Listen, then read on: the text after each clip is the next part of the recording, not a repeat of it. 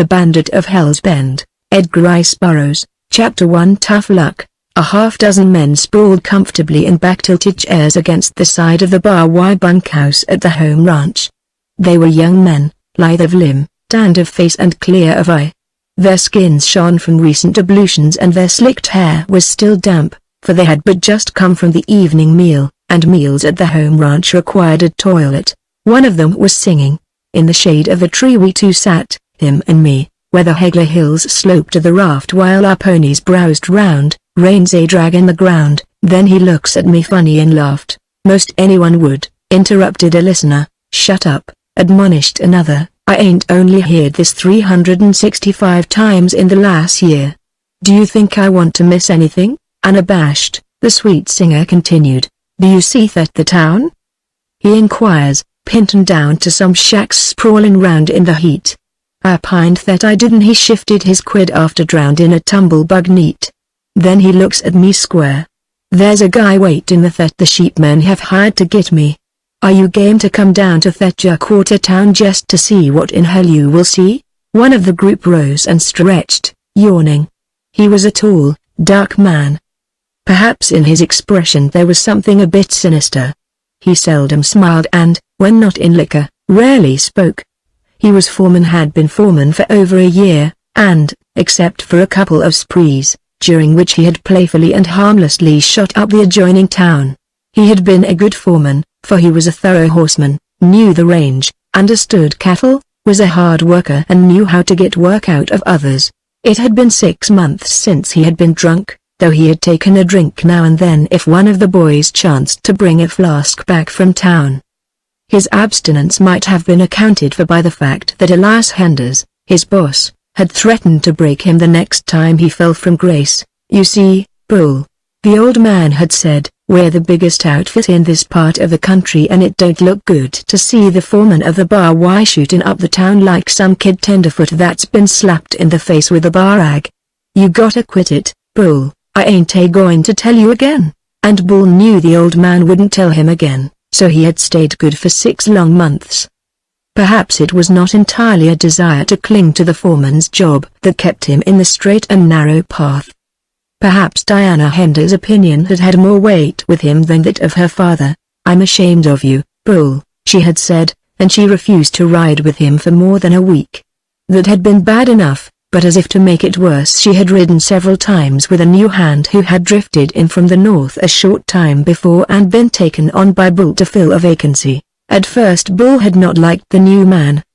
He's too damned pretty to be a puncher, one of the older hands had remarked, and it is possible that the newcomer's rather extreme good looks had antagonized them all a little at first, but he had proven a good man and so the others had come to accept Hal Colby in spite of his wealth of waving black hair.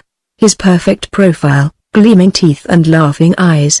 So I told him I'd go, for I liked that the bow, and I'd see that the shooting was fair. But says he, it is just to see who starts it first that I wants anyone to be there. I'm going to turn in, remarked Bull. Hal Colby rose. Same here, he said, and followed the foreman into the bunkhouse. A moment later he turned where he stood beside his bunk and looked at Bull who was sitting on the edge of his, removing his spurs. The handsome lips were curved in a pleasant smile. Looky here, Bull, he whispered, and as the other turned toward him he reached a hand beneath the bag of clothes that constituted his pillow and drew forth a pint flask. Wet your whistle? He inquired. Don't care if I do, replied the foreman, crossing the room to Colby's bunk. Through the open window floated the drawling notes of Texas Pete's perennial rhapsody. When the judge says, who drew his gun first, him or you? Then I wants a straight guy on my side, for that poor puddinhead, why, he's already dead with a 45 hole in his hide. Here's looking at you, said Bull. Drink hearty, replied Colby. Tain't so bad at that, remarked the foreman, wiping his lips on the cuff of his shirt and handing the flask back to the other. Not so worse for rotgut, agreed Colby. Have another.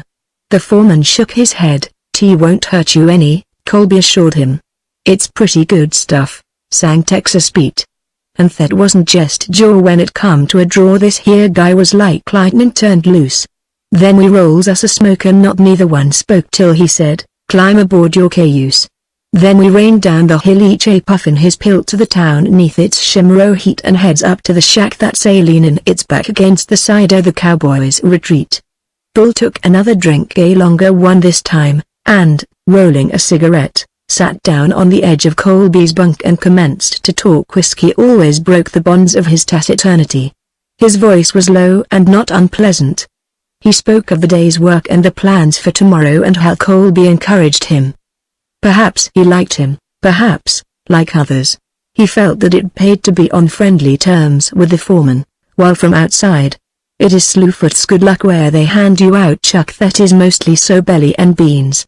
Says he, "Bub, let's us feed, I may feel in the need o' more substance than air in my jeans." So of Slewfoot was there, all red freckles and hair, and we lined our insides with his grub. Says Bill, "Then, show your gait, let's be pullin' our freight, for I'm rarin' to go," says he. "Bub." Inside the bunkhouse, Bull rose to his feet.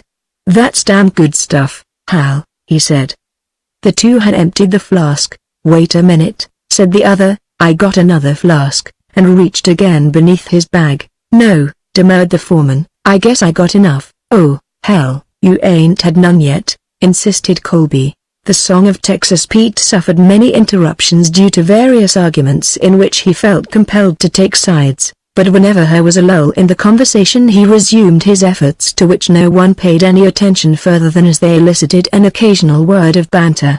The sweet singer never stopped except at the end of a stanza, and no matter how long the interruption, even though days might elapse, he always began again with the succeeding stanza, without the slightest hesitation or repetition. And so now, as Bull and Colby drank, he sang on, "Now we'll sashay next door to that hard ticker store where his nibs is most likely to be, and then you goes in first and starts drowdin' your thirst, but hey, keepin' your eyes peeled for me." Bull, the foreman, rose to his feet. He stood as steady as a rock, but Colby saw that he was drunk. After 6 months of almost total abstinence, he had just consumed considerably more than a pint of cheap and fiery whiskey in less than a half hour. "Goin' to bed?" asked Colby. "Bed, hell," replied the other. "I'm going to town, it's my night to howl." "Come in?" "No," said Colby. "I think I'll turn in." "Have a good time." "I sure will." The foreman walked to his bunk and strapped his guns about his hips, resumed the single spur he had removed, tied a fresh black silk handkerchief about his neck, clapped his sombrero over his shock of straight black hair, and strode out of the bunkhouse. "Fur, I wants you to see that it's him draws on me so the judge he ain't make me the goat." So I heads fur the dump, and a queer little lump starts a wrigglin' around in my throat. "Say, where in hell's Bull goin' this time o' night?" Pete interrupted himself. "He's headin' for the horse corral," stated another. "Acts like he was full," said a third. "Did hear him hummin' a tune as he went out?" "That's always a sign with him. The stuff sort o' addles up his brains, like Pete's always is, and makes him sing. Fur, I wants you to know that I likes that the bow, and I'd seen more than one good one kilt, fur you ain't never tell, leastways this side o' hell, when there's shootin' whose blood will be spilt." "There he goes now," said one of the men as the figure of a rider shown dimly in the starlight loped easily away toward the south, "and he's going toward town." "I wonder," said Texas Pete, "if he knows the old man is in town tonight." Just inside the door, with one foot on the floor and the other hissed up on the rail, stands a big, raw-boned guy with the orneriest eye that I ever seen out in a jail. "By gollies, I'm going after Bull. I don't believe he all knows that the man's in town." And leaping to his feet he walked off toward the horse corral, still singing.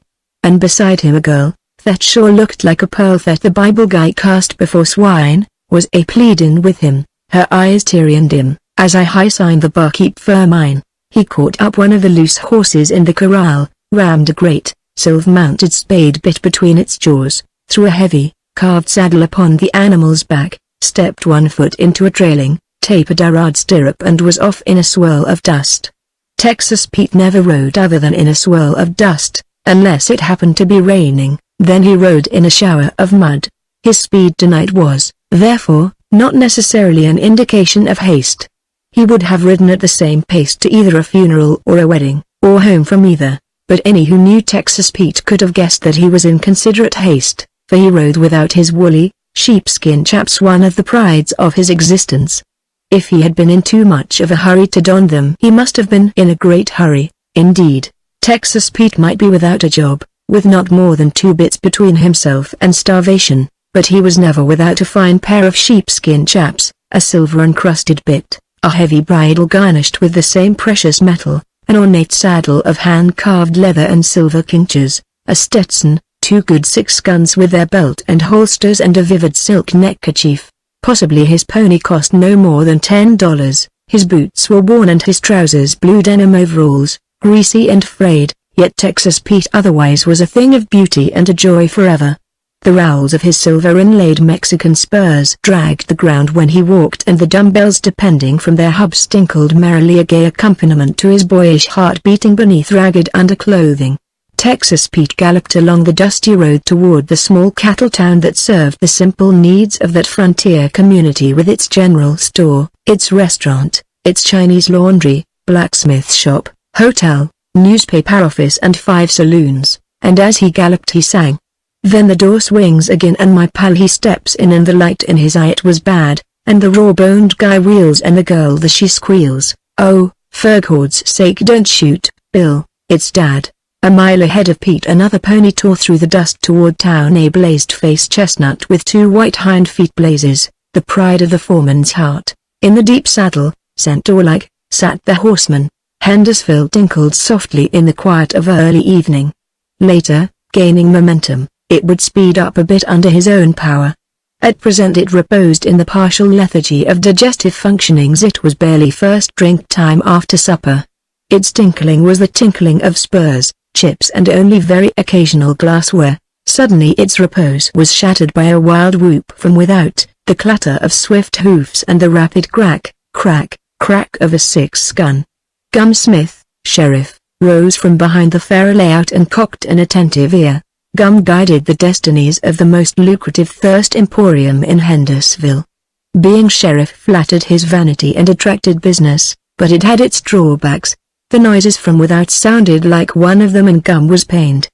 It was at times such as this that he almost wished that someone else was sheriff, but a quick glance at the shiny badge pinned to the left-hand pocket of his vest reassured him quickly on that point, and he glanced swiftly about the room at its other occupants and sighed in relief. There were at least a dozen husky young punchers there. Across the street, in the office of the Hendersville Tribune, Elias Henders sat visiting with the editor.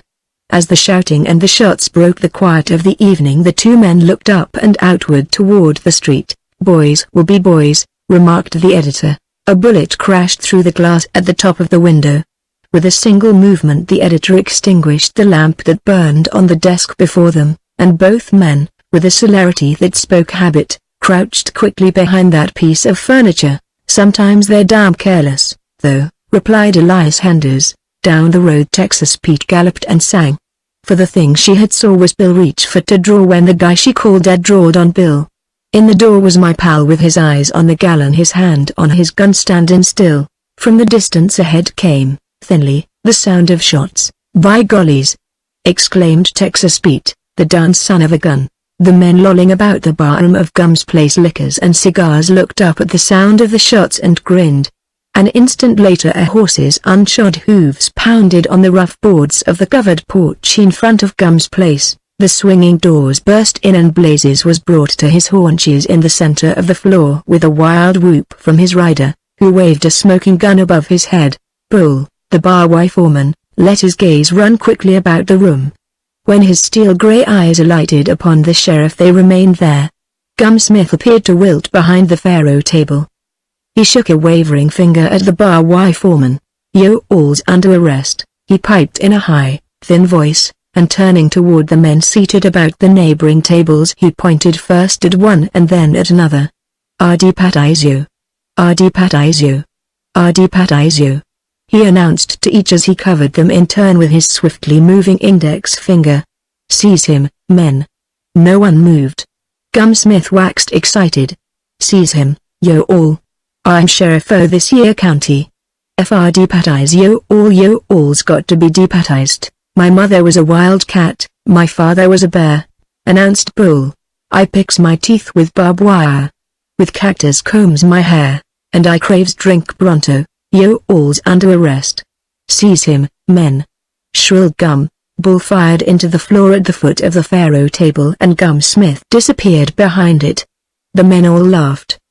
Bull turned his attention toward the barkeep and fired into the back bar. The barkeep grinned. Be careful, Bull, he admonished. I got a bad heart. My doctor tells me as how I should avoid excitement. The front doors swung in again and Bull wheeled with ready six gun to cover the newcomer, but at sight of the man who entered the room the muzzle of his gun dropped and he was sobered in the instant. Oh, said Elias Henders, so it's you again, Bull, eh? The two men stood looking at one another in silence for a moment. What was passing in their minds no one might have guessed. It was the older man who spoke again first. I reckon I'll not be needin' you any more, Bull, he said, and then, after a moment's reflection, unless you want a job as a hand after you sober up. He turned and left the building, and as he stepped down into the dust of the road Texas Pete swung from his pony and brushed past him. Inside, Bull sat his horse at one side of the large room, near the bar. Behind him Gum Smith was slowly emerging from the concealment of the faro table. When he saw the man he feared sitting with his back toward him, a crafty look came into the eyes of the sheriff. He glanced quickly about the room. The men were all looking at Bull. No one seemed to be noticing Gum. He drew his gun and leveled it at the back of the ex-foreman of the bar. Why, instantly there was a flash from the doorway, the crack of a shot, and the sheriff's gun dropped from his hand. All eyes turned in the direction of the entrance. There stood Texas Pete, his shooting iron smoking in his hand. You damn polecat, he exclaimed, his eyes on Gum. Come on, Bull, this ain't no place for quiet young fellas like us. Bull wheeled blazes and rode slowly through the doorway, with never a glance toward the sheriff, nor could he better have shown his utter contempt for the man. There had always been bad blood between them. Smith had been elected by the lawless element of the community, and at the time of the campaign Bull had worked diligently for the opposing candidate who had been backed by the better element, consisting largely of the cattle owners, headed by Elias Henders. What Bull's position would have been had he not been foreman for Henders at the time was rather an open question among the voters of Hendersville, but the fact remained that he had been foreman and that he had worked to such good purpose for the candidate of the reform element that he had not only almost succeeded in electing him, but had so exposed the rottenness of the gang-back of Smith's candidacy that their power was generally considered to be on the wane. It'll be Bull for sheriff next election, was considered a safe prophecy and even a foregone conclusion, by some. Gum Smith picked up his gun and examined it. Texas Pete's shot had struck the barrel just in front of the cylinder. The man looked angrily around at the other occupants of the room. I wants yo all to remember that I'm sheriff here, he cried, and when I deputizes yo all it's plumb legal, and yo'll gotta do what I tell yo to. Oh, shut up, Gum, admonished one of the men. Outside, Texas Pete had mounted his pony and was moving along slowly stirrup to stirrup with Bull, who was now apparently as sober as though he had never had a drink in his life. It's a good thing for us he didn't have his gang there tonight, remarked Pete. Bull shrugged, but said nothing in reply. Texas Pete resigned himself to song. Then that damn jawbone guy with the ornery eye up and shoots my pal dead in the door. But I'm here to opine with this bazoo mine that he won't shoot no hombres no more. What was you doing up to town, Texas? Inquired Bull. Oh, I just thought as how I'd ride up and see what was doing. Maybe you didn't know the old man was at night reckon I was a bit late, eh? Yes. Thanks, just the same I won't forget it. Tough luck. How'd you know the old man was going to be in town tonight? Why, I reckon as how everybody except you knew it, Bull. Did Colby know it? Why, I reckon as how he must have. They rode on for some time in silence, which Texas finally broke. Just a moment, and where they'd been 5 hours there, we suddenly dwindled to 3. The barkeep. He was one the dunce son of Edgar and the others, the orphan and me. When Bull and Texas entered the bunkhouse most of the men were asleep, but Hal Colby rolled over on his bunk and smiled at Bull as the latter lighted a lamp. Have a good time, Bull? He inquired. The old man was there, said Bull, and I ain't foreman no more. Touch luck, sympathized Colby. Chapter 2 The Hold-Up. After breakfast the following morning the men were saddling up listlessly for the day's work. There was no foreman now and they were hanging about waiting for the boss. Bull sat on the top rail of the corral, idle. He was out of a job. His fellows paid little or no attention to him, but whether from motives of consideration for his feelings, or because they were not interested in him or his troubles, a casual observer could not have deduced from their manner. Unquestionably he had friends among them, but he was a taciturn man and, like all such, did not make friends quickly. Undemonstrative himself, he aroused no show of demonstration in others. His straight black hair, and rather high cheekbones, coupled with a tanned skin, gave him something the appearance of an Indian, a similarity that was further heightened by his natural reserve, while a long, red scar across his jaw accentuated a suggestion of grimness that his countenance possessed in repose. Texas Pete, saddling his pony directly below him in the corral, was starting the day with a new song. I stood at the bar, at the Spread Eagle bar, drinking a drink whilst I smoked a cigar. Quittin', Bull? He inquired, looking up at the ex-foreman. Reckon so, came the reply, when in walks a gent that I ain't never see and he lets out a bella and then says he. Texas Pete swung easily into his saddle. Reckon as how I'll be pullin' my freight, too, he announced. I been aimin' to do that for quite a spell. Where'll we head for? Bull's eyes wandered to the front of the ranch house, and as they did so they beheld the old man emerging from the office. Behind him came his daughter Diana and Hal Colby. The latter were laughing and talking gaily. Bull could not but notice how close the man leaned toward the girl's face. What an easy way Colby had with people, especially women. Well, demanded Texas Pete, if you're comin', why don't you saddle up? Reckon I've changed my mind. Texas Pete glanced toward the ranch house, following the direction of the other's eyes, and shrugged his shoulders. Oh, well, he said, this ain't a bad place. Reckon as how I'll stay on, too, for a spell. Elias Henders and Hal Colby were walking slowly in the direction of the horse corral. The girl had turned and re-entered the house. The two men entered the corral and as they did so Bull descended from the fence and approached Henders. You don't happen to need no hands, do you? He asked the older man. I can use you, Bull, replied Henders with a faint smile. 35 a month and found. The former foreman nodded in acceptance of the terms and, walking toward the bunch of horses huddled at one side of the corral, whistled. Instantly Blaze's head came up above those of the other animals. With uppricked ears he regarded his owner for a moment, and then, shouldering his way through the bunch, he walked directly to him. Elias Henders stopped in the center of the corral and attracted the attention of the men. Colby here, he announced, is the new foreman. That was all. There was a moment's embarrassed silence and then the men resumed their preparations for the work of the day, or, if they were ready, lolled in their saddles rolling cigarettes. Colby went among them assigning the various duties for the day, pretty much routine work with which all were familiar. And you, Bull, he said when he reached the ex-foreman, I wish you'd ride up to the head of Cottonwood Canyon and see if you can see anything of that bunch of crazy J-cows. I ain't seen nothing of them for a week or more. It was the longest, hardest assignment of the day, but if Bull was dissatisfied with it he gave no indication.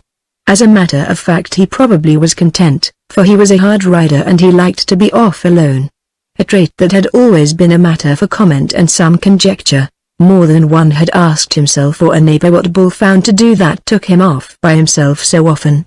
There are those who cannot conceive that a man can find pleasure in his own company, or in that of a good horse and the open. The mouth of Cottonwood Canyon lay a good 20 miles from the ranch and the head of it 5 miles of rough going farther. It was 10 o'clock when Bull suddenly drew rein beside the lone cottonwood that marked the entrance to the canyon and gave it its name. He sat motionless, listening intently. Faintly, from far up the canyon, came the staccato of rifle shots. How far it was difficult to judge, for the walls of a winding canyon quickly absorb sound.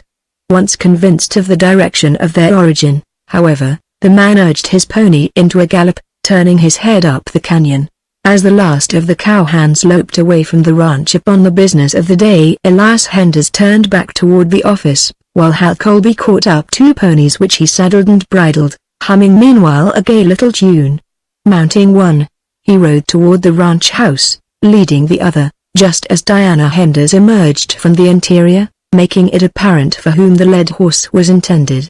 Taking the reins from Colby, the girl swung into the saddle like a man, and she sat her horse like a man, too, and yet, though she could ride with the best of them, and shoot with the best of them, there was nothing coarse or common about her. Some of the older hands had known her since childhood, yet even that fact, coupled with the proverbial freedom of the 80s in Arizona, never permitted them the same freedom with Diana Henders that most of the few girls in that wild country either overlooked or accepted as a matter of course. Men did not curse in Diana's presence, nor did they throw an arm across her slim shoulders, or slap her upon the back in good fellowship, and yet they all worshipped her, and most of them had been violently in love with her. Something within her, inherently fine and noble, kept them at a distance, or rather in their places, for only those men who were hopelessly bashful ever remained at a distance from Diana where there was the slightest chance to be near her. The men often spoke of her as a thoroughbred, sensing, perhaps, the fine breeding that made her what she was. Elias Henders was one of the Henders of Kentucky, and, like all the males of his line for generations, held a degree from Oxford, which he had entered after graduation from the beloved alma mater of his native state, for the very excellent reason that old Sir John Henders, who had established the American branch of the family, had been an Oxford man and had seen his son and his grandson follow his footsteps. 25 years before Elias Henders had come west with John Menil, a classmate and neighbor of Kentucky, and the two young men had entered the cattle business. Their combined capital managed to keep them from the embarrassments and annoyances of a sheriff's sale for some 3 years, but what with raiding Apaches, poor rail facilities and a distant market, coupled with inexperience, they were at last upon the very brink of bankruptcy when Henders discovered gold on their property. 2 years later they were rich men. Henders returned to Kentucky and married Menil's sister, and shortly afterwards moved to New York, as it was decided that the best interests of the partnership required an Eastern representative. Menil remained in Arizona. Diana Henders was born in New York City, and when she was about 5 years old her mother contracted tuberculosis of the lungs. Physicians advising a dry climate, Henders and Menil changed places, Henders taking his family to Arizona and Menil removing to New York with his wife and little daughter. He had married beneath him and unhappily, with the result that being both a proud and rather reserved man he had confided nothing to his sister, the wife of his partner and best friend. When Diana was 15 her mother had died, and the girl, refusing to leave her father, had abandoned the idea of finishing her education in an Eastern college, and Elias Henders, loath to give her up, had acquiesced in her decision. Qualified by education as he was to instruct her, Diana's training had been carried on under the tutorage of her father, so that at 19, though essentially a frontier girl unversed in many of the finer artificialities of social usage, she was yet a young woman of culture and refinement. Her music, which was the delight of her father, she owed to the careful training of her mother as well as to the possession of a grand piano that had come over Ratton Pass behind an ox team in the 70s. Her father, her books, her music and her horses constituted the life of this young girl. Her social companions the young vaqueros who rode for her father, and without at least one of whom she was not permitted to ride abroad, since the Apaches were still a menace in the Arizona of that day. And so it was that this morning she rode out with a new foreman. They walked their horses in silence for a few minutes, the man's stirrup just behind that of the girl, where he might let his eyes rest upon her profile without detection. The heavy lash tie, the short, straight nose, the patrician mouth and chin held the adoring gaze of the young foreman in mute worship, but it was he who, at length, broke the silence. "You ain't congratulated me yet, D?" he said, "or maybe you didn't know." "Yes, I knew," she replied, "and I do congratulate you, but I cannot forget that your fortune means another man's sorrow. It's his own fault. A man that can't keep sober can't be trusted with a job like this. He was a good foreman, maybe, so I ain't saying nothing about a man that's down. It seems to me you set a lot of store by him, though, and what do you know about him? You can't be too careful, D. There's lots of bad uns in these parts, and when a fella never talks none, like him, it's probably because he's got something on his mind he don't want to talk about." "I thought he was your friend," said the girl. Colby flushed.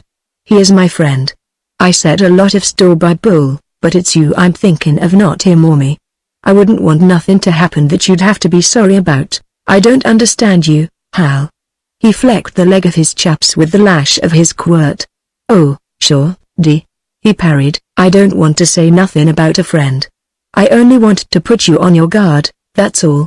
You know there ain't nothing I wouldn't do for you, no, not even if it cost me all the friends I got.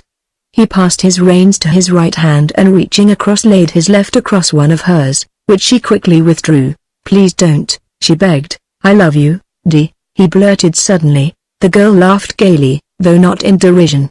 All the men think they do. It's because I'm the only girl within miles and miles. You're the only girl in the world for me. She turned and looked at him quizzically. He was very handsome.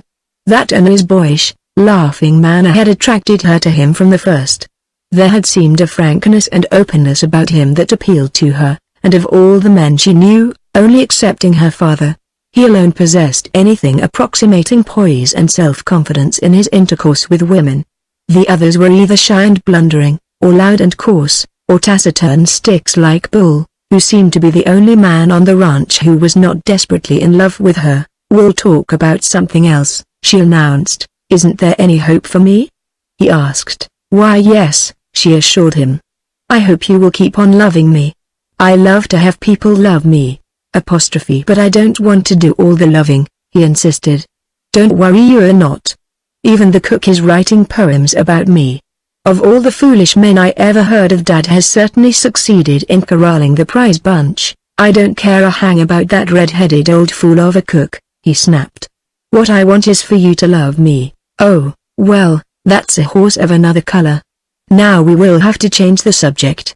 Please, D, I'm in earnest, he pleaded. Won't you give me a little to hope for? You never can tell about a girl, Hal, she said.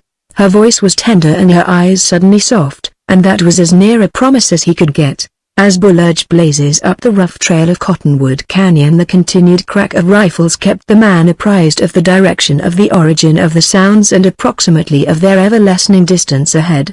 Presently he drew rein and, pulling his rifle from its boot, dismounted, dropping the reins upon the ground. Stand. He whispered to Blazes and crept forward stealthily. The shooting was close ahead now, just around the brush-covered shoulder of a rocky hill. The detonations were less frequent. Bull guessed that by now both hunters and hunted were under cover and thus able to take only occasional pot shots at one another's refuse. To come upon them directly up the trail in the bottom of the canyon would have been to expose himself to the fire of one side, and possibly of both. For in this untamed country it was easily conceivable that both sides of the controversy might represent interests inimical to those of his employer. With this idea in mind, the ex-foreman of the Bar Wire Ranch clambered cautiously up the steep side of the hill that hid from his view that part of the canyon lying just beyond. From the varying qualities of the detonations, the man had deduced that 5 and possibly 6 rifles were participating in the affair. How they were divided he could not even guess. He would have a look over the crest of the hogback, and if the affair was none of his business he would let the participants fight it out by themselves. Bull, sober, was not a man to seek trouble. Climbing as noiselessly as possible and keeping the muzzle of his rifle ahead of him, he came presently to the crest of the narrow ridge, where he pushed his way cautiously through the brush toward the opposite side, passing around an occasional huge outcropping of rock that barred his progress. Presently the brush grew thinner. He could see the opposite wall of the canyon. A sharp report sounded close below him, just over the brow of the ridge. In front of him a huge outcropping reared its weather-worn surface 20 feet above the brush. Toward this he crept until he lay concealed behind it. Then, warily, he peered around the up-canyon edge, discovering that his hiding place rested upon the very edge of a steep declivity that dropped perpendicularly into the bottom of the canyon. Almost below him 5 Apaches were hiding among the rock-sarid boulders that filled the bottom of the canyon. On the opposite side a single man lay sprawled upon his belly behind another. Bull could not see his face, hidden as it was beneath a huge sombrero, but he saw that he was garbed after the fashion of a vaquero. He might be either an American or a Mexican. That made no difference now, however, for there were 5 against him, and the 5 were Indians. Bull watched for a moment. He saw that the Indians were doing all the firing, and he wondered if the man lying across the canyon was already dead. He did not move. Cautiously one of the Indians crept from cover as the other four fired rapidly at their victim's position, then another followed him and the three remaining continued firing, covering the advance of their fellows. Bull smiled, that grim, saturnine smile of his. There were some redskins in the vicinity that would die for the surprise of their lives. The two were working their way across the Kangora, taking advantage of every particle of cover. They were quite close to the hiding place of the prone. Ran now. In another moment the three upon Bull's side of the canyon would cease firing and the two would rush their unconscious quarry and finish him. Bull raised his rifle to his shoulder. There followed two reports, so close together that it was almost inconceivable that they had come from the same weapon, and the two, who had already risen for the final attack, crumpled among the rocks beneath the blazing sun. Instantly apprehending their danger, the other three Apaches leapt to their feet and scurried up the canyon, searching new cover as they ran, but it was difficult to find cover from a rifle holding the commanding position that Bull's held. It spoke again, and the foremost Indian threw his hands above his head, spun completely around and lunged forward upon his face. The other two dropped behind large boulders. Bull glanced across the canyon.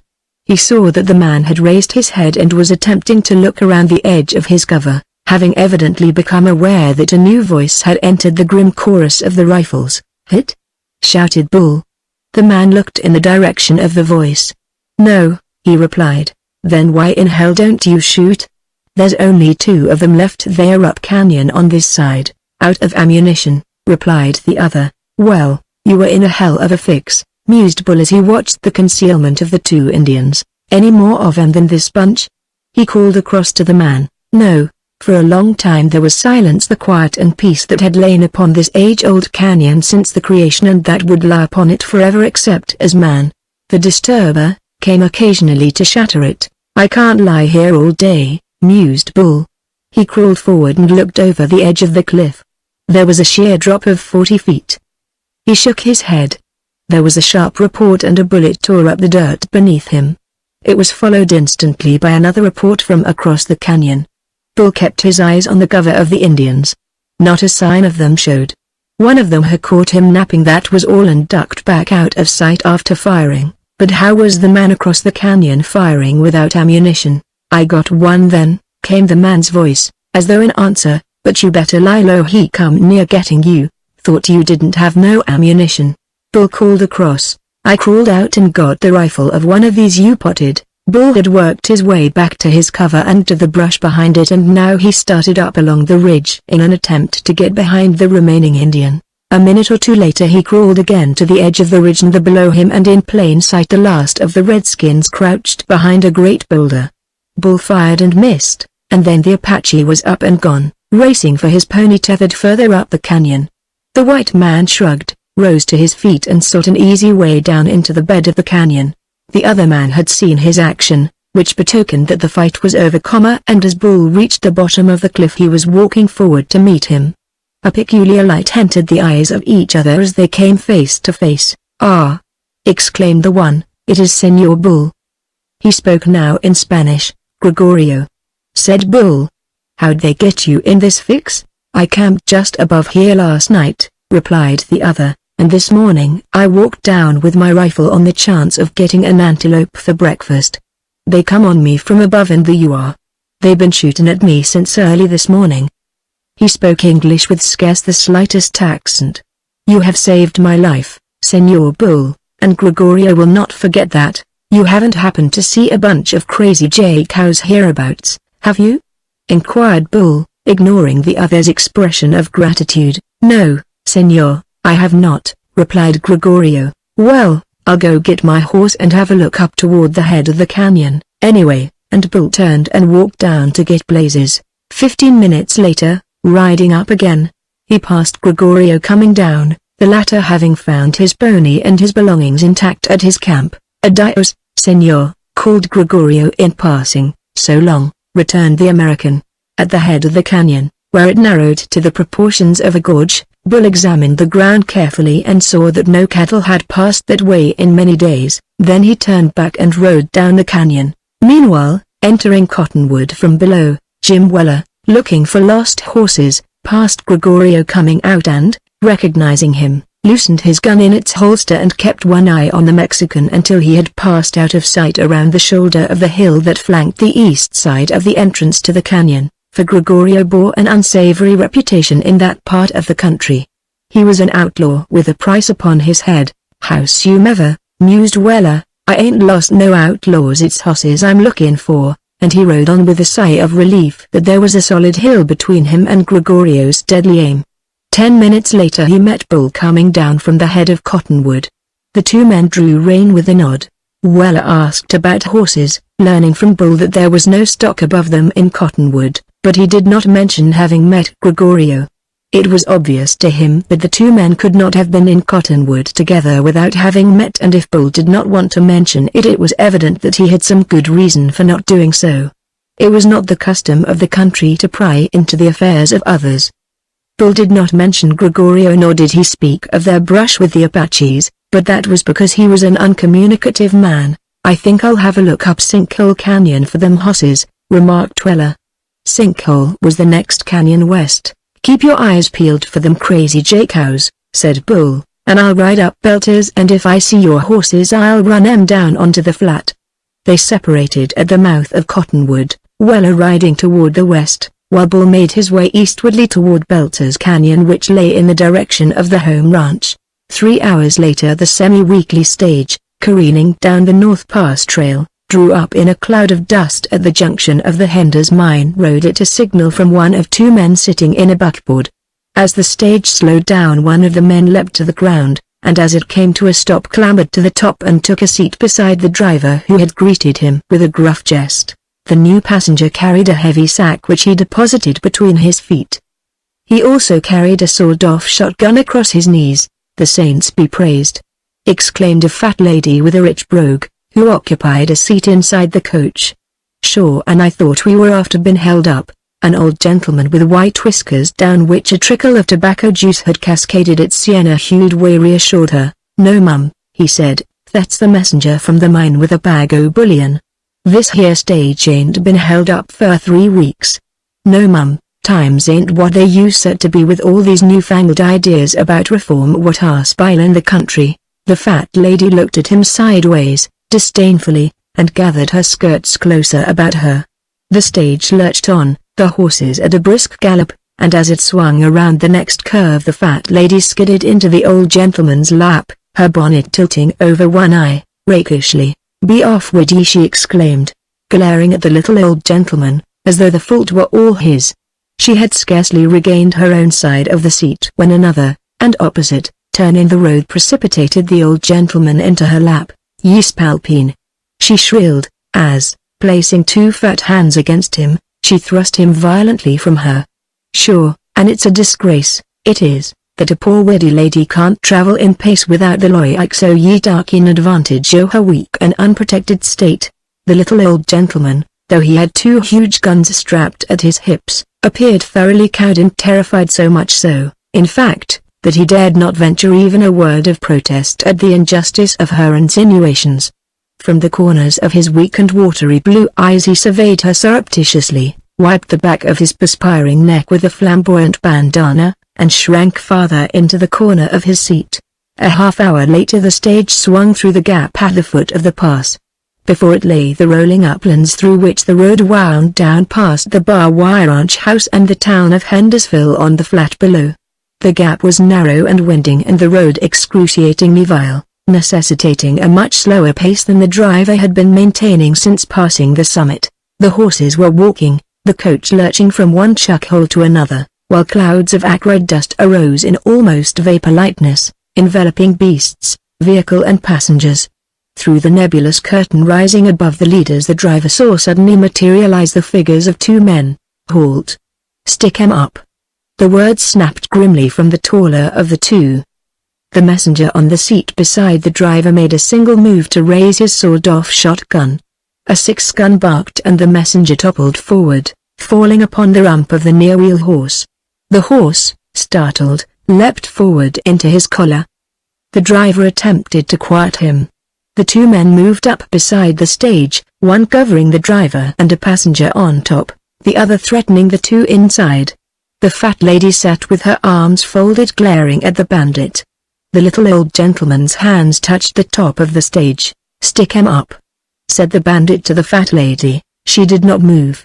"Sure, and I'll not stick him up an inch further like so years," she shrilled, "and lucky it is for ye, ye dirty spalpeen, that Mary Donovan hasn't the bit off a gun with her, or that there ain't a man along to protect a poor, helpless widdy lady," and she cast a withering glance of scorn in the direction of the little old gentleman, who grew visibly red through the tan of his weather-worn countenance.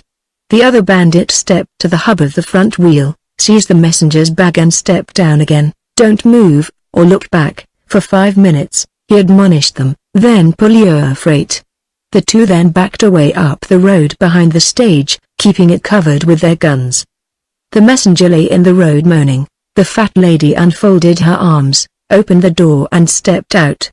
"Get back there, you!" called one of the bandits. "Go to the devil!" retorted Mary Donovan, as she stooped beside the wounded messenger. The man opened his eyes and looked about, then he essayed to rise and with Mary Donovan's help came to his feet. "Just a scratch, maybe," she said in a motherly tone as she helped him to the stage. "Ye'll be all right the mornin'. Get a move on ye inside there, ye old woman with the artillery," she yelled at the little old gentleman, "and give this be a hand in." Together they helped the wounded man to a seat. The bandits were still in sight, but they had not molested her, doubtless because she was a woman and unarmed, but no more had she deposited the messenger upon the seat than she turned upon the old man and wrenched one of his guns from its holster. "Drive like the devil, Bill," she cried to the driver, sticking her head out of the window, and as he whipped up his team she turned back toward the two bandits and opened fire on them. They returned the fire, and the fusillade continued until the stage disappeared in a cloud of dust around a curve below the gap, the old gentleman and the passenger on top now taking part in the shooting. Chapter 3 Suspicions. As the stage swirled through the dusty street of Hendersonville an hour later and drew up before the Donovan house, the loiterers about the hotel and the saloons gathered about it for the news and the gossip from the outer world. Gum Smith, sheriff, was among them. "Stuck up again, Gum," at the gap. The driver called to him. They board Mac. Mary Donovan and the little old gentleman were assisting the messenger from the stage, though he protested that he was all right and required no assistance. As the woman's eyes alighted upon the sheriff, she turned upon him, her arms akimbo.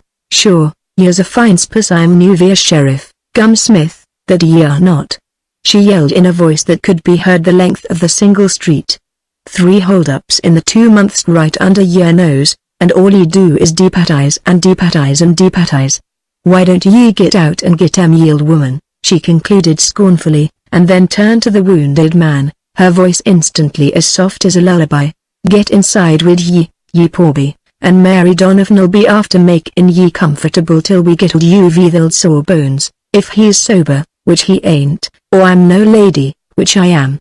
Come on now, easy like. There's a good bee," and she put a motherly arm about the lad and helped him to the porch of the hotel, just as Diana Henders appeared from the interior, attracted by the sounds from without. "Oh, Mrs. Donovan," she exclaimed. "What has happened?" "Why, it's Mac. The Black Coyote again?" she guessed quickly. Sure, and it was none other. "I seen him with me own eyes, the black silk handkerchief about the neck, him and another over his ugly face. And his partner, sure now I couldn't be mistaken with the rollin' walk him if it wasn't that dirty greaser, Gregorio. Me name's not Mary Donovan, which it is."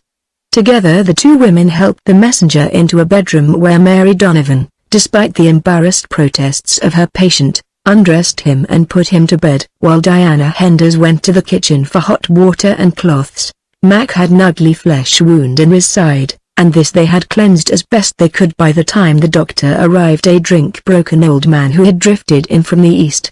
His knowledge and skill were of the first rank, and Hendersonville boasted that it owned the best doctor in the territory when he was sober.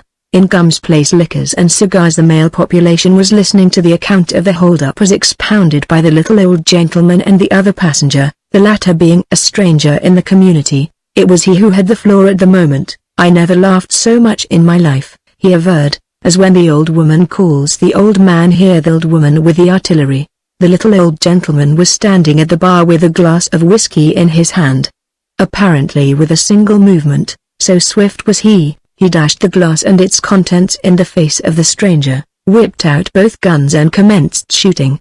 A stream of lurid profanity accompanied his act, yet through the flood of incoherent obscenity the nub of an idea occasionally appeared, which was to the effect that no tin horn could get gay with Wildcat Bob. Almost instantly, as if a magician had waved his wand, the room, that had been comfortably filled with men, became deserted, as far as human eye could discern, except for the little old gentleman with the tobacco-dewed whiskers. The front door had accommodated some, while heavy pieces of furniture and the bar accounted for the rest all but the stranger with the ill-directed sense of humor. He had gone through the back window and taken the sash with him. The shooting over, the company reappeared, grinning. Most of them knew Wildcat Bob. It had been the stranger's misfortune that he had not. "I'd ought to aboard him, the dinged polecat," growled the little old gentleman, filling a fresh glass, "but I guess I learnt him his lesson." The idea of him speaking of Mrs. Donovan disrespectful like that grin her the old woman. "Why, she's the finest lady ever," drew breath, "and says she to me, says she, 'Mr. Bob,' says she, 'it's such a relief to have a man like you along when there's danger,' says she, 'but she can't stand bloodshed, been that timid and shrinking, and she begged me not to start shooting at the varmints, otherwise than which I sure would have messed them up something awful," interspersed with which were quite 2 oaths or obscenities to each word. The shooting over and quiet restored, Gum Smith made his belated appearance. At sight of the little old gentleman he smiled affably. "Doggone my hide if it ain't Bob," he exclaimed, crossing the room with extended hand. "Have a drink on the house, Bob." Wildcat Bob ignored the proffered hand.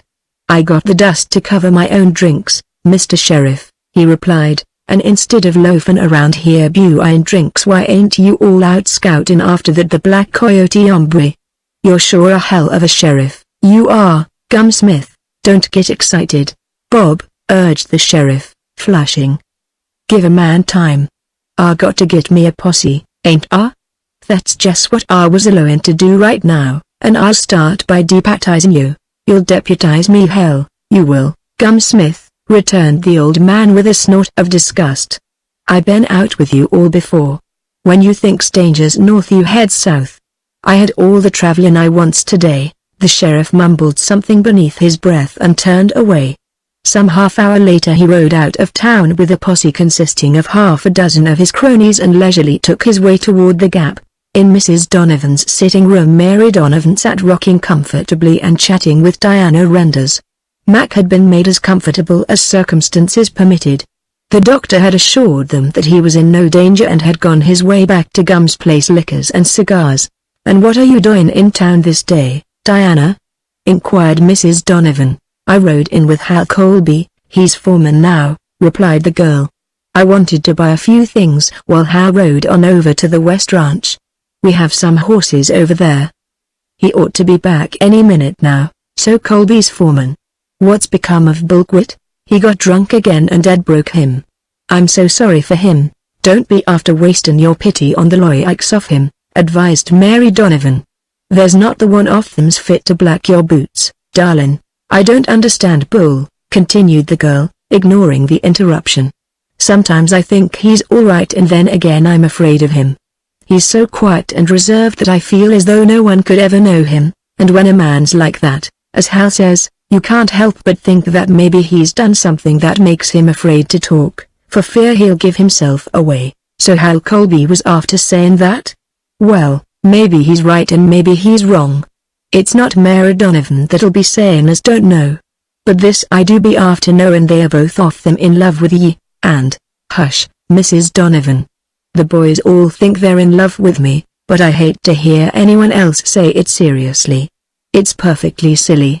They'd be just as much in love with any other girl, if she chanced to be the only girl on the ranch, as I am, and pretty nearly the only girl in the county, too. There's Hal now. I must be going. Goodbye, Mrs. Donovan. Goodbye, darling, and be after coming over again soon. It's that lonesome here, you never could imagine. And what with that old scoundrel back in town again, to say nothing of Gum Smith." "What old scoundrel?" inquired the girl. "Sure, no one else but Wildcat Bob, the spalpeen." Diana Henders laughed. He's a very persistent suitor, isn't he, Mrs. Donovan? Sure, he's a very pestiferous shooter, that's what he is, the old fool.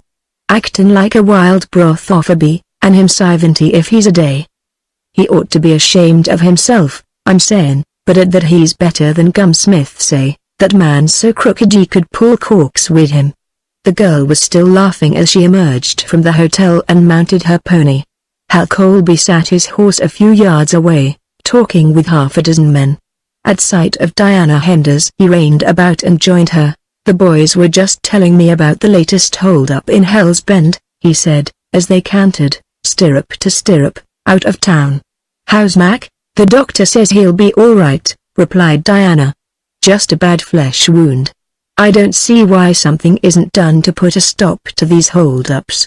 Gumsmith doesn't seem to care whether he gets the Black Coyote or not. Oh, Gum's doing the best he can, Colby assured her good-naturedly. You're too easy, Hal.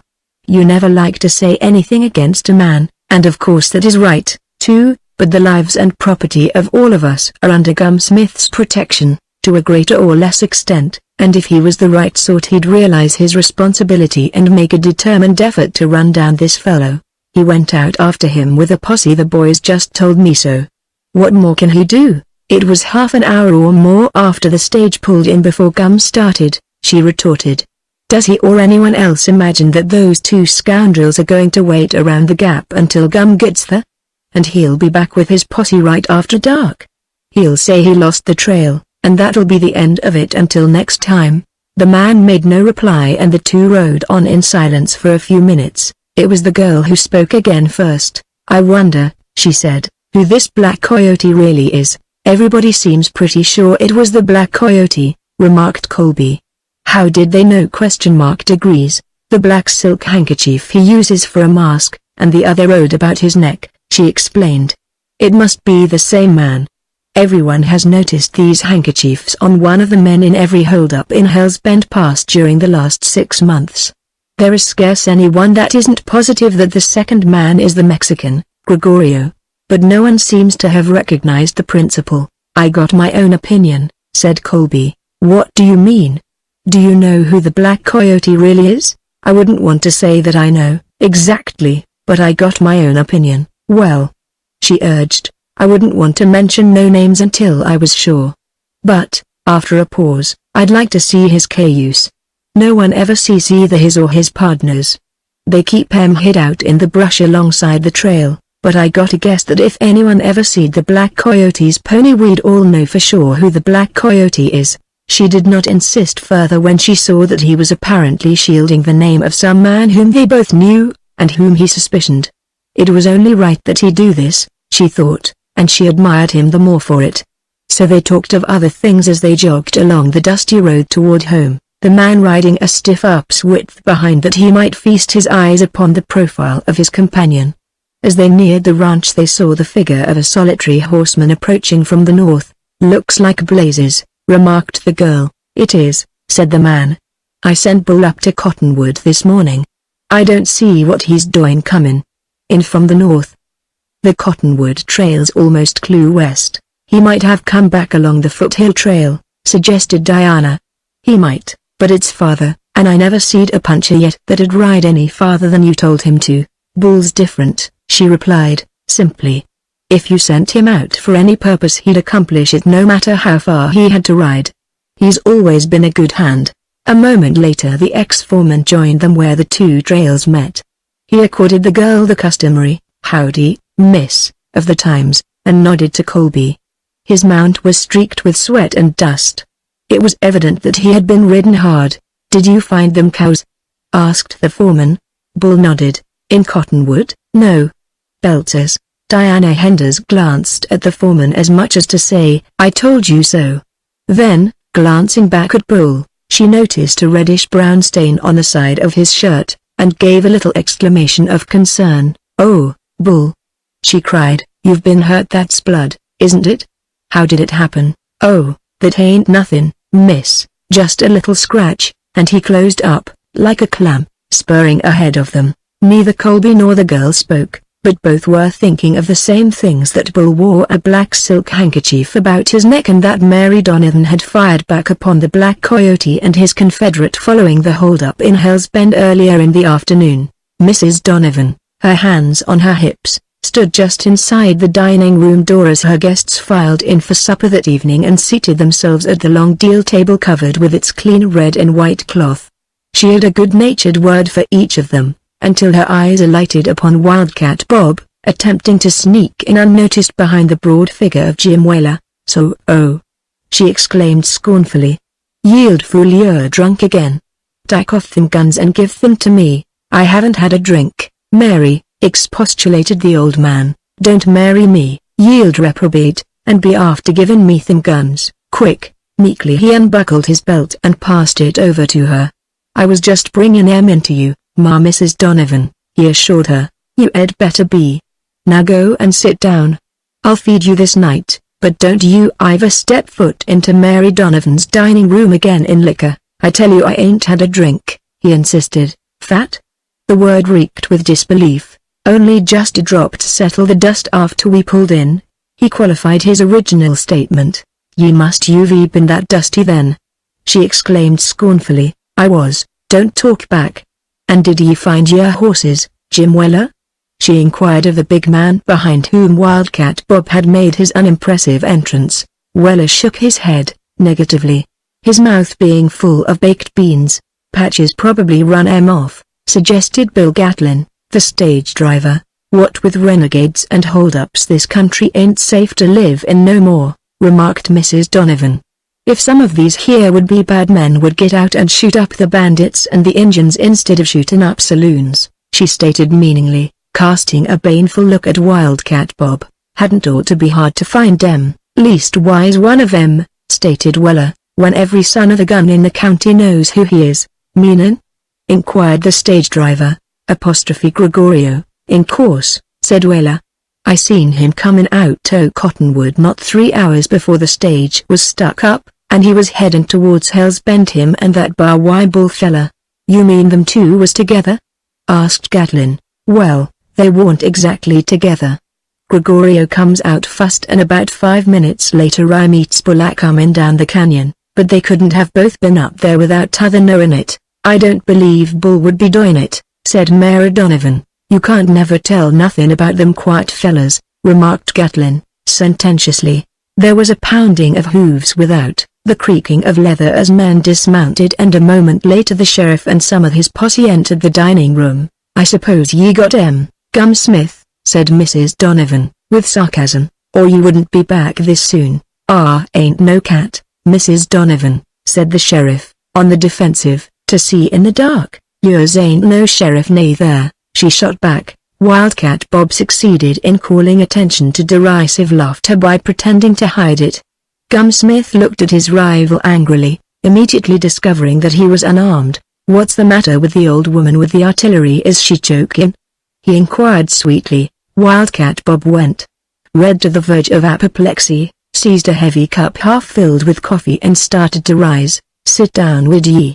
roared the stentorian voice of Mary Donovan. "I started Wildcat Bob. "Shut up and sit down." The Wildcat did both, simultaneously.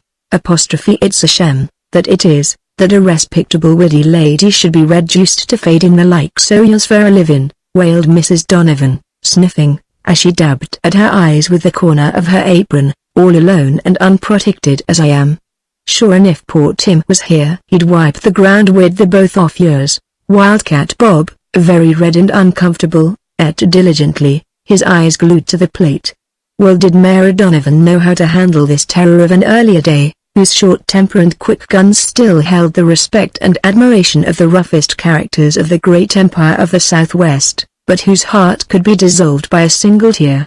As for Gum Smith, he was only too glad to be relieved of the embarrassment of the Wildcat's further attentions, and he too gave himself willingly over to peace and supper. For the balance of the meal, however, conversation languished. At the Bar Y Ranch the men sat smoking after the evening meal. Bull was silently puffing upon a cigarette. Hal Colby, always good-natured and laughing, told stories. During the silences Texas Pete strove diligently to recall the half-forgotten verses of the Bad Hombre. But over all there hovered an atmosphere of restraint. No one could have put his finger upon the cause, yet all sensed it. Things were not as they had been yesterday, or for many days before. Perhaps there was a feeling that an older man should have been chosen to replace Bull, for Colby was one of the newer hands. Without volition and unconsciously the men were taking sides. Some, mostly the men who had worked longest for Henders, drew imperceptibly nearer Bull. Texas Pete was one of them. The others laughed a little louder, now, at Colby's stories. "By gollies!" exclaimed Pete, "I remember some more of it. I am the original bad un, I am. I eat them alive and I don't give a damn for how fast they come or how many they be. Of all the bad hombres the worst one is me," sang Texas Pete. "Good night, fellas, I'm going to turn in." Chapter 4 I Love You. Diana Henders was troubled. Ever since the hold-up several days before she had not been able to expunge from her thoughts a recollection of the sinister circumstances that pointed an accusing finger at Bull. There had always been a deep-seated loyalty existing between the Henders and their employees, and this alone would have been sufficient to have brought the girl to arms in the defense of the reputation of any of her father's boys. In the case of Bull there were added reasons why she could not bear to foster a suspicion of his guilt. Not only had he been a trusted foreman, but there was something in the man himself, or rather in his influence upon the imagination of the girl, that made it almost impossible for her to believe that he had shot Mac Harbour, another employee, and stolen the bullion from her father's mine. He had always been reticent and almost shy in her presence. He had never presumed to even the slight familiarity of addressing her by her given name, a customary procedure among the other men, many of whom had seen her grow so gradually from a little girl to a young lady that they scarce yet discerned the change. Yet she knew that he liked to be with her, though she was far from being sure that she cared for his company. He was quiet to taciturnity and far from being the pleasant companion that she found in Hal Colby. There was something, however, that she felt when in his company to a much greater degree than when she was with other men, absolute confidence in his integrity and his ability to protect her. Now she was sorry for him since his reduction from a post of responsibility, and her loyalty aroused by the inward suspicions she had permitted herself to entertain, to the end that she was moved by something akin to remorse to make some sort of overtures of friendship that he might know that the daughter of his employer still had confidence in him. It was a quiet Sunday morning. The men were lazily occupying themselves with the overhauling of their outfits, replacing worn latigo and stirrup leather lacings, repairing hackamores and bridles, polishing silver and guns, cleaning boots with bacon grease and lampblack, shaving, or hair cutting. Down past the bunkhouse, toward the corrals, came Diana Henders. Presently she would pause near the men and ask one of them to catch up a horse for her. The lucky fellow whom she asked would ride with her. It was a custom of long standing, but she was earlier than usual this Sunday morning, and several of the men worked frantically to complete the jobs they were engaged upon before she should arrive within speaking distance.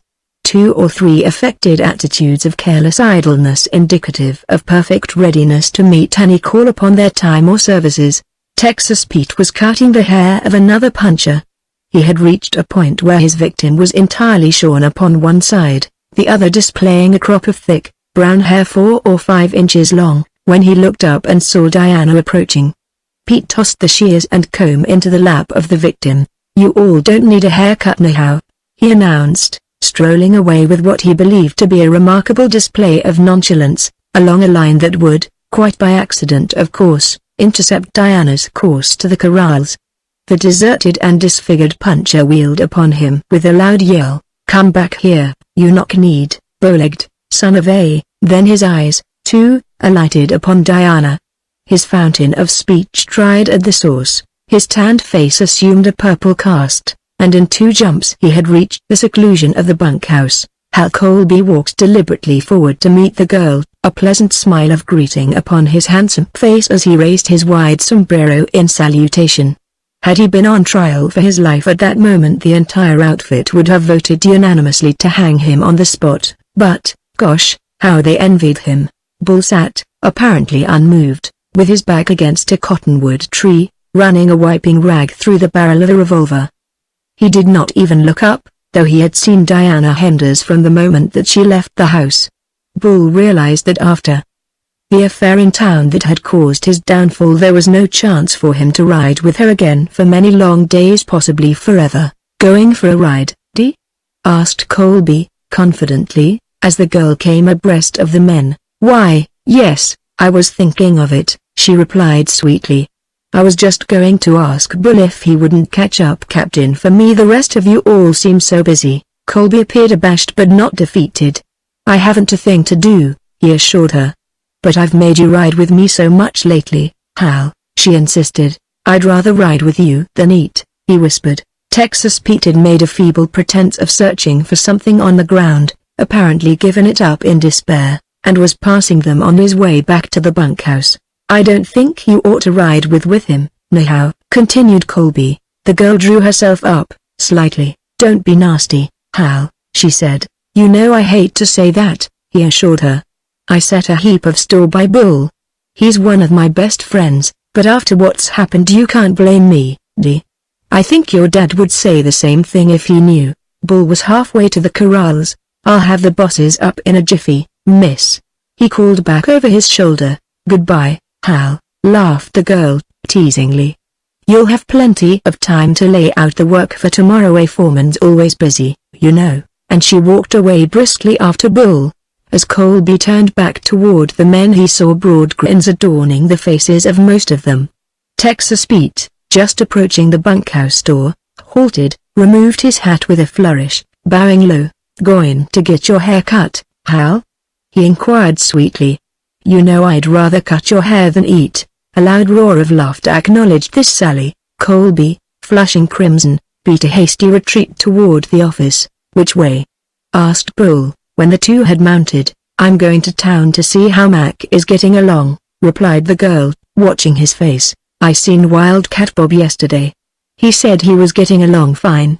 Nothing but a flesh wound." Neither his voice nor his expression betrayed more than ordinary concern. "Have you seen Mac since he was shot?" she inquired. "Ain't had time. Colby keeps me pretty busy." "Mac was a dinged fool for get increased anyhow," he observed. "When a fella's got the drop on you, stick 'em up. They ain't nothing else to do. Mac oughta known better than to make any funny gunplay with them two hombres covering him." "It was mighty brave of him," said Diana. "He's no coward and he was loyal to Dad." "I don't see nothing brave about it," he replied. "It was just plumb foolishness. Why, he didn't have a chunk on earth. That's what made his act so courageous," she insisted. "Then the fellow what commits suicide must be a regular hero," he rejoined, smiling. "I never looked at it that way. I reckon Mac must have been aiming to commit suicide." "You're horrid, Bull. I believe you haven't any heart at all." "I sure have. Leastways I did have one," until he hesitated, looked at her in a peculiar way, then let his eyes drop to his saddle horn. "Oh, shucks. What's the use?" he exclaimed. There was silence for a brief interval. The spirit of coquetry, that is strong in every normal girl, prompted her to urge him on. But a natural kindliness coupled with the knowledge that it would be unfair to him kept her silent. It was the man who spoke again first. "I was sorry Mac got hurt," he said, defensively, "but he was lucky he wasn't killed. That Black Coyote fella must have been a friend of his'n." "The brute!" she exclaimed. "He ought to be strung up to the highest tree in the county." "Yes," he agreed, and then, with another of his rare smiles, "Let's speak to Gum Smith about it when we get to town." Gum Smith. Were it possible to snort Gum Smith, she had accomplished it. If an honest vote had been taken for the worst man for sheriff, Gum Smith would have been elected unanimously. "Why, Gum's a good sheriff," he teased. "13 horns and bandits." She did not reply. Her thoughts were upon the man at her side. Nothing that he had said had exactly tended to weaken her faith in him, yet it had not materially strengthened it, either. His apparent callous indifference to Mac's suffering might have been attributed with equal fairness to the bravado of the guilty desperado, or to the conditions and the times in which they lived, which placed shootings and sudden death in the category of the commonplace. His suggestion that the Black Coyote must have been a friend of Mac's, as an explanation of a flesh wound rather than a mortal one, appeared a trifle sinister, though it was amenable to other interpretations. On the whole, however, Diana Henders was not wholly pleased with the result of her probing. At the Donovan house they found Mac sufficiently recovered to be able to sit upon the veranda, where there were gathered a number of Mrs. Donovan's other guests, including Wildcat Bob and the sheriff. Mary Donovan stood in the doorway, one hand on her hip and the other, the fist doubled, emphasizing some forceful statement she was delivering. As Diana Henders and Bull appeared suddenly before them, the argument, which had been progressing merrily, lapsed into an embarrassed silence. It would have been evident to the most obtuse that one or the other of the newcomers had been the subject of the conversation, and neither Bull nor Diana was obtuse, the result being that they shared the embarrassment of the others. The silence, which really lasted but a brief moment, was broken by Mary Donovan's hearty greeting to Diana, followed by a cordial word to Bull, which was seconded by Wildcat Bob. The others, however, spoke only to Diana Henders, appearing not to be aware of the presence of her escort. "Come now," cried Mary Donovan, "into the house will ye and have a bit o' cake and a cup o' tea." But Diana Henders did not dismount. "No, thank you, Mrs. Donovan," she replied. "We just rode down to see how Mac was getting along and to ask if there was anything we could do for him." She turned her glance toward the wounded man. "I'm all right, miss," he replied. "'Twas nothing but a scratch. I'll be back at the mine in a couple o' days and guarding the bullion shipments, too, same as usual." He looked straight at Bull as he made this final statement. "Well," exclaimed Diana, hastily, "I'm glad you're so much better, Mac, and if there isn't anything we can do for you we'll start back for the ranch." She sensed the sullen attitude of most of the men there, the scowls they cast at Bull, and she knew that it would require little to precipitate a direct accusation, which would have been almost certain to have been followed by gunplay. "Come, Bull," she said, and reined her pony about. They had ridden well out of town when she looked casually into the man's face. It bore a troubled expression and he must have guessed that she noted it. "I wonder what was eating them fellers," he remarked. "No one, only Wildcat Bob even spoke to me, and Mac seemed gosh almighty sore about something. Well, they ain't none of 'em got their brand on me. If I did shoot up Gumsmith's joint it ain't no hair for none of them." The girl wondered if he really was ignorant of the suspicions directed against him, or if he took this means to make her believe that the cause of the altered attitude toward him was his drunken gunplay in the sheriff's saloon. "I was right sorry about that, miss," he blurted suddenly. "I never aimed for to do it. I wasn't going to drink too much no more after what I'd promised you. I'm right sorry. Do you think that, maybe, you might forgive me and give me another chance?" His voice was pleading and he was very much in earnest. The girl knew how difficult it was for a rough man like Bull to say what he had just said, and she felt a sudden compassion for him. "It made me sorry, too, Bull," she said. "I trusted you and I hated to be so disappointed in you." "Please don't say you don't trust me, miss," he begged. "I want you to trust me more'n anything else. I want to trust you, Bull, and then, impulsively, I do trust you." He reached across the interval between them and laid his rough hand upon her soft one. "I love you, Diana," he said, very simply and with a quiet dignity that was unmarred by any hesitancy or embarrassment.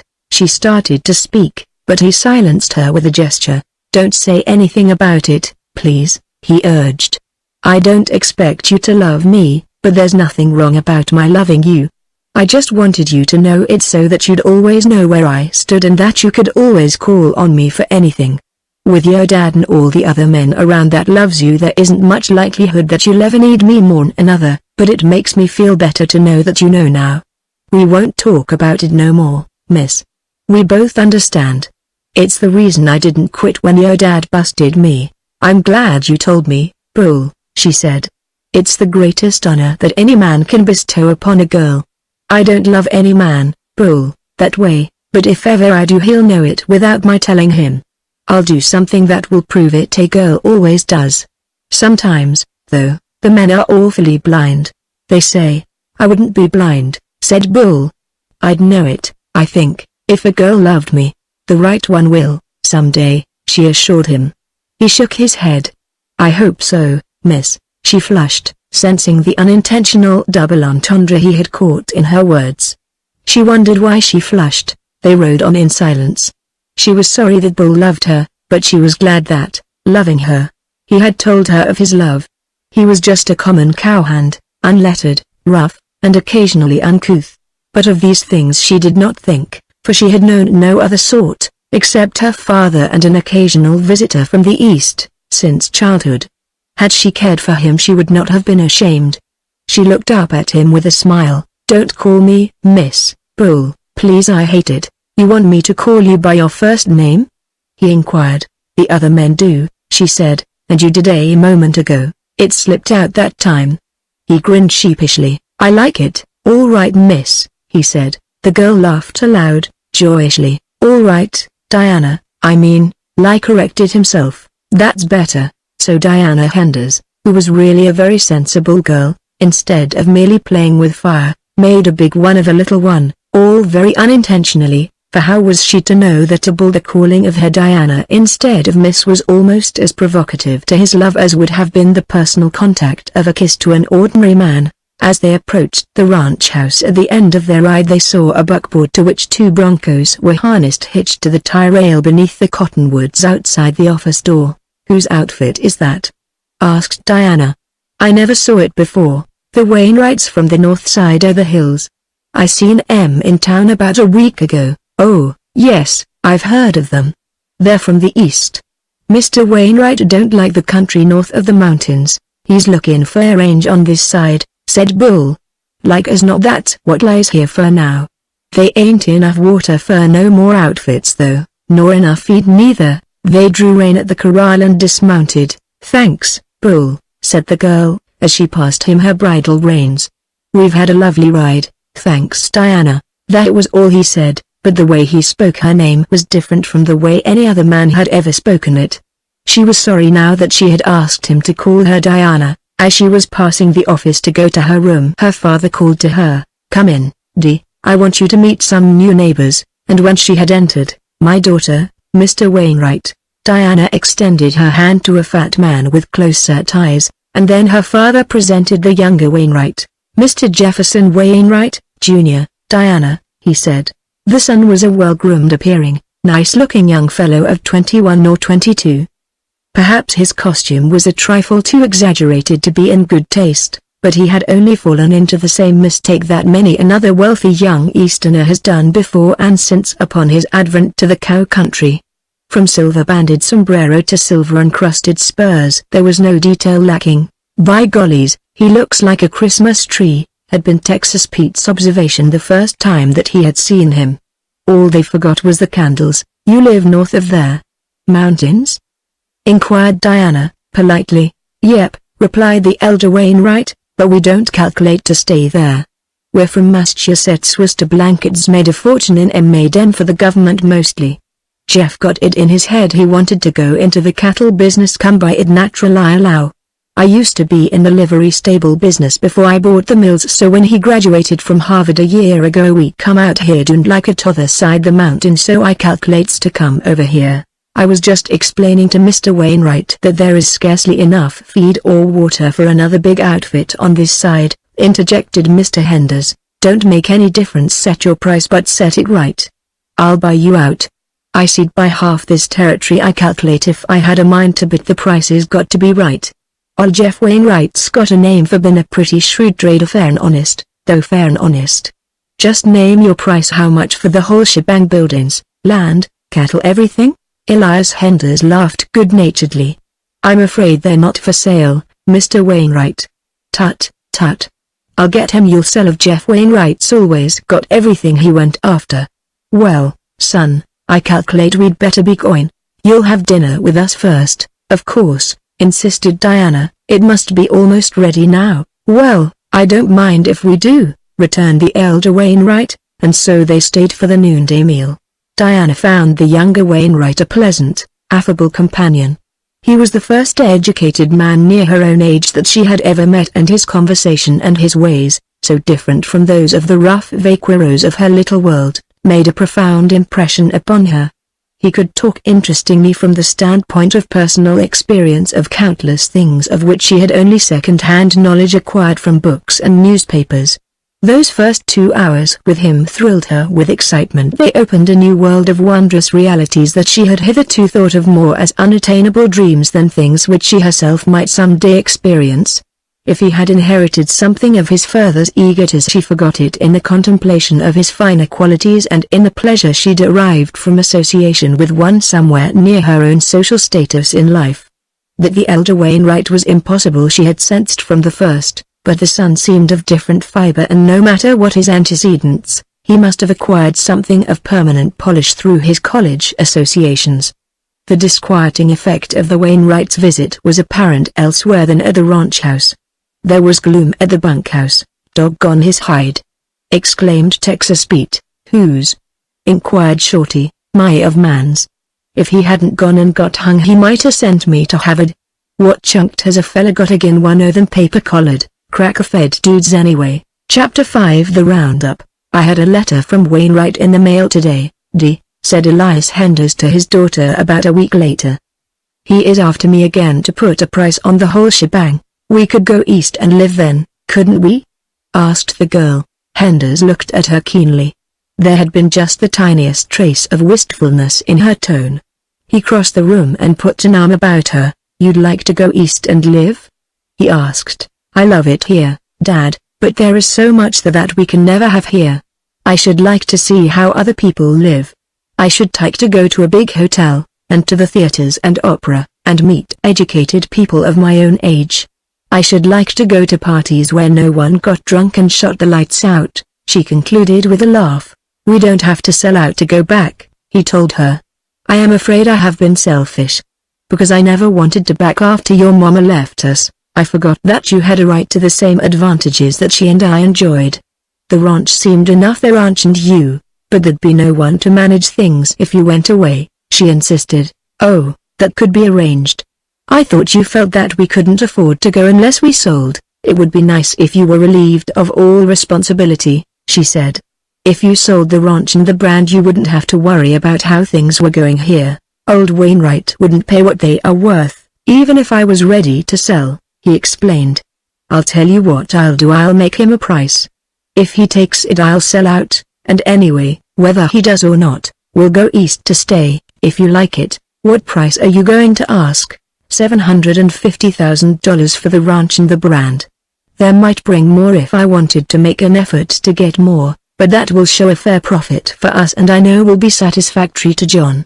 He has asked me a dozen times in his letters why I didn't sell the cattle end of the business and come east. Yes, I know Uncle John has always wanted us to come back, she said. But old Wainwright really doesn't want the ranch and cattle at all, said her father. What he wants is the mine. He has offered me $1 million for all our holdings in the county, including the mine. He mentions the fact that the workings have pretty nearly petered out, and he's right, and he thinks I'll grab at it to unload. I suspect he's had a man up there for the past 6 months, the new bookkeeper that Corson sent out while your Uncle John Manil was in Europe, and he thinks he's discovered something that I don't know, but I do. For years, we've been paralleling a much richer vein than the one we've been working. I've known it for the past 2 years, but John and I figured we'd work out the old one first. We've all the money we need anyway. The mine alone is worth 10 or 20 millions. Uncle John knows it. There wouldn't be any danger that someone might trick him into a deal? Not a chance, and of course, as you know, he wouldn't do anything without consulting me. Ours is rather a peculiar partnership, but it's a very safe one for both of us. There isn't the scratch of a pen between us as far as any written agreement is concerned, but he trusts me and I trust him. Why, before either of us married, the only precautions we took to safeguard our interests was to make our wills. I left everything to him and he left everything to me. After we married we made new wills, that was all.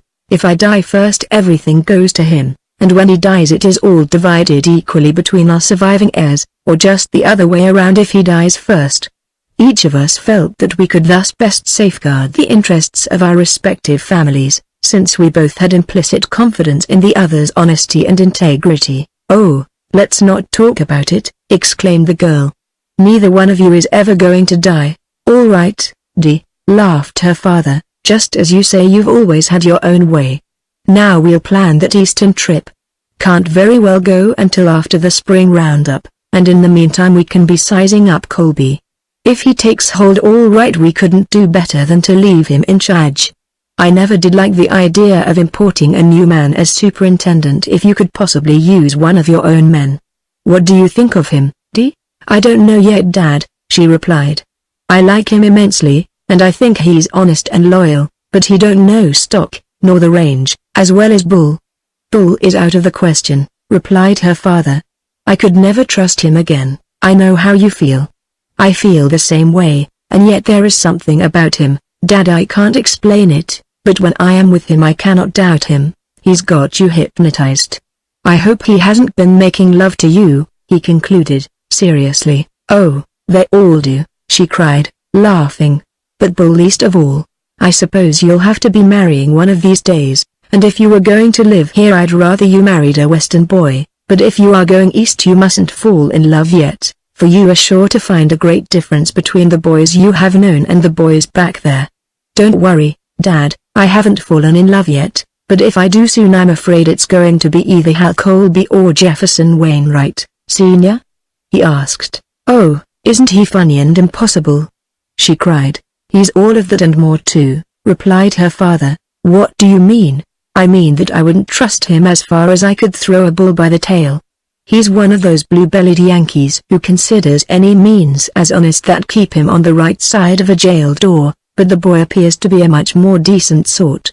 He is delightful and wonderful, said Diana. The days passed, lovely, sunshiny days during which Diana spent long hours dreaming of the coming East End trip. She rode much, as usual, sometimes with one man, again with another, but more often with her father or Hal Colby. Bull's assignments usually took him too far afield for her to accompany him. If he thought that Colby had some such purpose in mind when he laid out the work from day to day he said nothing of it, but he could not have failed to notice that following each of the few occasions upon which Diana accompanied him, usually a Sunday, he was given work the next day that kept him in the saddle until late at night, and upon several occasions away from the ranch for 2 days or more. At last the time of the spring rodeo arrived. Riders from other outfits commenced straggling in, some from 100 miles away, until the Bar Y Ranch commenced to take on the appearance of an army camp. The chuck wagon was overhauled and outfitted. The cavy was brought over from West Ranch wild, half-broken horses, with a sprinkling of colts that had never felt leather and assigned to the riders. There were enough to give each man a string of 8 horses. With the others came Jefferson Wainwright, Jr., arrayed like Solomon. At first the men had a lot of fun with him, but when he took it good-naturedly they let up a bit, and after a few evenings, during which he sang and told stories, they accepted him almost as one of them.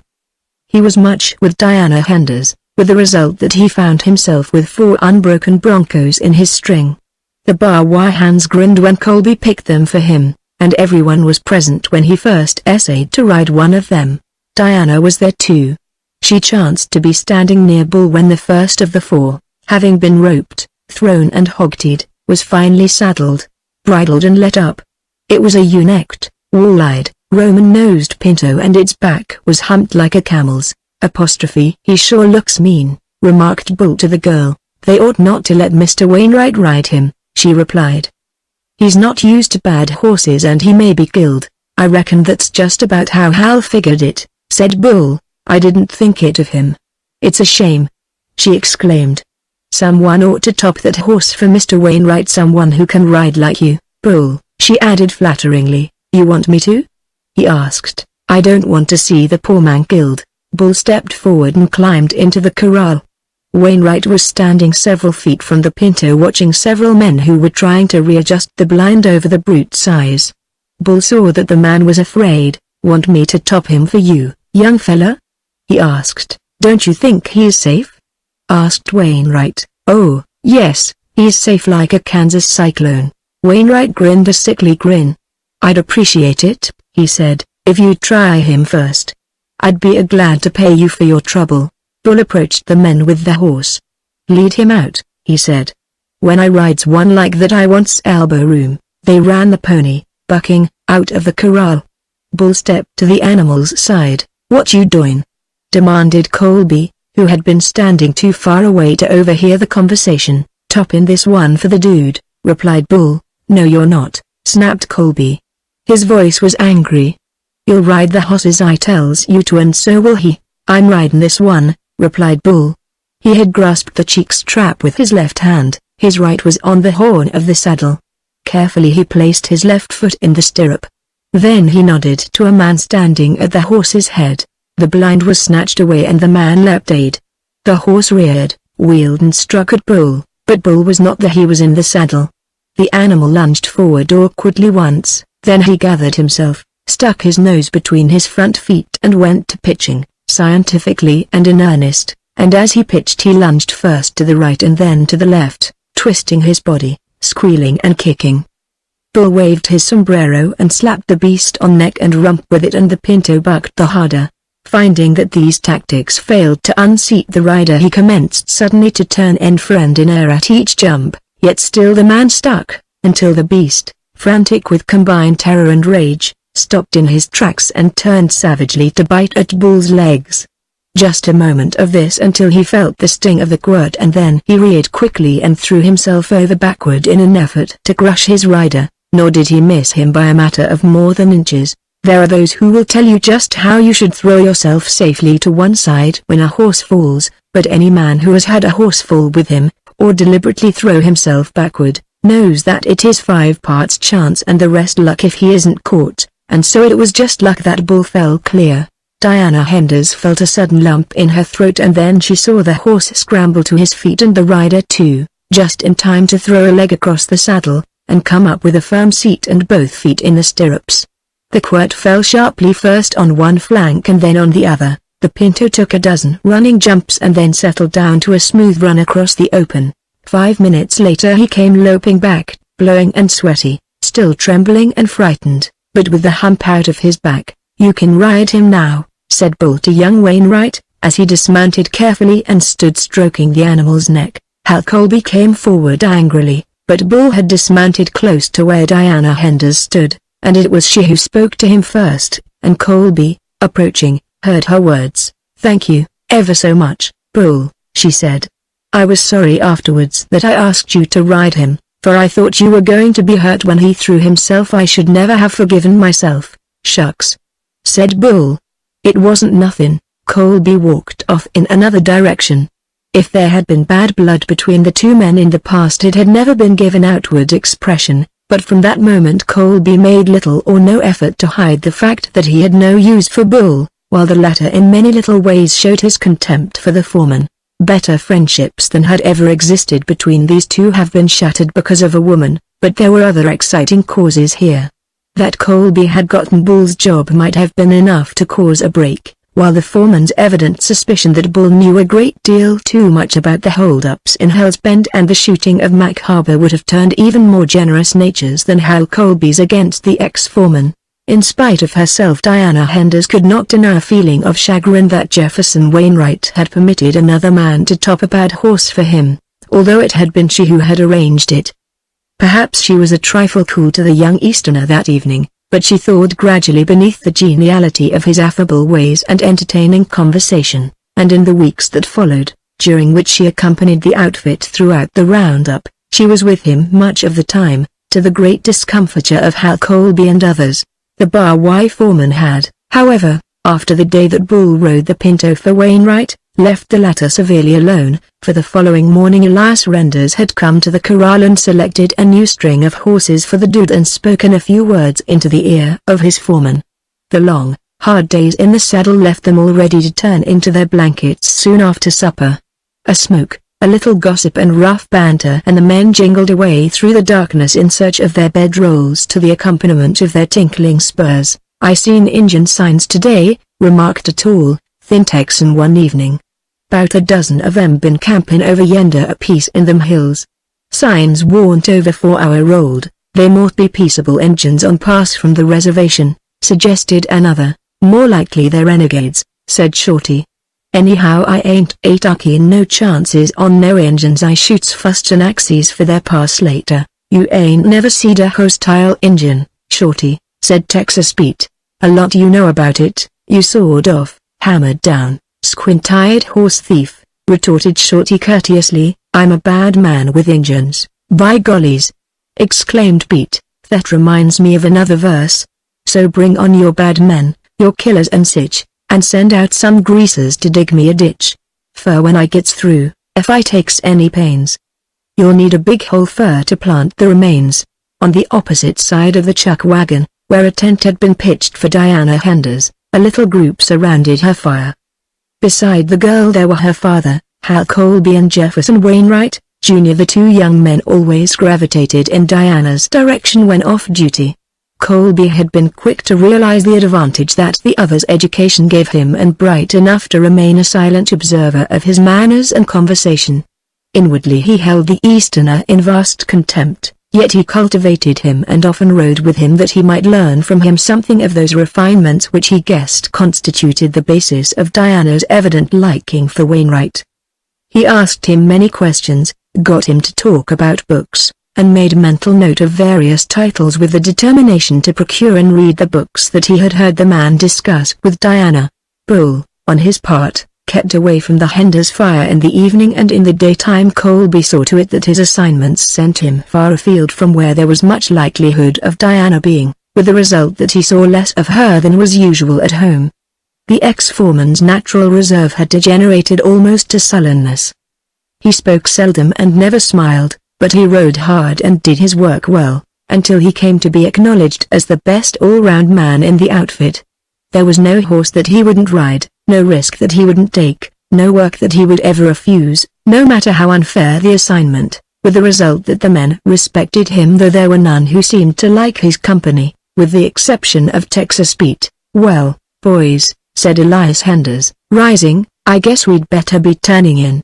Tomorrow's going to be a hard day." The two younger men rose, Colby stretching and yawning.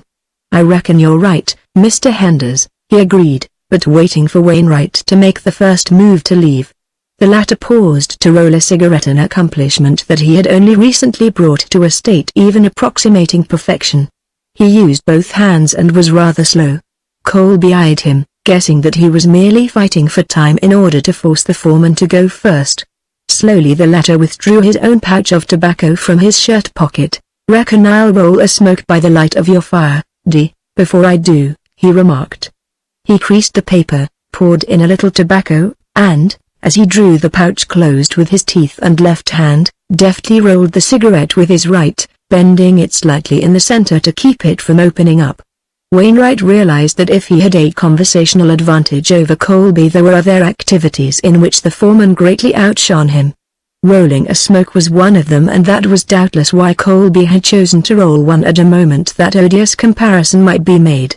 Wainwright lighted his and shifted to the other foot. Would Colby never leave? Colby permitted 3 matches to burn out before he finally succeeded in getting a light, thus gaining a considerable advantage in time over Wainwright.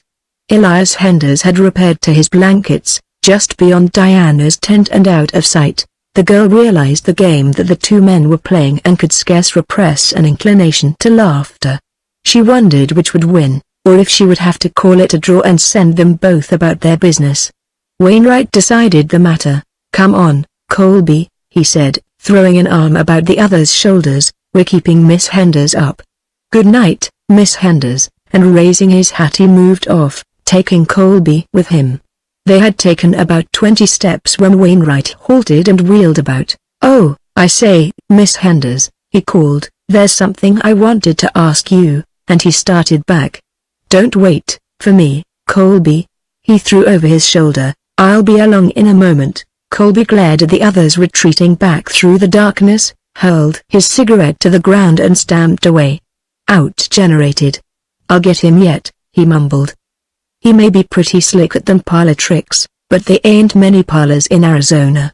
"The damn dude," Wainwright rejoined Diana by the fire. "It's too beautiful an evening to go to bed," he said, "and I haven't had half a chance to talk with you. Colby hangs around as though he had a mortgage on your time and was going to foreclose. He sort of puts a damper on conversation unless it revolves about cows. That's all he can talk about." "It's a subject that is always of interest to us out here," replied the girl loyally. "Cows are really our lives, you know." "Oh. That's all right, for men, but there are other things in life for a girl like you, Miss Henders. You deserve something better than cows and cowboys. You love music and books, and you can't deny that you like to talk about them. You belong east, you belong back in Boston. We're going back, not to Boston, but to New York, after the roundup, Dad and I, she told him. No. Really? How funny. I've got to go back too. Maybe we could all go together. That would be fine, she agreed. Wouldn't you like to stay back there? He asked, almost excitedly, and then quite unexpectedly he took her hand. Miss Henders, he exclaimed. Diana. Wouldn't you like to stay there always? I'd make a home for you there, I'd make you happy. I love you, Diana. We could be married before we left. Wouldn't it be wonderful, going back there together on our honeymoon? And then to Europe. We could travel everywhere. Money would mean nothing. I don't have to tell you how rich we are. No, she replied, I have heard your father mention it, and withdrew her hand from his. He did not seem to notice the allusion to his father's boastfulness. Tell me that you love me, he insisted. Tell me that you will marry me. But I don't know that I do love you, she replied. Why, I scarcely know you, and you certainly don't know me well enough to know that you would want to live with me all the rest of your life. Oh, yes, I do, he exclaimed. If there was only some way to prove it. Words are so futile they cannot express my love, Diana. Why? I worship you. There is no sacrifice that I could not willingly and gladly make for you or yours.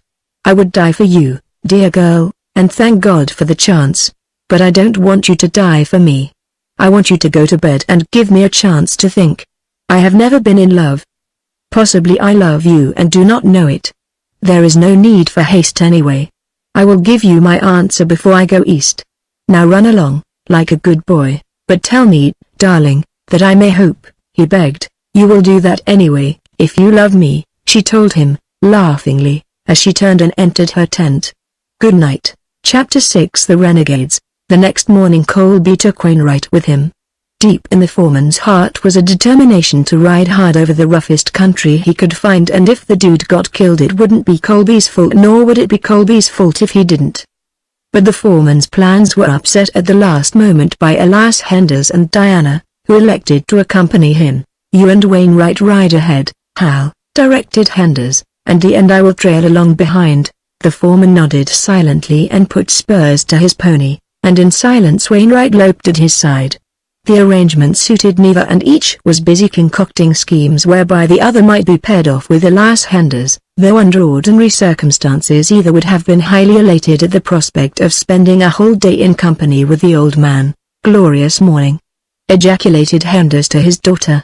God may have forgotten Arizona in some respects, but he certainly remembered to give her the most wonderful mornings in the world. Don't they fill one with the most exquisite sensations?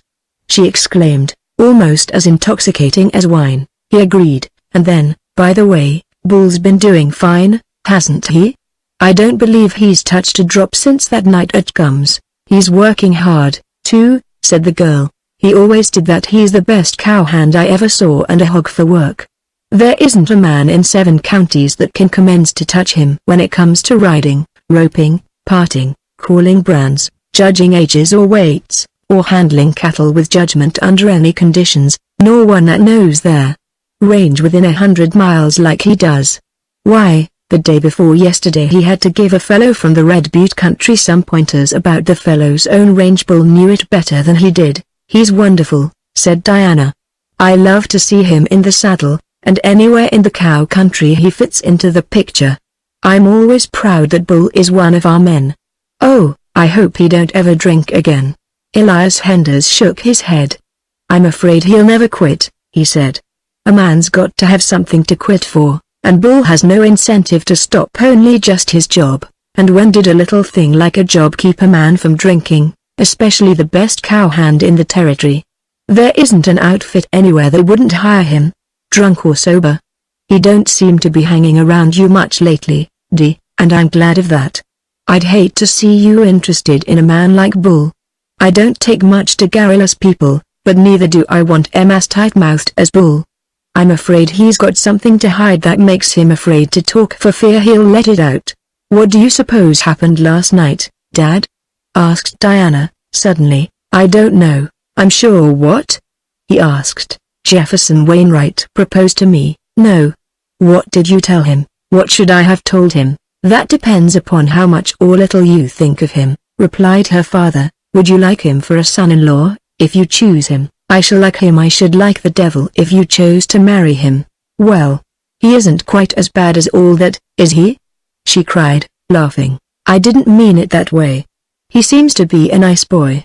He could give you everything, and he could take you among the sort of people that you belong among, and you wouldn't have to be ashamed of him. But I don't like his father. His father is something of an embarrassment, she assented. Do you love the boy, Dee?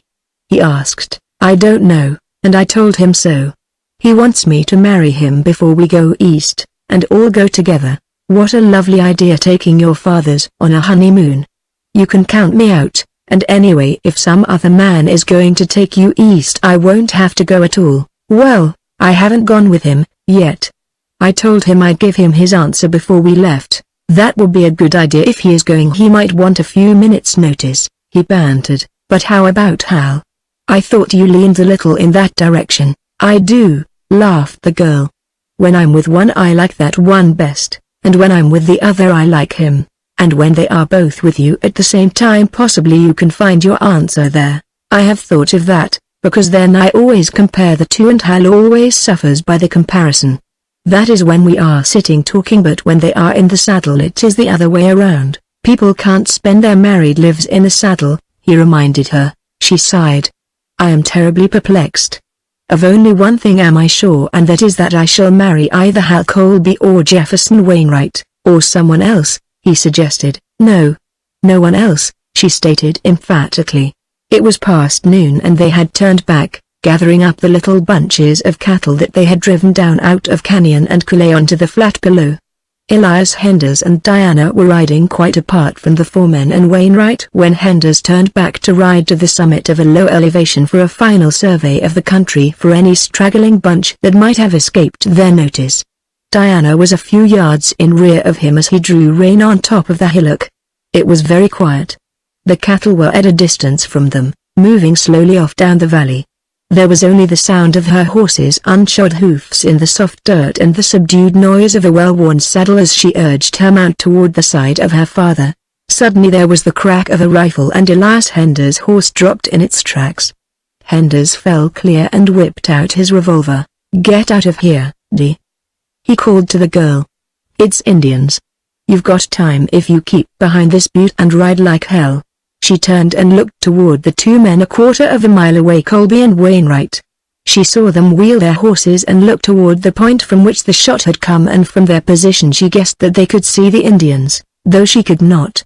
Then she saw Hal Colby put spurs and quirt to his mount until the wiry beast fairly flew over the ground toward her.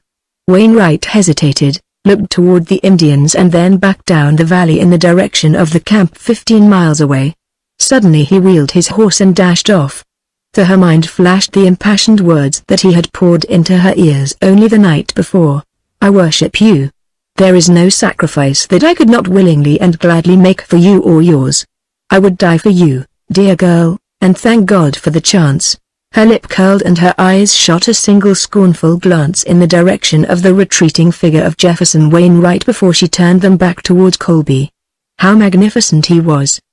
He had drawn one of his 6 guns and was riding, not for the hill, but straight for the Indians, and just as he passed out of her sight behind the hillock he opened fire.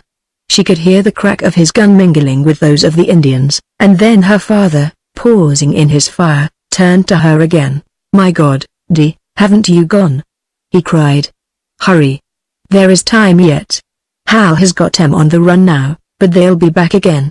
There must be a dozen of them. Ride back to camp for help. Mr. Wainwright has already gone, Dad, she told him. We have always been together, all my life, Dad, and it don't take two to get help. We need all the guns here we can get until the boys come, and she dismounted and crawled to his side. Despite his protests, over the crest of the hill she could see Colby galloping toward them, while the Indians, a quarter of a mile beyond him, were just circling back in pursuit. In the foreground a dead Indian lay sprawled in the open. To the right a riderless pony was loping away to join its fellows. Diana lay a few feet from her father, both in readiness to cover Colby's retreat when the Indians came within revolver range. "Wish we had a couple of rifles," remarked Elias Henders. "If I had a 30-30 I could hold them off alone until the boys get here.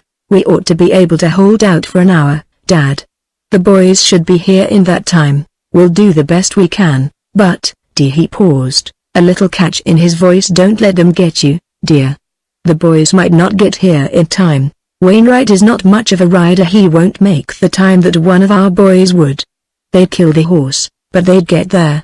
And then there may not be anyone in camp but the cook that time of day. That's what I'm really most afraid of. We'll do the best we can. Likely as not we'll pull through, but if we don't, why, remember what I said, don't let them get you, save one shot. You understand?" "I understand, Dad." Colby, his horse stretched to quirt and spur, swung around to their side of the hill, threw his horse to its haunches as he reined in close to them and leapt from the saddle. Without a word he dragged the blowing, half-winded animal directly in front of them, raised his six-shooter to its forehead and shot it between the eyes. Diana Henders voiced a little gasp of dismay, and then she saw the man turn toward her own pony, but she only covered her eyes with her palms and bit her lip to stifle a sob. A moment later there was a shot and the sound of a falling body. "Crawl behind that cayuse of mine, said Colby. He was tugging at the body of the girl's pony to drag it closer to the others, in order to form a rude triangle with the other two dead horses. Henders rose to his knees and gave Colby a hand, while he opened fire upon the approaching braves. "Reckon we ought to hold out here till the boys come," remarked the foreman. He was cool and self-possessed, just as cool and self-possessed as Jefferson Wainwright would have been in a Boston drawing room. Even as she took careful aim at a half-naked, yelling buck, and missed him, Diana Henders' mind was considering this fact. She fired again, and this time the buck ceased to yell, grasped his stomach with both hands and toppled headlong to the ground. Hal Colby might learn to be cool and self-possessed in a Boston drawing room, but could Jefferson Wainwright ever learn to be cool and self-possessed inside a yelling circle of painted savages thirsting for his life's blood? The Indians were now riding a wide circle entirely about the hillock, firing as they rode. Naturally their aim was execrable, and the three were in danger only of a chance hit. After the warrior fell to Diana's bullet the circle widened to still greater proportions, and a few minutes later the Indians withdrew out of effective revolver range and gathered in a compact group where the three on the hillock could see them gesticulating and talking excitedly. "They're up to some new devilment," said Renders. "I hope they don't charge from different directions before the boys get here," remarked Colby. "If they do we might as well kiss ourselves goodbye. I wish you wasn't here, Damn that white-livered dude's hide. If he hadn't turned tail you could have gone. You could ride rings about that slab-sided maverick, and besides you'd have been safe. Look. They're separating now." "Yes, they're riding to surround us again," said Diana. "If they charge, Hal, said Henders, wait until they get close and then stand up and let them have it. You lie as close to the ground as you can. Don't move. Just watch us. Acid, when you see we're both down you'll know it's all up and you must do what I told you to." Hal Colby looked at the beautiful girl at his side, and scowled, for he guessed without being told, what her father meant. "Damn that dude," he muttered. "Maybe I hadn't ought to shot all the horses," he said presently. "Maybe D could have got away." "No," Henders assured him. "You did just right, Hal. D wouldn't go. I told her to, but she wouldn't. It was too late then anyway." "I figured it was too late," said Colby, "but maybe it wasn't. I wish I had that damn dude here." "They're coming!" cried Diana. From four sides the Indians were racing toward them, their savage cries breaking hideously the silence of the sun-parched valley. The three crouched, waiting. No word was spoken until the nearest of the Redskins was no more than 25 yards away. "Then, now," said Henders, leaping to his feet. Colby was up simultaneously, firing as he rose. Diana Henders, far from lying close to the ground as she had been directed, was on her feet almost as quickly as the men. "Get down, commanded her father, but her only reply was a shot that brought down a warrior's pony 20 paces from them. Colby and Henders had each shot an Indian and there was another pony down in front of Colby. The renegades were close now and presented splendid targets for the three whites, all of whom were excellent revolver shots. At each report of their weapons a hit was scored. Now a pony screamed and wheeled away, bearing its rider in headlong flight down the gentle declivity of the hillside. Another stumbled and crumpled to the ground, sprawling its painted master in the dust. A warrior, wounded, veered to one side and raced off to safety, or, again, one slumped silently to earth, never to charge again. Two of the unhorsed warriors sprang into close quarters, clubbing their empty rifles. One was leaping toward Diana, the other for Colby. At the same instant Elias Henders lifted both hands above his head. His gun slipped from nerveless fingers, and he lunged forward across the body of his dead horse. Colby put a shot through the stomach of the buck leaping upon him, then turned toward Diana.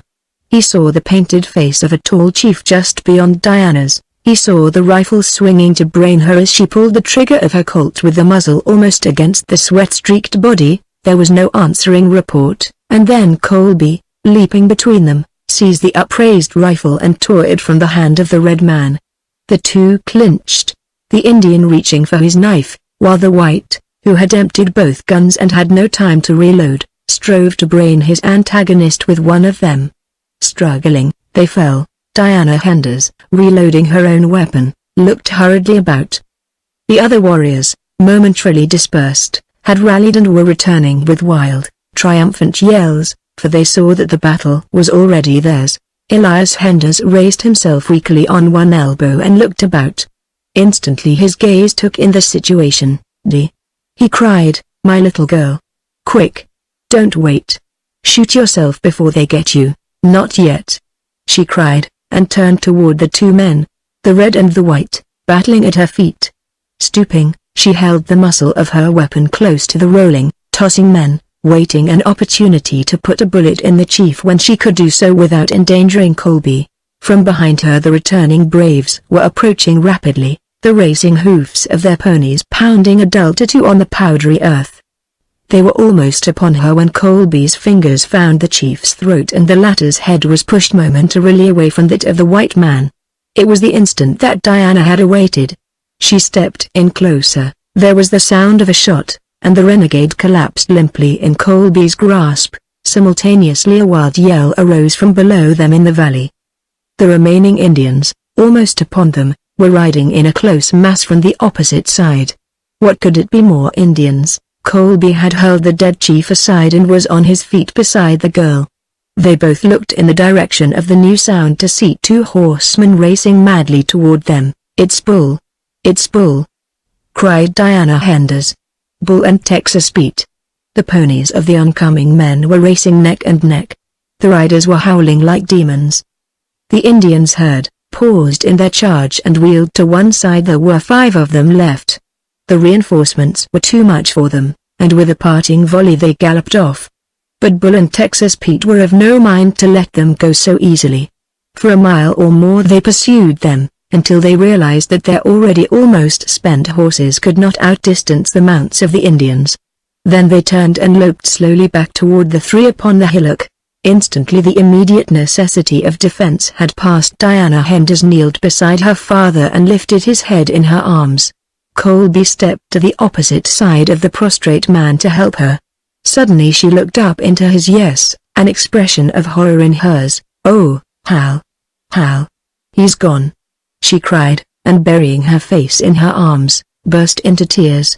The man, unaccustomed to a woman's tears, or a sorrow such as this, was at a loss for words, yet almost mechanically his arms went about her and drew her close to him, so that she stood with her face buried in the hollow of his shoulder as Bull and Texas Pete rode up the hill and dismounted beside them.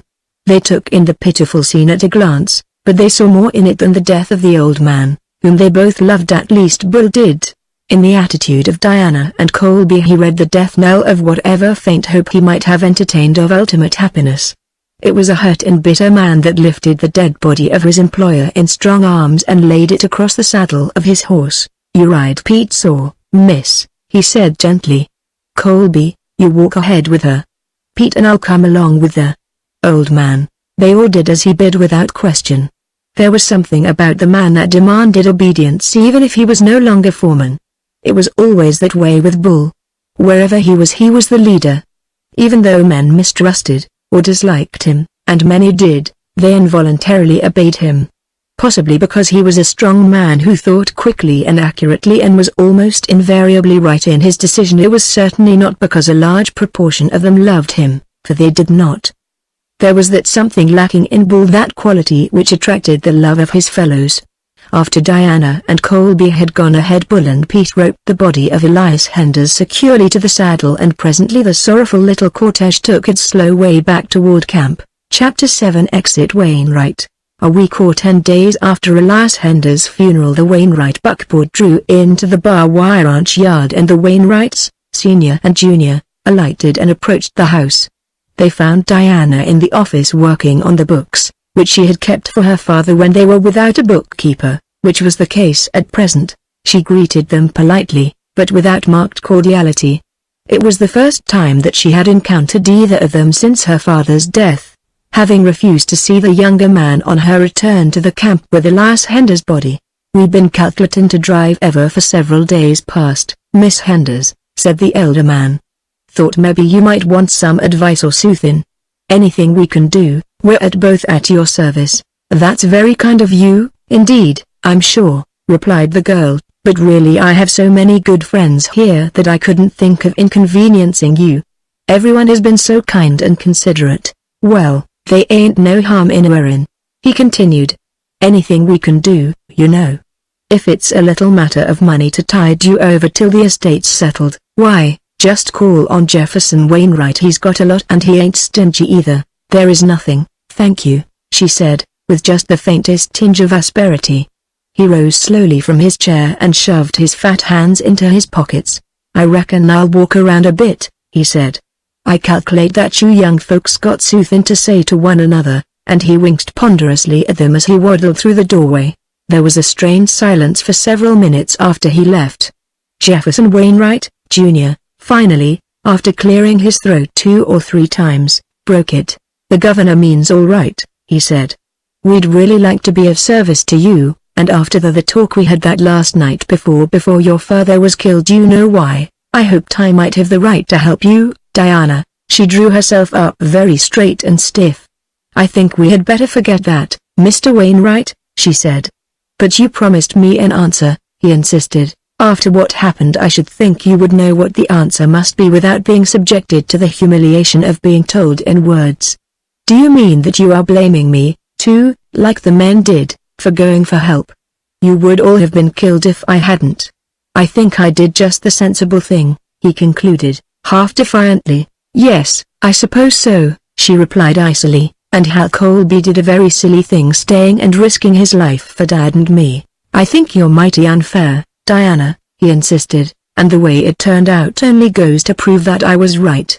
I met Bull and that Texas person less than halfway to camp and got them there in time. If they had been as sensible as you they would have gone on to camp for more reinforcements, as you did, but like most of our boys out here, Mr. Wainwright, they haven't much sense, and so they nearly rode their horses down to get to us. Only 2 of them, remember, after you had told them that we were surrounded by 100 Indians. "Oh, sure, I think you might be reasonable and make some allowance for a fellow," he begged.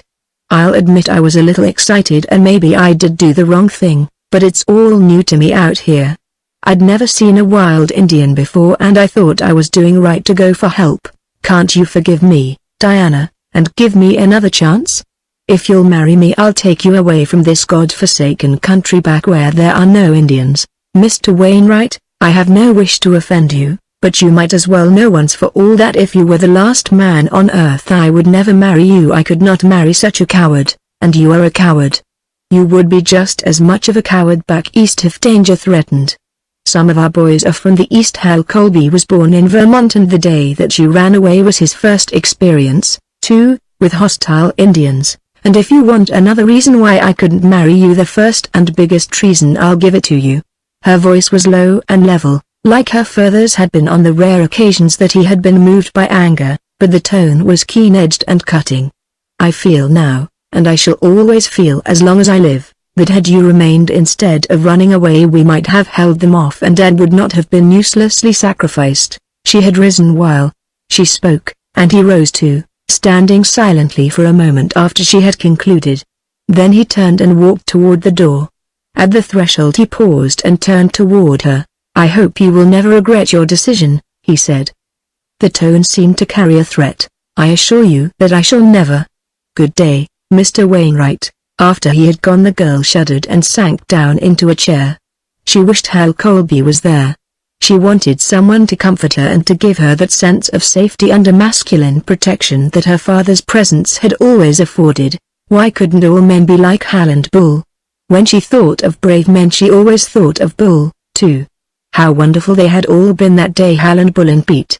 Rough, uncouth they often were, worn and soiled and careless their apparel, afraid of nothing, man, beast or the devil, risking their lives joyously, joking with death, and yet they had been as gentle as women when they took her back to camp and all during the long, terrible journey home, when one of the three had always been within call every minute of the days and nights.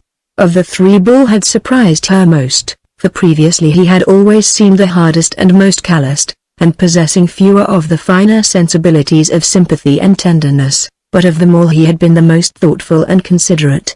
It had been he who had sent her ahead with Colby that she might not see them lash her father's body to the horse. It had been he who had covered all that remained of Elias Henders with the slickers from his saddle and Pete's that she might not be shocked by the sight of her father's body rocking from side to side with the swaying motion of the horse. And it was Bull who had ridden all night to faraway ranches and brought back 2 buckboards early the next morning to carry her dad and her more comfortably on the homeward journey.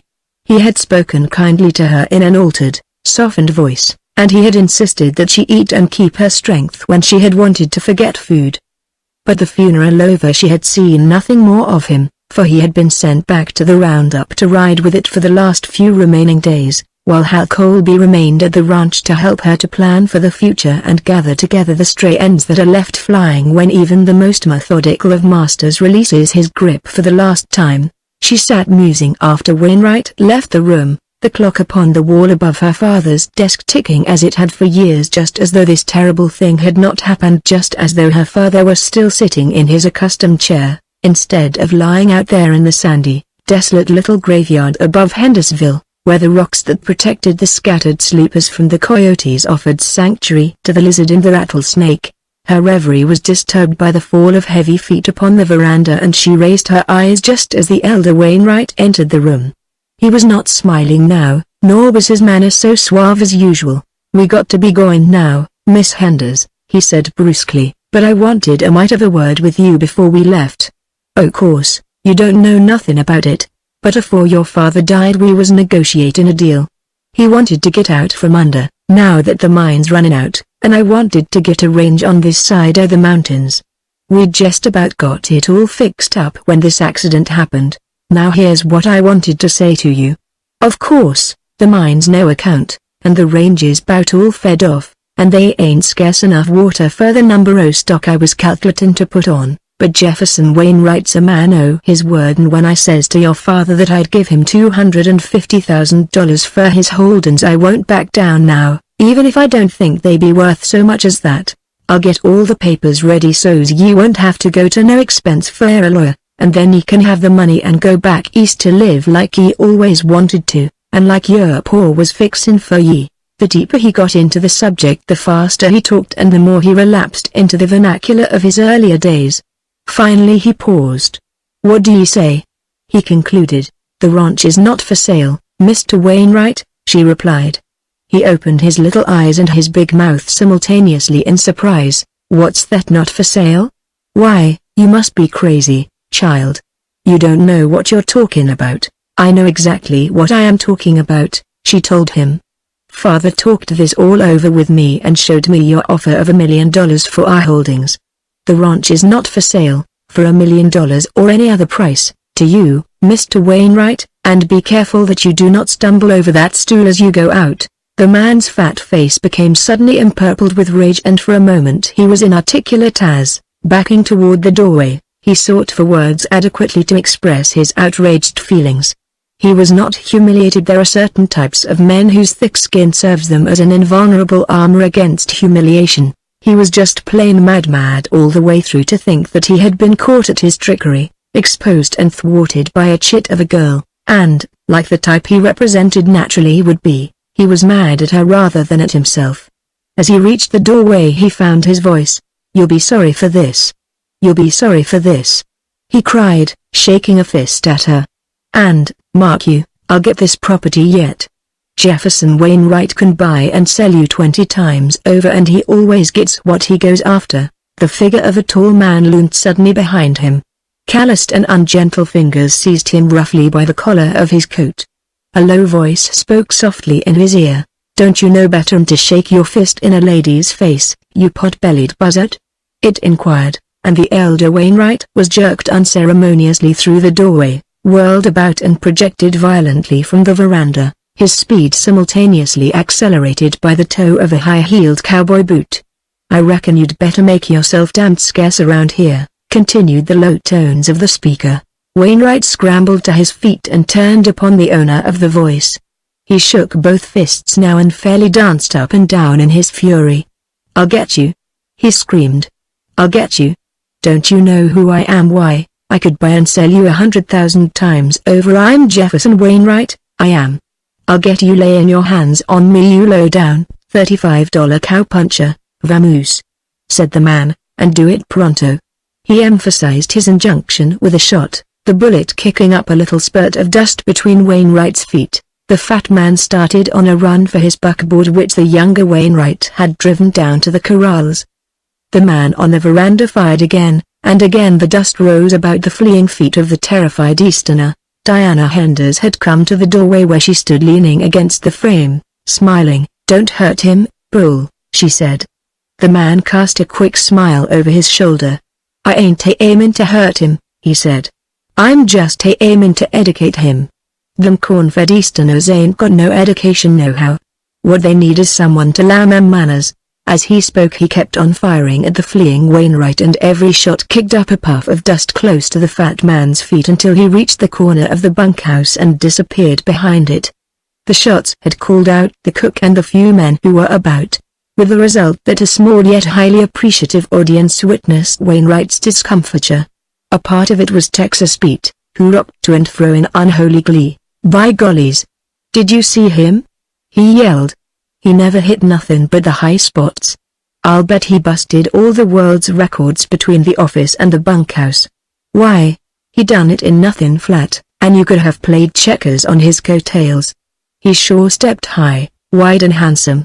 On the veranda of the ranch house, Bull had shoved his gun back into its holster. The smile had left his face. "I thought you were still out with the outfit, Bull," said the girl. "We finished up last night," he told her, "and I come in ahead." He looked down at his feet in evident embarrassment. "I come in ahead for my time, miss, your time." "Why, Bull, you're not going to quit?" "I reckon I better," he replied. "I been aimin' to move on for some spell." The girl's eyes were wide, and almost noticeably moist, and there was a surprised, hurt look in them, that he caught as he chanced to glance up at her. "You see, miss," he hastened to explain, "things ain't been very pleasant for me here. I ain't complainin', but there are those that don't like me, and I figured I'd quit before I was let out.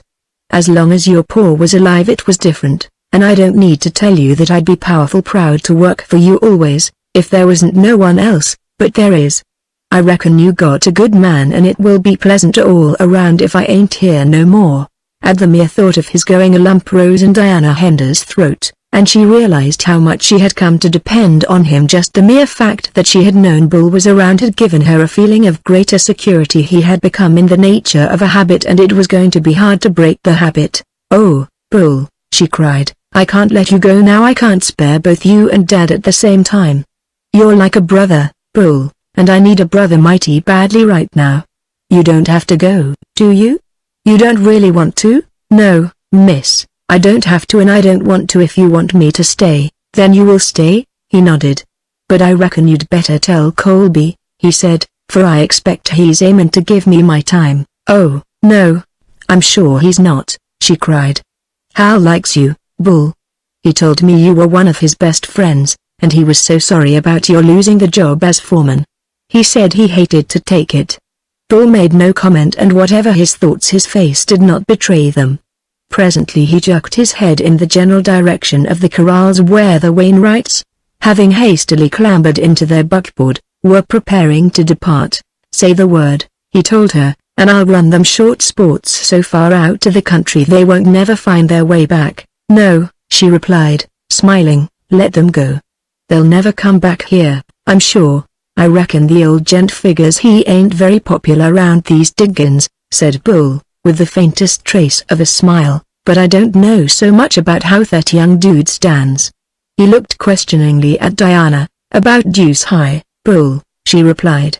"I saw enough of him to last me a couple of lifetimes the day the renegades jumped us. I reckoned as much, miss, knowing you as I do. Scenery and the gift-o-gab ain't everything, but sometimes they fool women folks, even the brightest of 'em."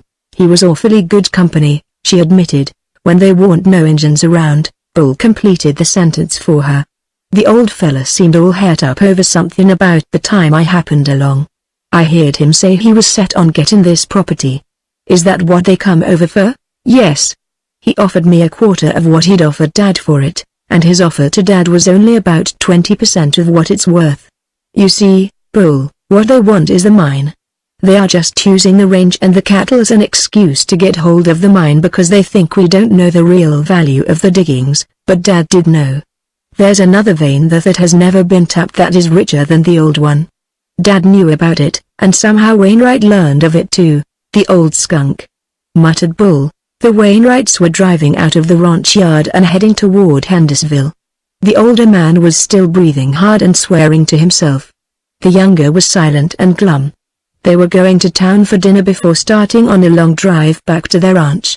Approaching them along the trail at a little distance ahead was a horseman. Young Wainwright recognized the rider first. "That's Colby," he said. "He hasn't any use for that fellow Bull. They are both stuck on the girl. It might not be a bad plan to cultivate him if you want to get even with Bull." As they came nearer it appeared evident that Colby was going by them with nothing more than a nod. He did not like either of them, especially the younger, but when they drew rein and the older man called to him, he turned about and rode up to the side of the vehicle. "You're still foreman here, ain't ye?" asked Wainwright Sr. Colby nodded. "Why?" he inquired. "Well, I just wanted to tell ye that some of your men ain't got a very pleasant way of treating neighbors." "How's that?" "Well, I was just leaving after a social call when one of your men starts shooting at me. That ain't no way to treat friends and neighbors. Suppose we was to shoot up your men when they came over our way?" "Who was it?" demanded Colby. "Bull," said the younger Wainwright. "I suppose he was drunk again, though. They say he always goes to shooting whenever he gets drunk. When we left he was up at the house making love to Miss Henders," he added. "I shouldn't think she'd feel safe with a fellow like that around." Colby scowled. "Thanks for telling me," he said. "I reckon I'll have to fix that fella. He's getting too damn fresh." "Well, I thought you'd ought to know," said Wainwright Sr. "Well, so long, and if you ever get over our way drop in, get up," said Jefferson Wainwright, Jr., and the two rolled away through the deep dust of the parched road. Colby rode on at a brisk gallop, and as he swung from his saddle cast a glance in the direction of the house where he saw Bull just descending the steps from the veranda where Diana Henders stood. Colby bit his lip and the frown on his face became deeper. Dragging saddle and bridle from his pony he turned the animal into the corral with a final slap on the rump, a none too gentle slap which reflected the state of his feelings. Then he headed straight for the bunkhouse, which he reached just in time to intercept Bull at the entrance. "Look here, Bull," said Colby without any preamble, "this business of drinking and shooting things up has gone about far enough. I ain't a-going to have it around here no more. I reckon you'd better ask for your time." "All right," said Bull, "you go and get it for me while I'm packing my war bag." Colby, rather surprised and at the same time relieved that Bull took the matter so philosophically, started for the office, while the latter entered the bunkhouse, where Shorty, Texas Pete and a couple of others who had overheard the conversation outside the door looked up questioningly. "By gollies!" exclaimed Texas Pete, "I'm a-going to quit. I'm a-going after my time right now, pronto," and he arose and started for the doorway. "Wait a minute, old hoss," advised Bull. "I ain't went yet." "But didn't Colby just let you out?" inquired Pete. He might change his mind, explained Bull. Up at the house Colby was entering the office. "Hello, Dee," he cried. "Got your checkbook handy?" "Yes, why?" "Bull's quitting." "Quitting? Why?" "He just promised me that he'd stay on." "I don't understand." "He just promised you that he'd stay on." "You mean you asked him to?" "Yes," replied Diana. "He came up here to quit. Said he thought he wasn't wanted anymore, and I made him promise he wouldn't leave. I tell you, Hal, we could never replace him." "Are you sure he was in earnest about quitting?" "Send him up here and I'll make him stay." "Well, like as not I was mistaken," said Colby. "I reckon Bull was just a kiddin'. I'll ask him again, and if he is plumb set on leaving I'll send him up." When he entered the bunkhouse a few minutes later he nodded at Bull. "You can stay on, if you want to," he said. "I've changed my mind." Bull winked at Texas Pete, who was vainly endeavoring to remember another verse of the seemingly endless self-glorification of the bad hombre. "By gollies!" he exclaimed, "I believe I got another." He twirls two big guns and he shoots out a light. The fellow's a drinking the ducks out o' sight. He shoots through a bottle that stands on the bar, and shoots the avashes plumb off my cigar. But it seems like I'd left out something that ought to rag on before. "Nobody'd get sore if you left it all out," Shorty assured him. "The trouble with you uneducated cowpunchers," Texas Pete told him, "is that you are too all-fired ignorant to appreciate my efforts to elevate you all by means of good poetry. It's sure as hell to be the only literary gent in a bunch of roughnecks. Come, set up the bottles, you gold-darned galoot," says he to the boss, "for I opens your snoot with one o' these yere little babies o' mine," and shoots out the no in the no credit sign. Chapter 8 You Don't Dare. The stage lurched down the steep and tortuous gradient of Hell's Bend Pass, bumped through the rutty gap at the bottom and swung onto the left fork just beyond. The right fork was the regular stage route to Hendersville. The left-hand road led to town, too, but over Bar Y property and past the home ranch. The driver never came this way unless he had passengers, express or important messages for the ranch, though the distance was no greater and the road usually in better repair. Today he had a telegram for Diana Henders. There was a brief pause as he drew up his sweating team in the road before the ranch house, yelled to attract the attention of a ranch hand working about the corrals, tossed the envelope into the road and then, with a crack of his long whip, was off again at a run, leaving billowing clouds of powdery dust in his wake. The man working in the corrals walked leisurely into the road, picked up the envelope and, after scrutinizing the superscription and deciphering it laboriously, carried the message to the office, where Diana Henders was working over the books. "Telegram for ye, miss," announced the man, crossing the room to hand it to her. She thanked him and laid the envelope on the desk beside her as she completed an interrupted footing. The arrival of telegrams was no uncommon occurrence even on that far-away ranch, and as they always pertained to business they caused Diana no flurry of excitement. Buyers often wired, while Uncle John Manil used the comparatively new telegraph facilities upon the slightest pretext. The footing finally checked to her satisfaction, Diana picked up the envelope, opened it and drew forth the message. At first she glanced at it casually, then she read it over again with knit brows as though unable fully to grasp the purport of its contents. Finally she sat staring at it with wide, strained eyes, until, apparently crushed, she lowered her head upon her arms and broke into sobs, for this is what she had read. Miss Diana Henders, Bar Y Ranch, Hendersville. Via Aldia, Arizona. Mr. Manil died suddenly last night. Miss Manil and I leave for ranch soon as possible after funeral. Morris B. Corson. For a long time Diana Henders sat with her face buried in her arms. Gradually her sobs subsided as she gained control of herself. Stunning though the effect of this new blow was, yet she grasped enough of what it meant to her to be, almost crushed by it. Though she had not seen her Uncle John Manil since childhood, he had, nevertheless, constituted a very real and potent force in her existence. Her mother had adored him, her only brother, and Elias Henders had never ceased to proclaim him as the finest type of honorable gentleman that nature might produce. His Eastern connections, his reputation for integrity and his fine business acumen had all been potent factors in the success of the Henders and Manil partnership. With the death of her father, the girl had felt keenly only her personal loss for Uncle John Manil loomed as a rock of Gibraltar to protect her in all matters of business, but now she was absolutely alone.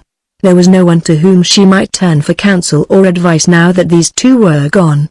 Hal Colby, she realized keenly, was at best only a good cowman in matters requiring executive ability or large financial experience. He was untried, of course, and Manil's attorney. She knew nothing, but she was reasonably sure that even though he proved honest and possessed of an excellent understanding of matters pertaining to the Eastern Office, he would not be competent to direct the affairs of ranch and mine at the sources of production.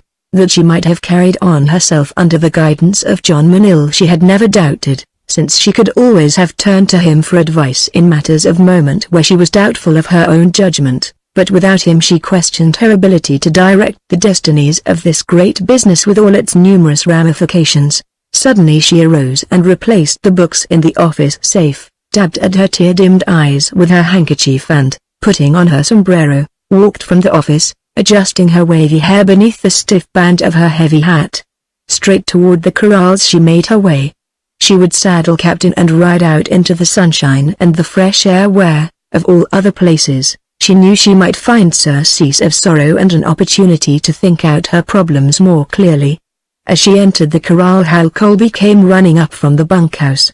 He had seen her pass and followed her. "Ridin', Dee?" he asked. She nodded affirmatively. She was not sure that she wanted company, not even that of Hal Colby today when she desired to be alone with her grief. "You weren't going alone, were you? You know it ain't safe, Dee. Your dad wouldn't have let you and I certainly won't." She made no reply. She knew that he was right. It was not safe for her to ride alone, but today she felt that she did not care what happened to her. Fate had been cruel, there was little more that it could do to harm her. In a way she half resented Hal's new air of proprietorship, and yet there was something about it that carried a suggestion of relief from responsibility. Here there was at least someone who cared, someone upon whose broad shoulders she might shift a portion of her burden, and so she did not follow her first impulse to send him back. Together they rode from the corral, turning down the road toward town, and neither spoke for several minutes, after the manner of people accustomed to being much together in the saddle. The man, as was usual with him when they rode, watched her profile as a lover of art might gloat over a beautiful portrait, and as he looked at her he realized the change that had come over her face and noted the reddened lids. "What's the matter, Dee?" he asked presently. "You look like you'd been crying." "What's happened? I just got a telegram from New York, Hal," she replied. "Uncle John is dead. He died night before last." The stage just brought the message in from Aldia. "Shucks," he said, at a loss for the proper words, and then, "That's sure too bad, Dee. It leaves me all alone, now, Hal," she continued, "and I don't know what I'm going to do." "You ain't all alone, Dee. There ain't anything I wouldn't do for you. You know I love you, Dee. Won't you marry me? It would make it easier all around for you if we was married. There's them that's always trying to take advantage of a girl or a woman once left alone, but if you got a husband you got someone to look out for you and your rights. I got a little money saved up. I have plenty of money, Hal, I know it. I wish you didn't have none. It makes me feel like you thought that was what I was after, but it ain't. Won't you, Dee? Together we could run the ranch just like your dad was here." "I don't know, Hal. I don't know what to do. I think I love you, but I don't know. I don't even know that I know what love is." "You'd learn to love me," he told her, "and you wouldn't have to worry no more.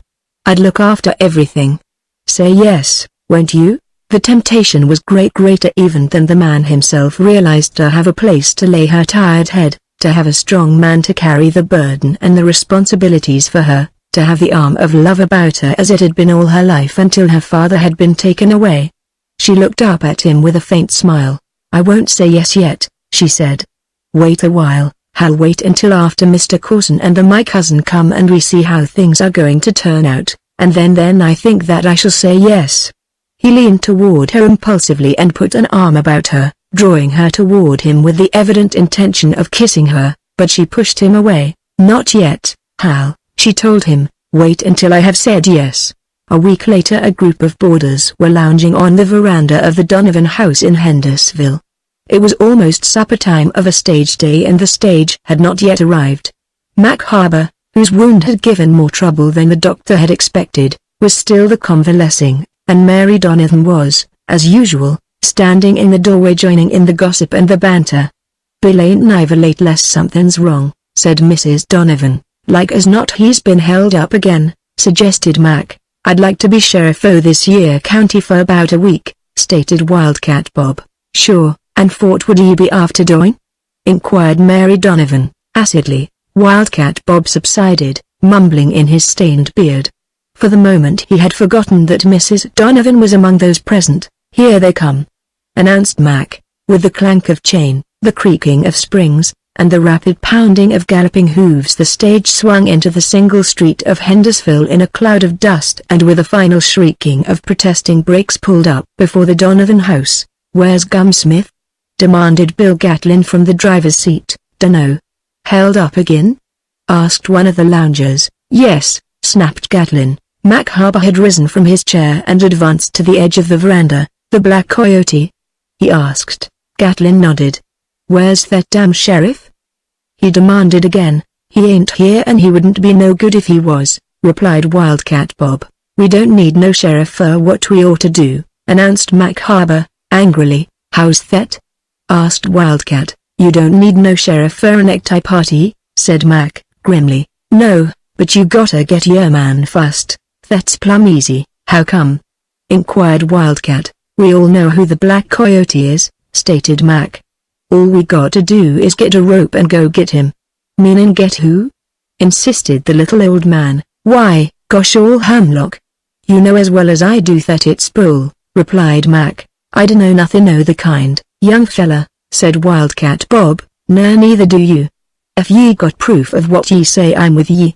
If ye ain't got proof, I'm aggin' ye." "Don't bull always wear a black silk handkerchief?" demanded Mac. "Well, so does the Black Coyote, and they both got scars on their chins. There ain't no doubt of it. So you want to string up Bull 'cause he wears a black bandana and a scar, eh? Well, ye ain't going to do nothing o' the kind while of Wildcat Bob can fan a gun. Get proof on him and I'll be the first to put a rope round his neck, but ye got to get more proof than a black handkerchief." "Sure and furlonged ye right, yield blatherskite," commended Mary Donovan. "Be after comin' to yer suppers now the all of yers and furgit stringin' up decent young minutes like Bull." "Sure and I don't believe he ever held up nothing at all, at all. He's that nice to me whenever he's here," would his Mrs. Donovan. "Mum, this and his Mrs. Donovan, mum, that, and a fetchin' wood for me, which the loikes own I know yers ever did. The very idea of him bin the Black Coyote. Go on wid ye." "Well, we all know that Gregorio's one of them, anyway we might string him up," insisted Mac. "We don't know that neither," contradicted Wildcat, "but when it comes to stringing up Gregorio or any other greaser I'm with ye. Go out and get him, Mac, and I'll help ye string him up." A general grin ran around the table, for of all the known bad men in the country the Mexican, Gregorio, was by far the worst. To have gone out looking for him and to have found him would have been equivalent to suicide for most men, and though there were many men in the county who would not have hesitated had necessity demanded, the fact remained that his hiding place was unknown and that fact alone would have rendered an attempt to get him a failure. "There's only one way to get them, Sonny," continued Wildcat Bob, "and that is to put a man on the stage with the bullion." "Stid a kid," Mac flushed. "You was there when they got me," he fired back. "You was there with 2 big 6 guns and what did you do, eh?" "What did you do? I wasn't hired to guard no bullion, and I wasn't sitting on the box with no sawed-off shotgun crossed my knees, neither. I was riding inside with a lady. What could I done?" He looked around at the others at the table for vindication. "Ye couldn't done nothing ye," said Mary Donovan. "We'd out a quarter barbed wire inside ye and some poor innocent tenderfoot to shoot the heels off'n him." Wildcat Bob fidgeted uneasily and applied himself to his supper, pouring his tea into his saucer, blowing noisily upon it to cool it, and then sucking it through his whiskers with an accompanying sound not unlike snoring. But later he was both mollified and surprised by a second, generous helping of dessert. When word of the latest hold-up reached the bar wire ranch, it caused the usual flurry of profanity and speculation. It was brought by a belated puncher who had ridden in from the West Ranch by way of Hendersonville. The men were gathered at the evening meal, and of a sudden a silence fell upon them as they realized, apparently simultaneously and for the first time, that there was a single absentee. The meal progressed in almost utter silence then until they had reached the pudding, when Bull walked in, dark and taciturn, and with a brief nod that was his usual greeting to his fellows. The meal continued in silence for a few minutes until the men who had finished began pushing back their plates preparatory to rising. "I reckon you know the stage was held up again, Bull, and the bullion stolen," remarked Hal Colby, selecting a toothpick from the glassful on the table. "How should I know it?" asked Bull. "Ain't I been up Sinkhole Canyon all day? I ain't seen no one since I left the ranch this morning." "Well, it was," said Colby. "The same two slick gents done it, too." "Did they get much?" asked Bull. "It was a big shipment," said Colby. "It always is. They don't never touch nothing else, and they seem to know when we're shipping more'n ordinary. Looks suspicious." "Did you just discover that?" inquired Bull. "No, I discovered it a long time ago, and it may help me to find out who's doing it." "Well, I wish you luck," and Bull resumed his meal. Colby, having finished, rose from the table and made his way to the house. In the cozy sitting room he found Diana at the piano, her fingers moving dreamily over the ivory keys. "Some more bad news, Dee," he announced. She turned wearily toward him. "What now?" "The Black Coyote again. He got the bullion shipment." "Was anyone hurt?" "No," he assured her. "I am glad of that. The gold is nothing. I would rather lose it all than have one of the boys killed. I have told them all, just as Dad did, to take no chances. If they could get him without danger to themselves I should be glad, but I could not bear to have one of our boys hurt for all the gold in the mine. I think the Black Coyote knows that," he said, "and that's what makes him so all-fired nervy. He's one of our own men, dear, can't you see it? He knows when the shipments are big and don't never touch a little one, and he knows your dad's orders about not taking no chances. I've hated to think it, but there ain't no other two ways about it. It's one o' our men, and I wouldn't have to walk around the world to put my finger on him." "Neither, I don't believe it," she cried. "I don't believe that one of my men would do it." "You don't want to believe it, that's all. You know just as well as I do who's doing it, down in the bottom of your heart." "I don't like to believe it no more'n you do, Dee, but I ain't blind, and I hate to see you been made a fool of and robbed into the bargain. I don't believe you'd believe it, though, if I caught him in the act. I think I know whom you suspect, Hal," she replied, "but I am sure you are wrong. Will you give me a chance to prove it?" "How?" "Send him up to the mine to guard the bullion until Mac gets well, and then keep Mac off the jobs for a month," he explained. "I'll bet my shirt that either there ain't no holdups for a month or else they's only one man pulls them off instead o' two. Will you do it?" "It isn't fair. I don't even suspect him. Everybody else does, and that makes it fair, for it gives him a chance to prove it if he ain't guilty." "It wouldn't prove anything, except that there were no holdups while he was on duty. It would prove something to my mind if they started up again pretty soon after he was taken off the job," he retorted. "Well, it might, but I don't think I'd ever believe it of him unless I saw him with my own eyes." "Sure. The trouble with you is you're soft on him. You don't care if your gold is stole if he gets it." She drew herself to her full height. "I do not care to discuss the matter further," she said. "Good night." He grabbed his hat viciously from the piano and stamped toward the doorway. Then he turned about and confronted her again for a parting shot before he strode out into the night. "You don't dare try it," he flung at her.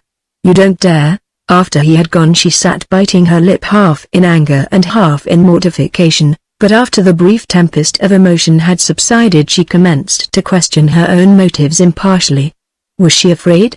Was it true that she did not dare?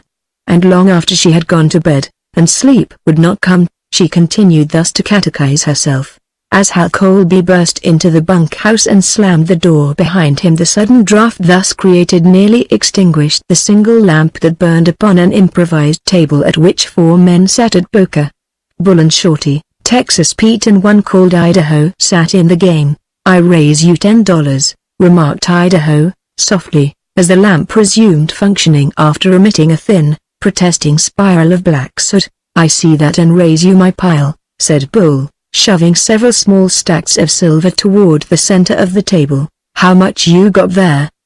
Inquired Idaho, the others having dropped out. Bull counted. There's your 10, he said, and here's 10, 15, 25. He continued counting in a monotone. 96, he announced.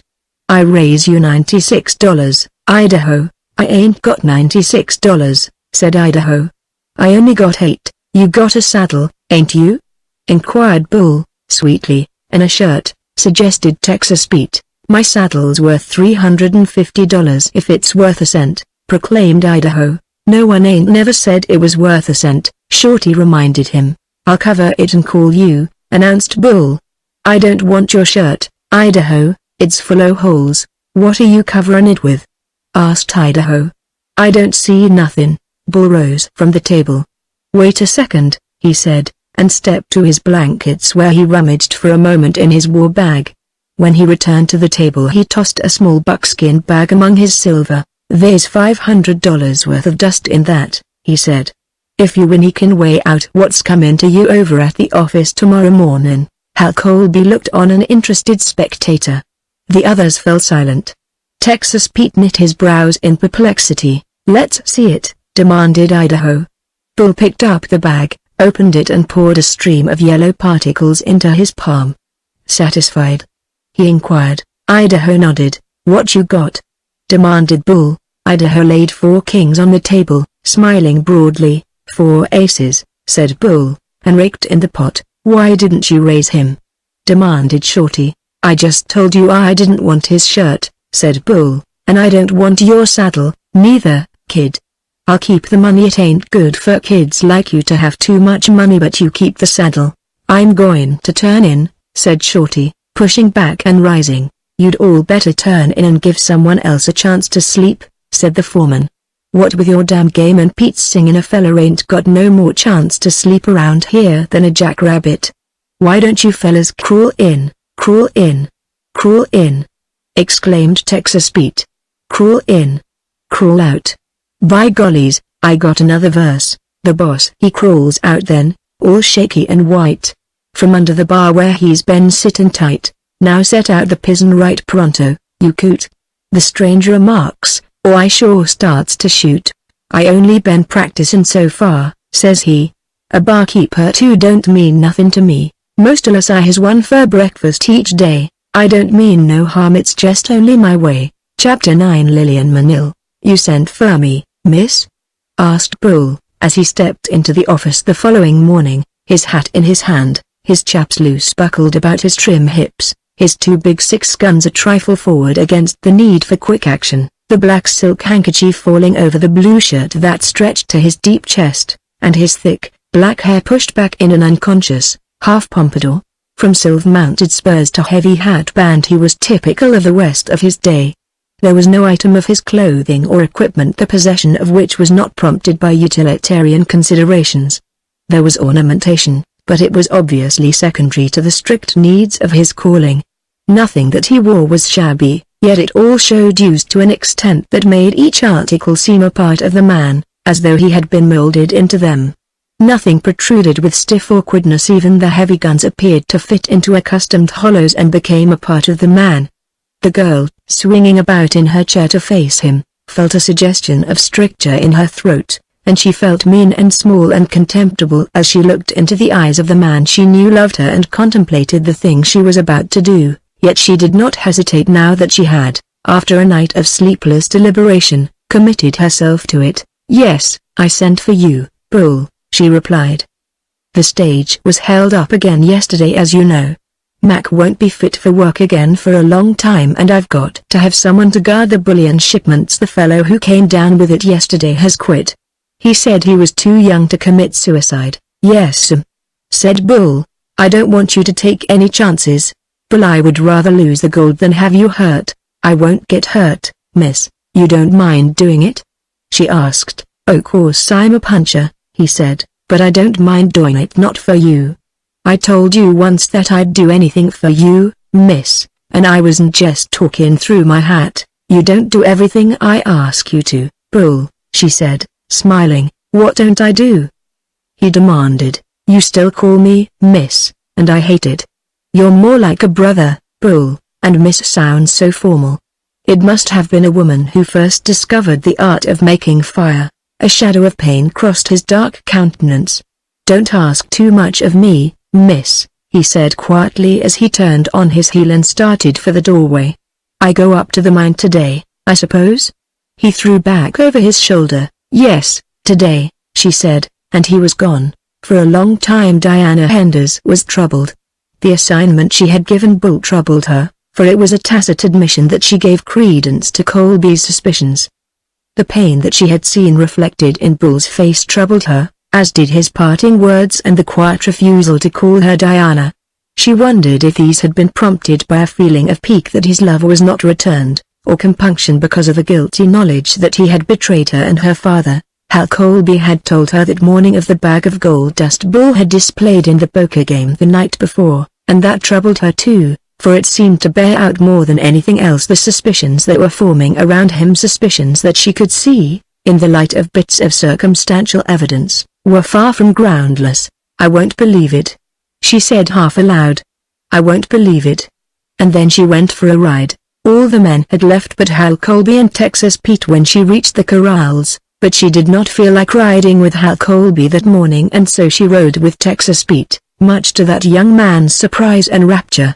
The days dragged along and became weeks. The stage made its 2 trips a week, the bullion shipments came through regularly and safely, and there were no hold-ups, and then one day Morris B. Corson and Lillian Manil arrived. The stage took the Bar Wire Road that day and pulled up before the gate of the ranch house just as Diana Henders and Hal Colby were returning from a trip to the West Ranch. Diana saw Lillian Manil for the first time in her life. The Eastern girl was seated between Bill Gatlin, the driver, and Bull. All three were laughing. Evidently they had been enjoying one another's company. Diana could not but notice it because it was rarely that Bull laughed. It was Bull who stepped to the wheel and helped her to alight. Morris B. Corson emerged from the inside of the coach, through the windows of which Diana could see 3 other passengers, 2 of whom she recognized as the Wainwrights, and then she dismounted and ran forward to greet her cousin, a handsome, dark-haired girl of about her own age. Bull, still smiling, raised his hat to Diana. She nodded to him, briefly. For some reason she was vexed with him, but why she did not know. Bull and Colby ran to the boot and dragged off the Corson Manil baggage, while Lillian presented Corson to Diana. Corson was a young man, a typical New Yorker in his early 30s. "Get a move on there, Bull," shouted Gatlin, "or they'll think I been held up again. I reckon the Black Coyote's gone out o' business, for a while," said Colby, shooting a quick look at Diana. Instantly the girl's loyalty was in arms. "He's afraid to try it while Bull's guarding the gold," she said. "How much longer you going to keep me on the job?" asked Bull, as he clambered to the seat of the already moving coach. "Mac looks pretty all-fired healthy to me. Just another week or 2, Bull," Diana shouted after him as the stage careened away at full gallop. "Isn't he wonderful?" exclaimed Miss Manil. "A real cowboy, and the first one I ever talked to." "Oh, there are lots of them here," said Diana, "just as nice as Bull." "So I see," replied Lillian Manil, smiling frankly at Hal Colby, "but Bull, as you call him, is the only one I've met." "Pardon me," exclaimed Diana. "This is Mr. Colby, Miss Manil." "Oh, you're the foreman. Mr. Bull told me. How exciting." "I'll bet he didn't tell you nothing good about me," said Colby. "He told me about your heroic defense of Diana and my poor uncle," explained Lillian. Colby flushed. "If it hadn't been for Bull we'd all have been killed," he said, ashamed. "Why? He didn't tell me that," exclaimed the girl. "He never said he was in the battle, at all." "That is just like Bull," said Diana. They were walking toward the house, Diana and Colby leading their ponies, and the 2 Easterners looking interestedly at the various buildings and corrals over which hung the glamour of that irresistible romance which the West and a cattle ranch always hold for the uninitiated and for the initiated too, if the truth were but known. "It is just too wonderful, Mr. Colby," Lillian confided to the big foreman walking at her side, "but doesn't it get awful lonesome?" "We don't notice it," he replied. You know we keep pretty busy all day with a big outfit like this, and when night comes around we're ready to turn in. We don't have no time to get lonesome. Is this a very big outfit, as you call it?" she asked. "I reckon they ain't none much bigger in the territory," he replied. "And to think that you are foreman of it. What a wonderful man you must be." "Oh, it ain't nothing," he assured her, but he was vastly pleased here, indeed, was a young lady of discernment. "You big men of the great outdoors are always so modest," she told him, a statement for which he could find no reply. As a matter of fact, though he had never thought of it before, he realized the justice of her assertion, and fully agreed with her. She was looking now at the trim figure of her cousin, walking ahead of them with caution. "How becoming that costume is to Diana," she remarked, "and I suppose she rides wonderfully." "She sure does, and then some," he assured her. "Oh, how I wish I could ride." "Do you suppose I could learn?" "Easy, miss. It ain't nothing, on sate you know how. Do you suppose someone would teach me?" She looked up at him, archly. "I'd be mighty proud to learn you, miss." "Oh, would you? How wonderful. Can we start right away, tomorrow?" "You bet we can. But you can't ride in them things," he added, looking ruefully at her New York traveling costume. She laughed gaily. "Oh, my. I didn't expect to," she cried. "I am not such a silly as that. I brought my habit with me, of course." "Well, I suppose it's all right," he said politely, "but you don't have to bring no habits to Arizona from now, as we mostly have enough right here, such as they be good and bad." Again her laugh rang out. "You big, funny man," she cried. "You are poking fun at me just because you think I am a tendershoo, trying to make me believe that you don't know what a riding habit is. Aren't you ashamed of self-teasing poor little me?" They were passing the bunkhouse at the time, where the boys, having scrubbed for supper, were squatting about on their heels watching the newcomers with frank curiosity. After they had passed, Shorty gave Texas Pete a shove that sent him sprawling on the ground. "Say," he said, "did you see them pants?" "I sure did," replied Pete, "but you don't have no call to knock me down and get my riding habit all dusty, you ghosting tendershoe, just because a guy blows in with funny pants on." "Did you see the mug on Colby?" inquired Idaho. "He don't know a riding habit from the cigarette habit. I reckon he thought she was confessing a sin," said Texas Pete. "Oh, them pants. Them pants," moaned Shorty, rocking to and fro on his heels, his long arms wound around his knees. Shorty was 6'3" and thought Kansas City was on the Atlantic seaboard. Corson's keen, quick eyes were taking in the salient features of their immediate surroundings as he walked at Diana's side toward the two-story adobe ranch house, on two sides of which a broad, covered veranda had been built within recent years. He saw the orderly, well-kept appearance not only of the main buildings, but of the corrals, fences and outbuildings as well. Everything bespoke system and excellent management. It was evidently a well-ordered plant in smooth-running condition. He thought of it in terms of Eastern factories and found it good. "You keep things up well here," he said to Diana Henders. "I want to compliment you." "Thank you," she replied. "It was something that Dad always insisted upon, and of course I have carried out all his policies since his death. What are these buildings? They look like cement, but of course you wouldn't have that out here. The freight on it would make the cost prohibitive. They are adobe," she explained, "just big clay bricks dried in the sun." He nodded in understanding. "Nothing much very fancy about the architecture," he commented, laughing. "The only attempt at ornamentation is that sort of parapet on the roof of the house, with the loopholes in it, and that doesn't add much to the looks of the place." Diana thought that his criticisms were in rather poor taste, and there was something about them that vaguely suggested the air of a man viewing for the first time a property that he had only recently acquired, something proprietorial that she inwardly resented. Outwardly she was polite. "You would think that it added a lot to the place," she told him, "if you should ever chance to be here when the Apaches stage a raid. It was never intended to be ornamental." He sucked in his breath with a whistling sound. "You don't mean," he exclaimed, "that they are so bad you have to live in a fortress?" "They haven't been on the warpath in any considerable numbers for a long time," she assured him, "but that parapet has been used more than once since the house was built, and there is always the chance that it may come in handy again. It may not be beautiful from this side," but I can tell you that it looks mighty good from the other side when there are sneaking Apaches skulking behind every outhouse. I know, because I've viewed it under those conditions. You think there is any great danger?" he asked her, looking about nervously.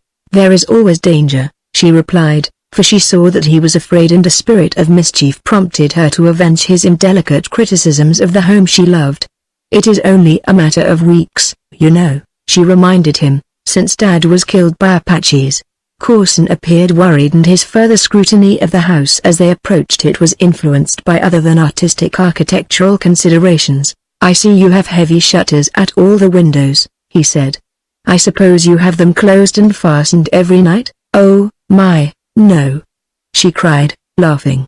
"We never close them except for dust storms and Indians, but suppose they come unexpectedly, then we stand a chance of getting dust or Indians in the house. I think you had better have them closed nights while Miss Manila's here," he said. "I'm afraid she will be very nervous." "Oh, your rooms are on the second floor," she replied, "and you can lock them all up tight. Possibly you'll get enough air from the patio. The nights are always cool, you know, but I'd feel stuffy with all the shutters closed." "We'll see," was all he said. But there was something about the way he said it that she did not like. In fact, Diana Henders was sure that she was not going to like Mr. Morris B. Coulson at all. As they sat down to supper an hour later, Lillian Manil looked inquiringly at her cousin. "Where is Mr. Colby?"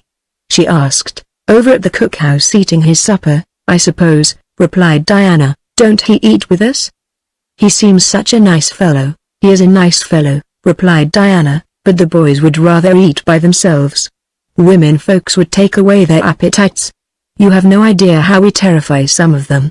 "But Mr. Colby seemed very much at ease," insisted Lillian. "Hal is different, but the very fact that he is foreman makes it necessary for him to eat with the other men. It is customary. Mr. Bull seemed at ease too, after I got him started," continued Lillian.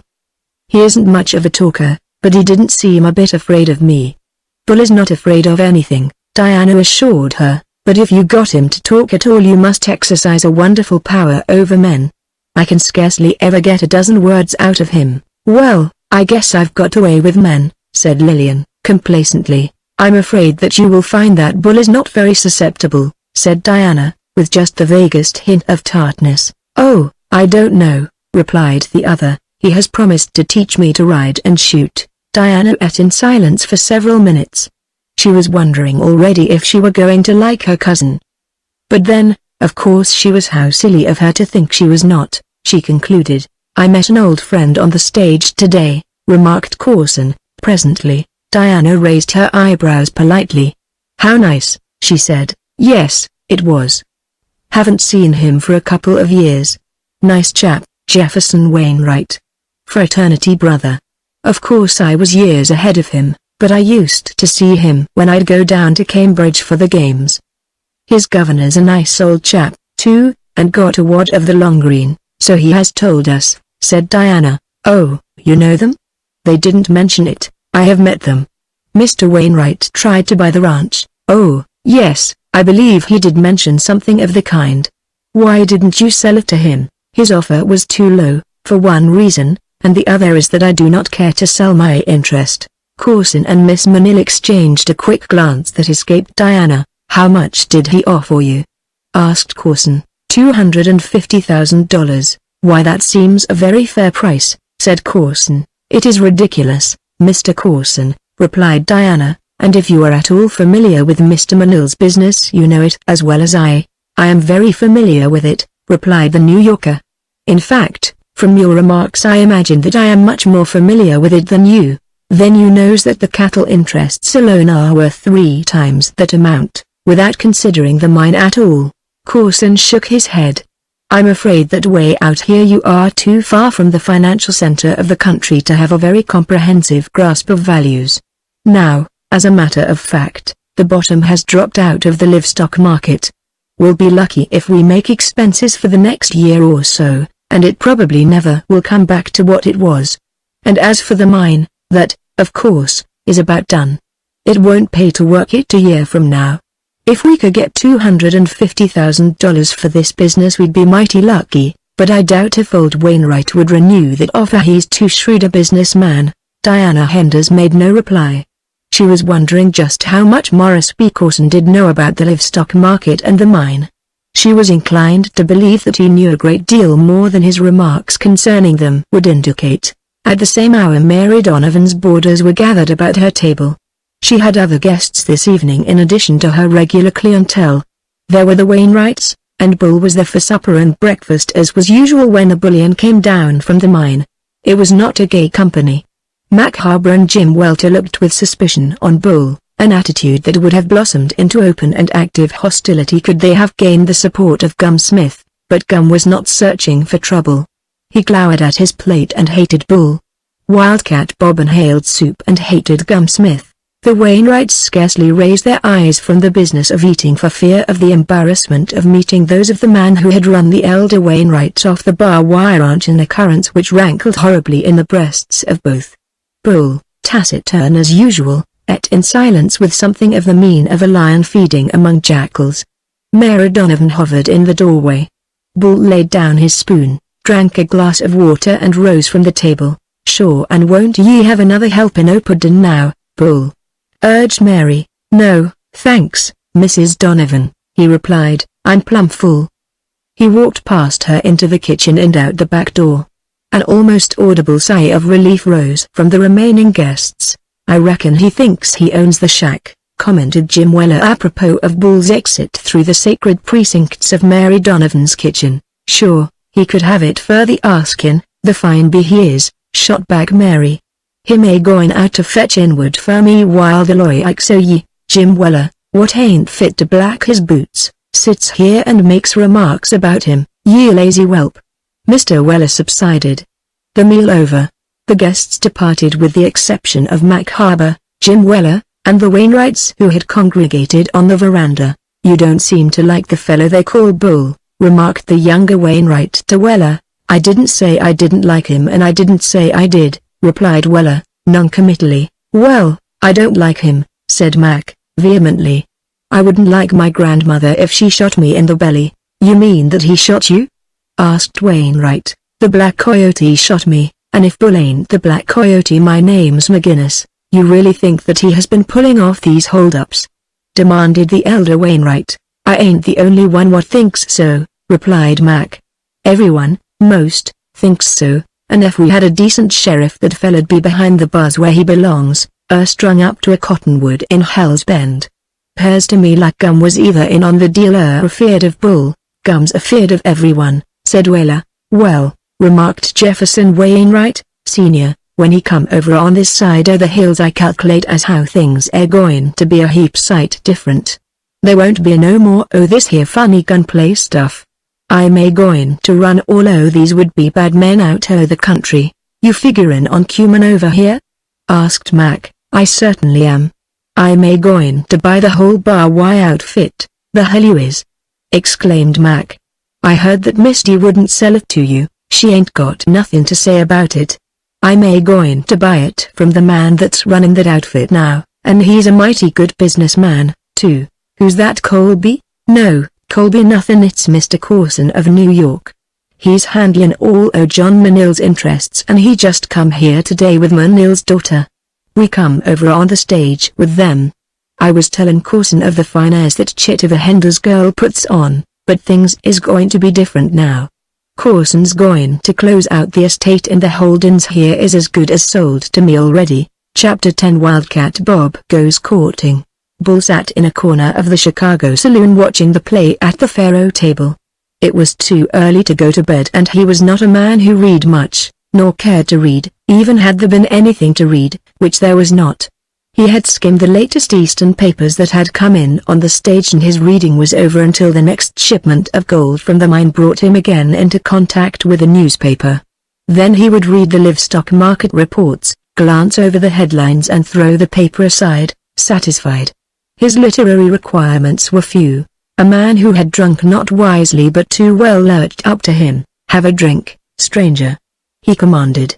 It was not an invitation. "Ain't drinkin'," replied Bull, quietly. "Oh, yes, you be," announced the hospitable one. "When I says drink, you drinks, see? I'm a bad man, I am. Whoopee. And drawing a 6-shooter he commenced firing into the floor at Bull's feet. Suddenly a large man enveloped him from the rear, held his gun hand aloft and dragged him away into an opposite corner, where, to the accompaniment of a deluge of lurid profanity, he counseled him to a greater discretion. "Why you blankety, blank, blank, blank," he cried. "You trying to commit suicide? Don't you know who that is, you blither an idiot?" Then he whispered something in the other's ear. The effect was electrical. The man seemed sobered instantly. With staring eyes he looked across the room at Bull. "I'm going to get out o' here," he said. "He might change his mind. I ain't see it why he didn't bore ye," agreed his friend. "You better go and apologize." Slowly the pseudo-bad man crossed the room toward Bull, who had not moved sufficiently to have changed his position since the man had first accosted him. The man halted in front of Bull, a sickly grin on his bloated countenance. "No offense, pardner. Just had a drop too much. No offense intended. Just jokin', that was all, just jokin'." Bull eyed him intently for a moment. "Oh, yes," he said presently, "I remember you now. You're the flannel mouth that got gay with a wildcat a couple of months ago. Did you ever return that window sash you took with you?" I hearn gum was powerful cut up about that window sash. Not the shadow of a smile crossed Bull's face. "I warn't there, but I hearn all about it." The other flushed, attempted some witty repartee that fell flat, and finally managed to make his escape amid a roar of laughter from the nearer card players and spectators who had overheard the brief dialogue. "Burroughs. Coin?" asked an acquaintance. "I reckon so. Good night, Bull." The man stepped out into the clear, starlit night. Involuntarily he turned and looked toward the northeast in the direction of the Bar-Y Ranch. Diana was there. For a long time he stood motionless, gazing out across the arid, moon-bathed level that stretched away to her loved feet. What emotions played behind the inscrutable mask of his face? Who may say? As he stood there silently he heard voices coming from between the Chicago saloon and Gum's Place liquors and cigars. "He's in there now," said one. "I can see him.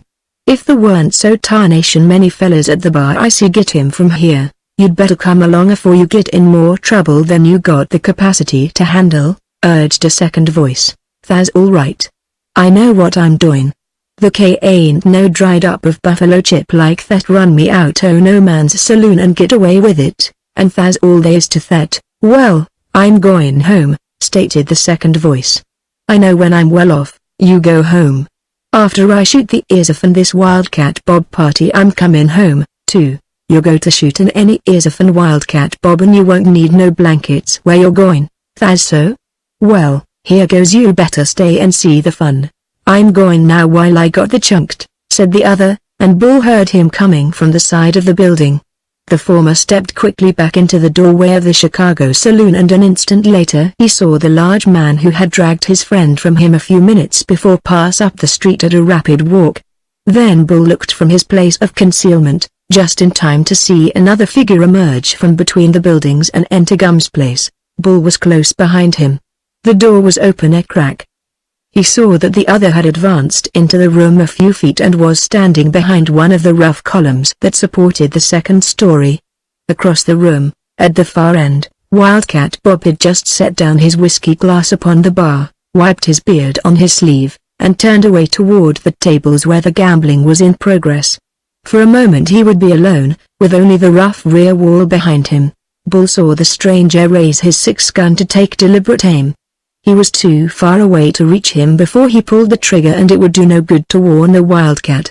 There was but a single alternative to standing supinely by and watching old Wildcat being shot down in cold blood by a cowardly murderer. It was this alternative that Bull adopted. As the smoke rose from the muzzle of his gun, the stranger threw his hands above his head, his weapon clattered to the floor, and he wheeled about. His eyes alighted upon Bull standing there, grim-faced and silent, the smoking six-gun in his hand. Suddenly the wounded man gave voice to a shrill scream. "He done it!" he cried, pointing at Bull. "He done it! The Black Coyote done it! He's killed me!" And with these last words the body slumped to the floor. Bull stood facing them all in silence for just a moment. The whole roomful of men and women was staring at him. Then he slipped his gun into its holster and advanced into the room, a faint smile on his lips. He walked toward Wildcat Bob. "That hombre was after you, Bob," he said. "He was drunk, but I couldn't stop him no other way. He's the fella you chased through the window that time." Gumsmith hurried to the rear of the bar. Then he leaned over it and pointed a finger at Bull. "You all's under arrest," he cried. "You all's under arrest for murder. Go kick yourself through a knothole," advised Bull. "If I hadn't got that hombre he'd got Bob." There wasn't nothing else to do. "Yo all hearn what he called him, didn't yo?" yelled Gum. He pointed at first one and then another. "Ardy Patize yo. Ardy Patize yo," he cried. "Arrest him, men." No one moved, except Wildcat Bob. He came and stood beside Bull, and he drew both his long, heavy guns with their heavily notched grips. "Anyone what's aimin' to take this boy, why, let him step up," said Wildcat Bob, and his watery blue eye was fixed terribly upon the sheriff. "I want yo all to know that when I depatizes yo, yo all's depatized," shrilled Gum. "Yo hearn what the corpse called him. Ain't that enough? Do yo duty, men." One or two of the men, friends of Gum's, moved restlessly. Bull, sensing trouble, had drawn both his weapons, and now he stood beside the wildcat, his steady gray eyes alert for the first hostile move. "Don't know you gents go fur to start nothin'," he advised. "You all seen what happened. You know I couldn't done nothing else, and as for what that drunken bum called me, if Gum thinks I'm the coyote, why don't he step up and take me? I ain't a honin' for trouble, but I don't aim to be the subject o' no post-mortem neither." "Do you all surrender, then?" demanded Gum. "Don't try to be no more of a damn fool than the Lord made you, Gum," advised Wildcat Bob.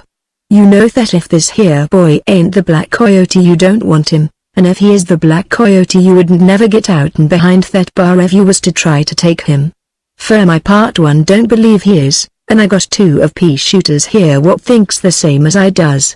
What do you think, Gum?" "Well," said the sheriff after a moment's deliberation, "I reckon as maybe the corpse was mistook. Have a drink on the house, gents." As Bull and Wildcat Bob entered the office of the Donovan house, Mary Donovan espied them through the open doorway of her sitting room and called to them. "Come in and have a drop o' tea with me before yous go to bed," she invited, and as they entered she scrutinized Wildcat Bob with a stern eye. Evidently satisfied, her face softened. "I know they ain't run out o' whiskey in Hendersonville," she said, "so I reckon ye must run out o' money, Wildcat." The little old gentleman reached into his pocket and drew forth a handful of silver, which he displayed with virtuous satisfaction. "The saints be praised!" exclaimed Mary Donovan. "Ye've money in your pocket and you're home early and sober. Be ye sick, Wildcat Bob?" "I've reformed, Mary. I ain't never going to take another drop," he assured her, solemnly. "Ye've not had a drink the evening?" she demanded. Well, he hesitated. "You see, yes, I see," she snapped, scornfully. "But, Mary, I only had one little one. You wouldn't begrudge an old man one little nightcap?" "Well," she consented, relenting, "one little one wouldn't do no harm. I wouldn't mind one myself." Wildcat Bob reached for his hip pocket. "I was thinking that same thing, Mary, and that's why I brung one home for you," and he drew forth a pint flask.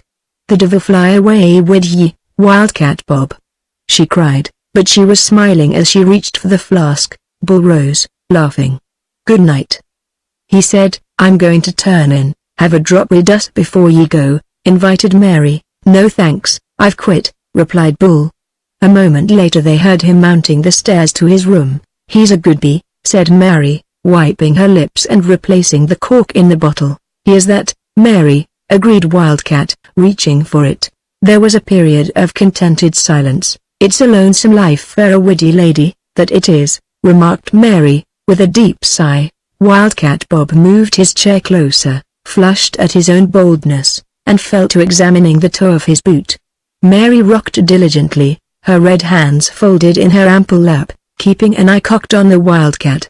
There was another long silence that was broken at last by Mrs. Donovan. "Sure," she said, "and it's funny ye never married, Bob." Bob essayed reply, but a mouthful of tobacco juice prevented. Rising, He walked into the office, crossed that room, opened the front door and spat copiously without. Returning to the room, he hitched his chair closer to Mary's, apparently by accident. As he resumed his seat, he started, but it was evidently a false start, since he commenced all over again. Again he paused. "You what?" inquired Mary Donovan with soft encouragement. "You said Wildcat Bob," and stuck again. Inward excitement evidently stimulated his salivary glands, with the result that he was again forced to cross to the outer door. When he returned he hunched his chair a bit closer to Mary's. As he was about to remark, prodded Mary. Yes," said Mary, "go on, Bob." "I was just going to say that I don't think it'll rain tonight," he ended, lamely. Mary Donovan placed her hands upon her hips, pressed her lips together and turned a withering glance of scorn upon Wildcat Bob, all of which were lost upon him. He having again returned to wholesale consideration of the toe of his boot, his face suffused with purple. "Rain," muttered Mary Donovan. "Rain in Arizona this time o' year?" "Sure, and ye mainly thought it wouldn't snow, didn't ye?" she demanded. Wildcat Bob emitted only a gurgle, and again silence reigned, unbroken for long minutes, except by the creaking of Mary's rocker. Suddenly she turned upon him. "Gimme that flask," she said. He handed it over and she took a long drink. Wiping the mouth of the bottle with the palm of her hand, she returned it to him. Then Wildcat Bob took a drink, and the silence continued. The evening wore on. The flask emptied and midnight came. With it came Gumsmith, reeling bedward. They watched him stagger across the office floor and heard him stumbling up the stairs. Mary Donovan arose. "Be off to bed wid ye," she said. "I can't be sittin' here all that night gossipin' wid ye." He too arose. "Good night, Mary," he said. "It's been a pleasant evening." "Yes," said Mary Donovan. As Wildcat Bob climbed the stairs toward his room, he was mumbling in his beard. "Doggone my hide," he said. "If I'd just had a couple of drinks I might ha' done it." "Sure," soliloquized Mary Donovan, as she closed the door of her bedroom. "It's not so damn funny after all that the old fool never was married." Chapter 11 Ride Him, Cowboy.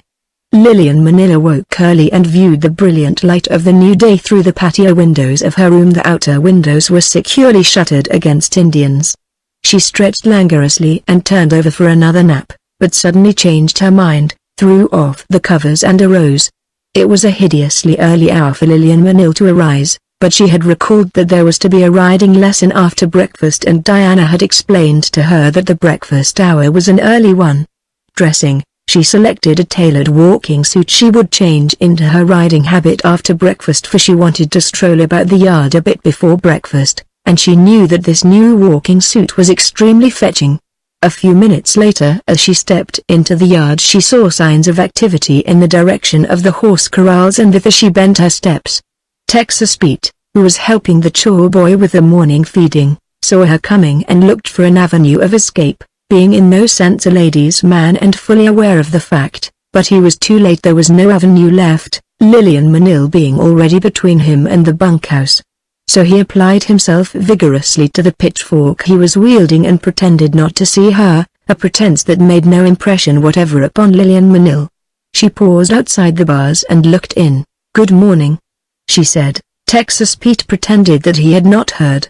"Mornin'," replied Pete, pulling at the brim of his hat and immediately resuming the fork. He wished she would move on. The horses were fed and there was no other excuse for him to remain in the corral, but in order to reach the bunkhouse he must pass directly by this disconcerting person. Diana he did not mind. He was used to Diana, and aside from the fact that he was madly in love with her, she caused him little embarrassment or concern except upon those few occasions when he had attempted to maintain an extended conversation with her. Dr. Johnson would have found nothing in Pete's conversational attainments to have aroused his envy. Pete continued feeding the horses. He fed them twice as much as they could eat in a day, notwithstanding the fact that he knew perfectly well they were to be fed again that evening, but finally he realized that he could defer the embarrassing moment no longer and that the girl had not left. He stuck the fork viciously into the haystack and crossed the corral. He tried to appear unconcerned and to pass her by without looking at her, But in both he failed, first because he was very much concerned, and second because she placed herself directly in his path and smiled sweetly at him. "I don't believe I had the pleasure of meeting you last night," she said. "I am Miss Manil, Miss Renda's cousin." "Yes'm," said Pete. "And I suppose you are one of the cow gentlemen," she added. Pete turned suddenly and violently purple. A choking sound issued from his throat, but quickly he gained control of himself. Something in that remark of hers removed instantly all of Texas Pete's embarrassment. He found himself at once upon an even footing with her. "Nom," he said, "I hain't one o' the cow gentlemen, I'm on your tender shoe." "I'm sure you don't look it," she told him, "with those leather trousers with the fleece on." "But you ride, don't you?" she added quickly. "I ain't lamed yet," he assured her. "Oh, isn't that too bad?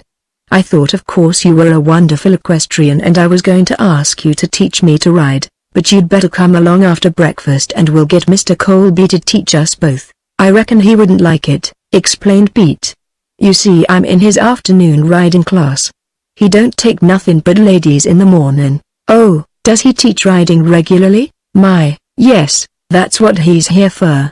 He's learning us all to ride so's we can go out on horses and catch the cows 'stead o' having to hoof it." "I thought he was foreman," she said. "Yes'm, but that's one of his jobs, learning cow gentlemen to ride." "How interesting. I've learned so much already and I've only been in Arizona since day before yesterday." Mr. Bull was so kind and patient, answering all my silly little questions. "I reckon Bull could answer most any question," he told her. "Yes, indeed. But then he's been here in Arizona so long, and had so much to do with the development of the country. Why, do you know he planted all the willows along that funny little river we followed for so long yesterday, miles and miles of them?" "Did he tell you that?" inquired Texas Pete. "Yes, isn't it wonderful? I think it shows such an artistic temperament." "There's more to Bull than I ever suspected," murmured Texas Pete, reverently. A sudden, clamorous, metallic din shattered the quiet of the cool Arizona morning. The girl gave a little scream and sprang for Texas Pete, throwing both arms about his neck. "Oh, she cried. "What is it, Indians?" "Nom," said Pete, striving to disengage himself, for he saw the malevolent eyes of several unholy cow gentlemen gloating upon the scene from the doorway of the bunkhouse. "Nom, that ain't Indians, that's the breakfast bell." "How silly of me," she explained. "Now I suppose I must be going. I'm so glad to have met you, Mr. My name's Texas Pete, Mr. Pete, and I do hope you learn to ride quickly. I am sure we could have some lovely excursions, picnicking among the beautiful hills. Oh, wouldn't it be divine, just you and I, Mr. Pete?" And she let her great, lovely eyes hang for a moment on his in a fashion that had turned more sophisticated heads than Texas Pete's. When she had gone and Pete was making his way toward the cookhouse, he ran his fingers through his shock of hair.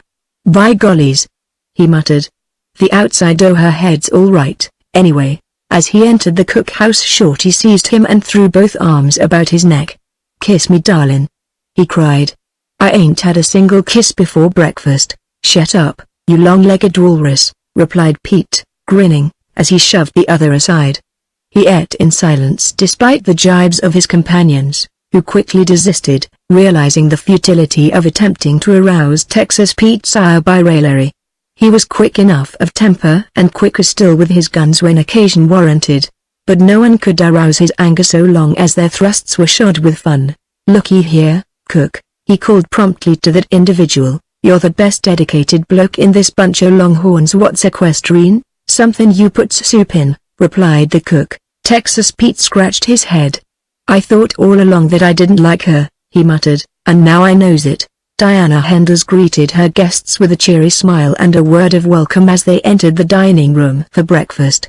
"I hope you slept well," she said. "Oh, I did," exclaimed Lillian Manil. "I never knew a thing from the time my head touched the pillow until broad daylight this morning.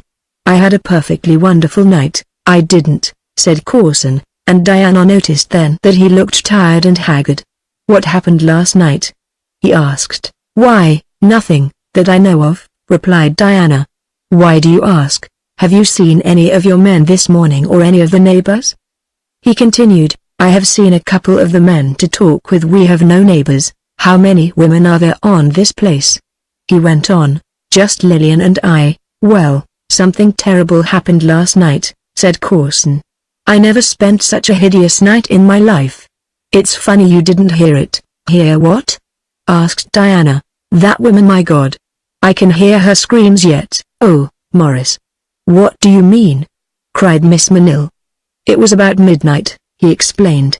I had been rather restless, just dozing a little, when all of a sudden the dogs commenced to bark, and then a woman screamed. It was the most awful, long-drawn, agonized wail I ever heard. Someone must have been torturing her.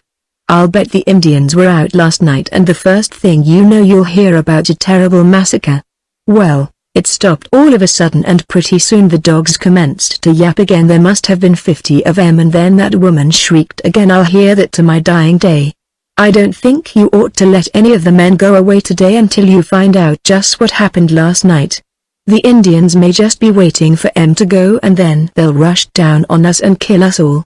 A faint smile had slowly curved Diana's lips and brought little wrinkles to the corners of her eyes. What are you smiling about, Miss Henders? Demanded Corson. If you'd heard that woman you wouldn't feel like smiling, not for a long time. That wasn't a woman you heard, Mr. Corson. They were coyotes. He looked at her blankly. Are you sure? He asked, presently. Of course I'm sure, she told him. Corson breathed a sigh of relief. I'd like to believe it, he said.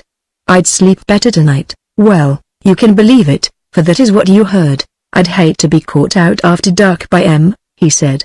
A pack of 50 or 100 such as there was last night would tear a fellow to pieces in no time.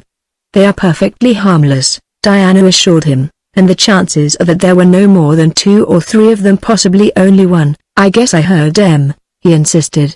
They have a way of sounding like a whole lot more than they really are. He shook his head. I guess I know what I heard. I'll have to show that cook of yours how to make coffee, remarked Corson a few minutes later. Diana flushed. I suppose we don't get the best coffee out here, she said, but we are accustomed to it and learn to like it first rate. I think Wong does the best he can with what he has to do with. Well, it won't hurt him any to learn how to make coffee, said Corson. He has been with us a great many years and is very faithful. I think he would be terribly hurt if a stranger criticized his coffee, said Diana. Morris is very particular about his food, said Miss Manil.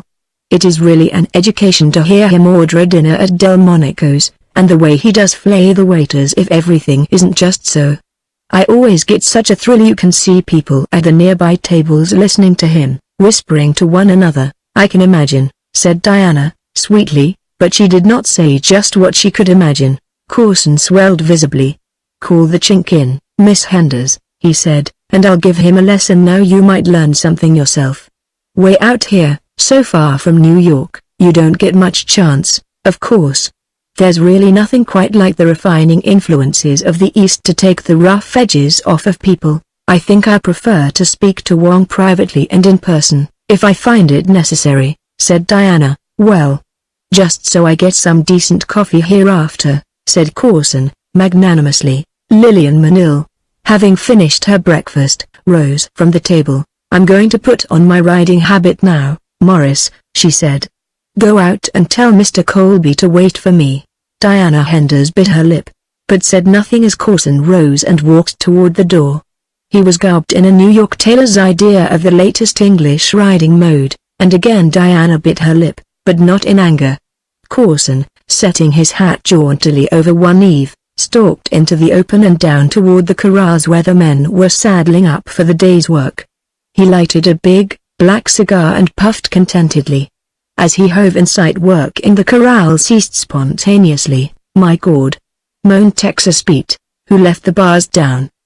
Inquired Idaho. Shut up, cautioned Colby. That fella's likely to be boss around here. He won't never boss me, said Shorty, not with that funny hat on. I wonder could I crease it, degrees, and he reached for his gun. Don't get funny, Shorty. They's friends. Oh, Miss Idenders, whispered Colby. It'd only make her feel bad. He could not have hit upon a stronger appeal to these men. Shorty lowered his hand from the butt of his gun and almost at once work was resumed. When Corson joined them he could not have guessed that he was the object either of ridicule or pity, though he was of both. Say, Colby, he said. saddle up a couple of safe horses for Miss Manil and me, and wait around until she comes out. I want you to give her a few lessons in riding." "Did Miss Henders say that it would be all right?" Lai asked. "You know the work is pretty well laid out and we ain't got none too many hands, 0 hours, that's all right, my man," Coulson assured him. "You'll be safe to do anything that I say. I'm handling Miss Manil's interests and looking after everything in general until the estate is closed. Just trot along and saddle up a couple of horses, and see to it that they are gentle. I haven't ridden for a number of years, although I was pretty good at it when I was a boy." Hal Colby eyed Mr. Morris B. Coulson for a long minute. What was transpiring in his mind it would have been difficult to guess from the expression on his face, though what should have been going on within the convolutions of his brain the other men knew full well, and so they lolled around, their faces immobile, waiting for the fun to begin, but they were doomed to disappointment, for there was no gunplay. Colby, they thought, might have at least made the dude dance. Instead he turned away without a word to Coulson, gave some final directions for the day's work, swung into the saddle and rode toward the office, utterly ignoring the Easterner's instructions. Coulson flushed angrily. "Here you, one of your men," he snapped, turning toward the punchers, most of whom had already mounted their ponies. "I want 2 horses saddled immediately, one for Miss Manil and one for me." Silently, ignoring him as completely as though he had not existed, the riders filed out of the corral past him. At a little distance they drew rein, waiting for Colby. "I've saw Cole before," remarked Texas Pete in an undertone, "but that the dude tenderfoot's got more'n a brass monkey. If he don't corral that jaw o' his pronto," growled Shorty, "I ain't going to be responsible for what happens. I can't hold myself much longer." "I wouldn't took what Colby did," said Idaho. "Some blokes'll take a lot to hold their jobs," said Shorty. "They seem to have mine right now," stated Texas Pete. "If I got to take that dude's lip, here comes the boss now," said Idaho.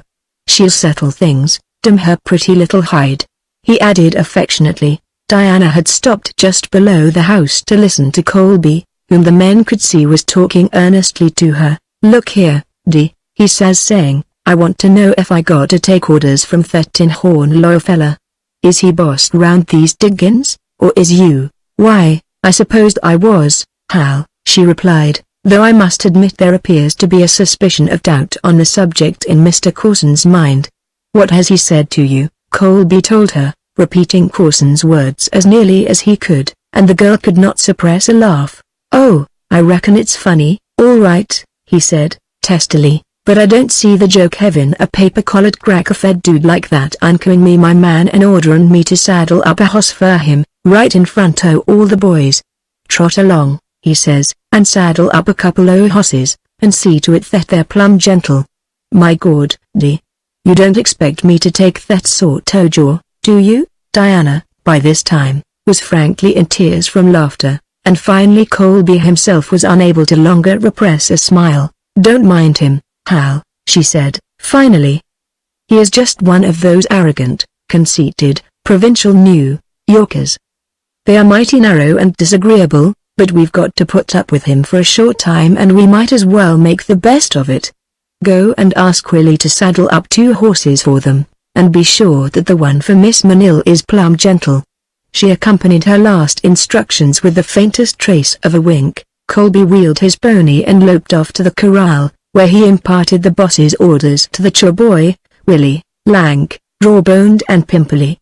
Willie, who always thought of himself as Wild Bill, swaggered off to catch up the 2 ponies, grinning inwardly as he roped Gimlet for Mr. Morris B. Coulson. Coulson, seeing Diana approaching, had gone to meet her.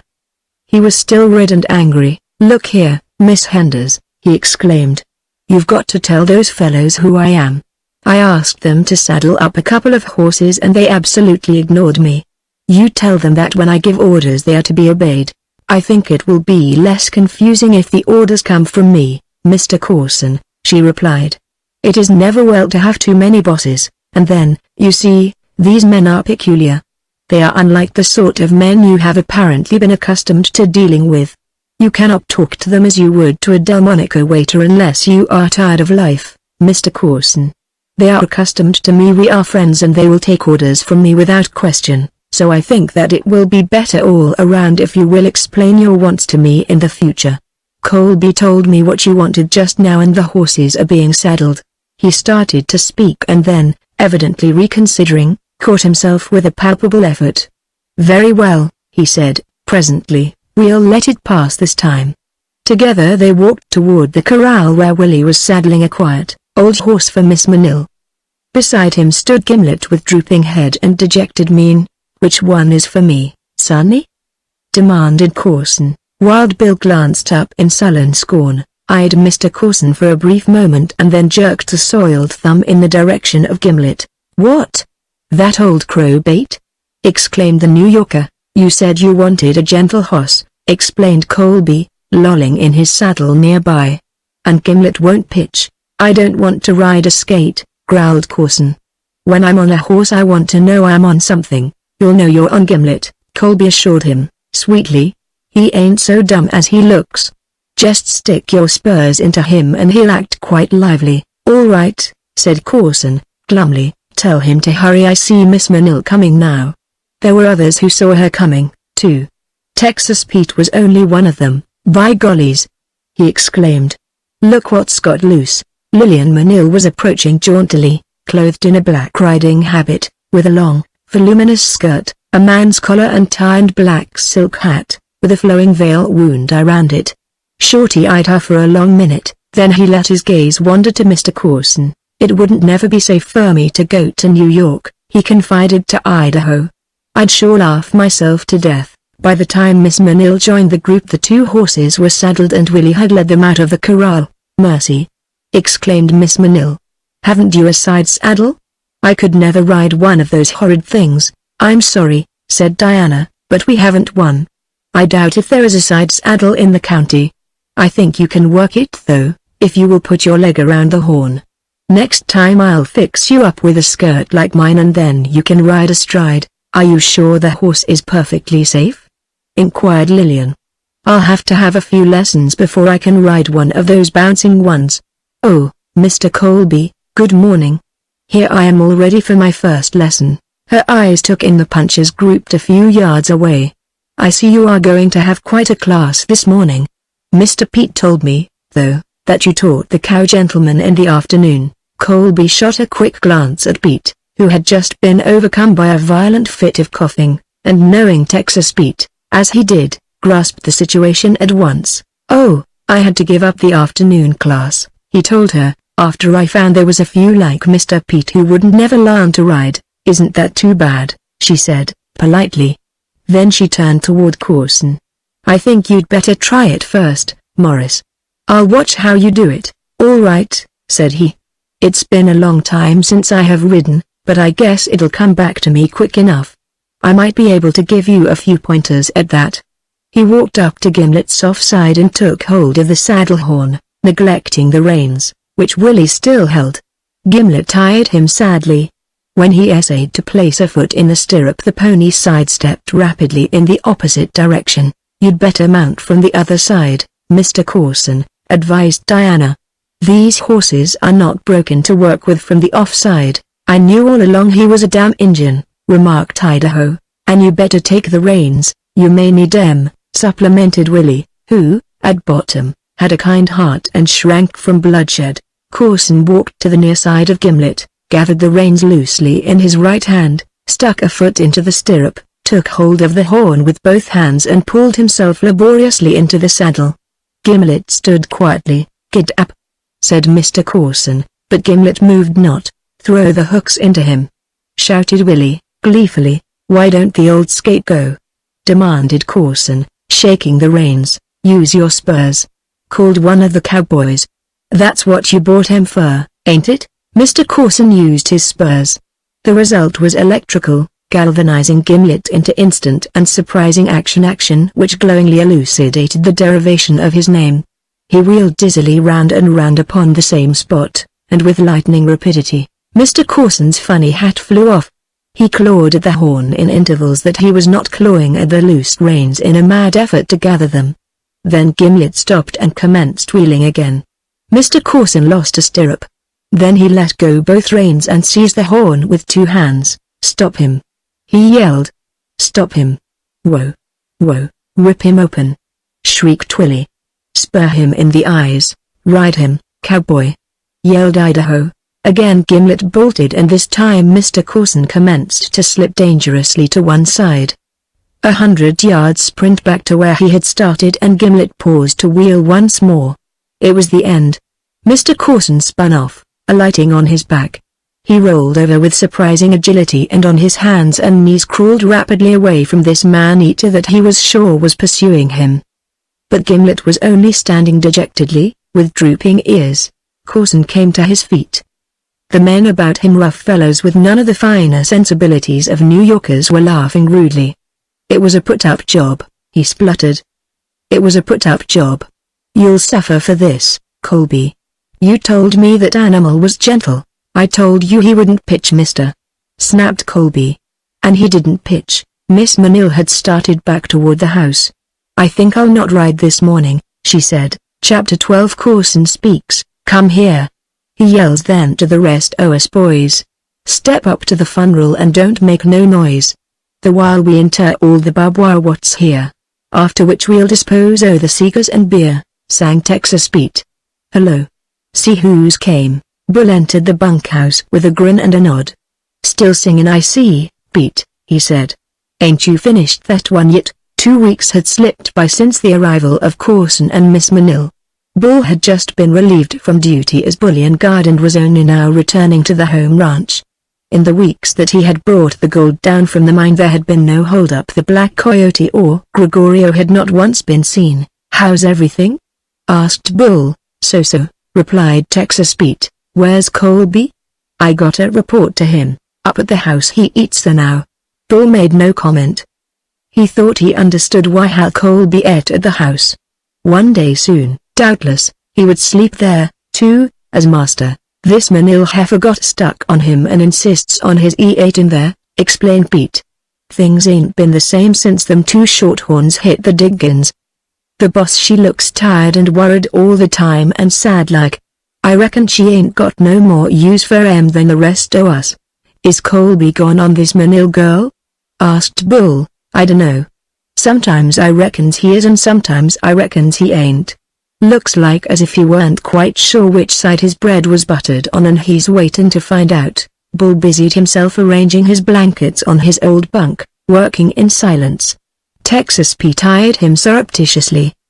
There was a troubled look in Pete's eyes. Presently he coughed nervously.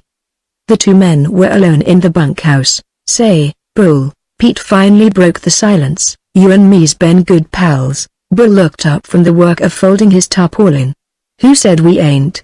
he inquired. "Nobody ain't said we ain't," Pete assured him. "Then what's he eatin' you?" "It's only just what everybody's sayin', Bull," said Pete. "I thought you'd better know about it." "What? That you and the Black Coyote are the same fella?" "Not that it makes any difference with me. I ain't askin' whether you are or whether you ain't. I'm just a-tellin' you for your own good." Bull smiled one of his slow smiles. "If I wasn't I'd say so, wouldn't I?" he asked. "I reckon you would, and if I was I'd say I wasn't, wouldn't I?" "I reckon you would," assented Pete. "Then what the hell's the use o' sayin' anything?" he demanded. "And specially when I don't give a damn what they think." Pete shook his head. "I dunno," he said. Bull started for the doorway. "I'm going up to the house to report to Colby," he said. "Look out that Manil heifer don't get her grub hooks on you," cautioned Pete. In the office he found Diana Henders writing a letter. She looked up with a little start as she heard his voice. "Oh, Bull," she cried, "I'm so glad you're back." "Thanks, miss. I come up to report to Colby, but I see he ain't here. He's in the living room with Mr. Coulson and Miss Manil," she told him. "I reckon I'll see him later then." He started to leave. "Don't go, Bull," she said. "I want to talk with you. Please sit down."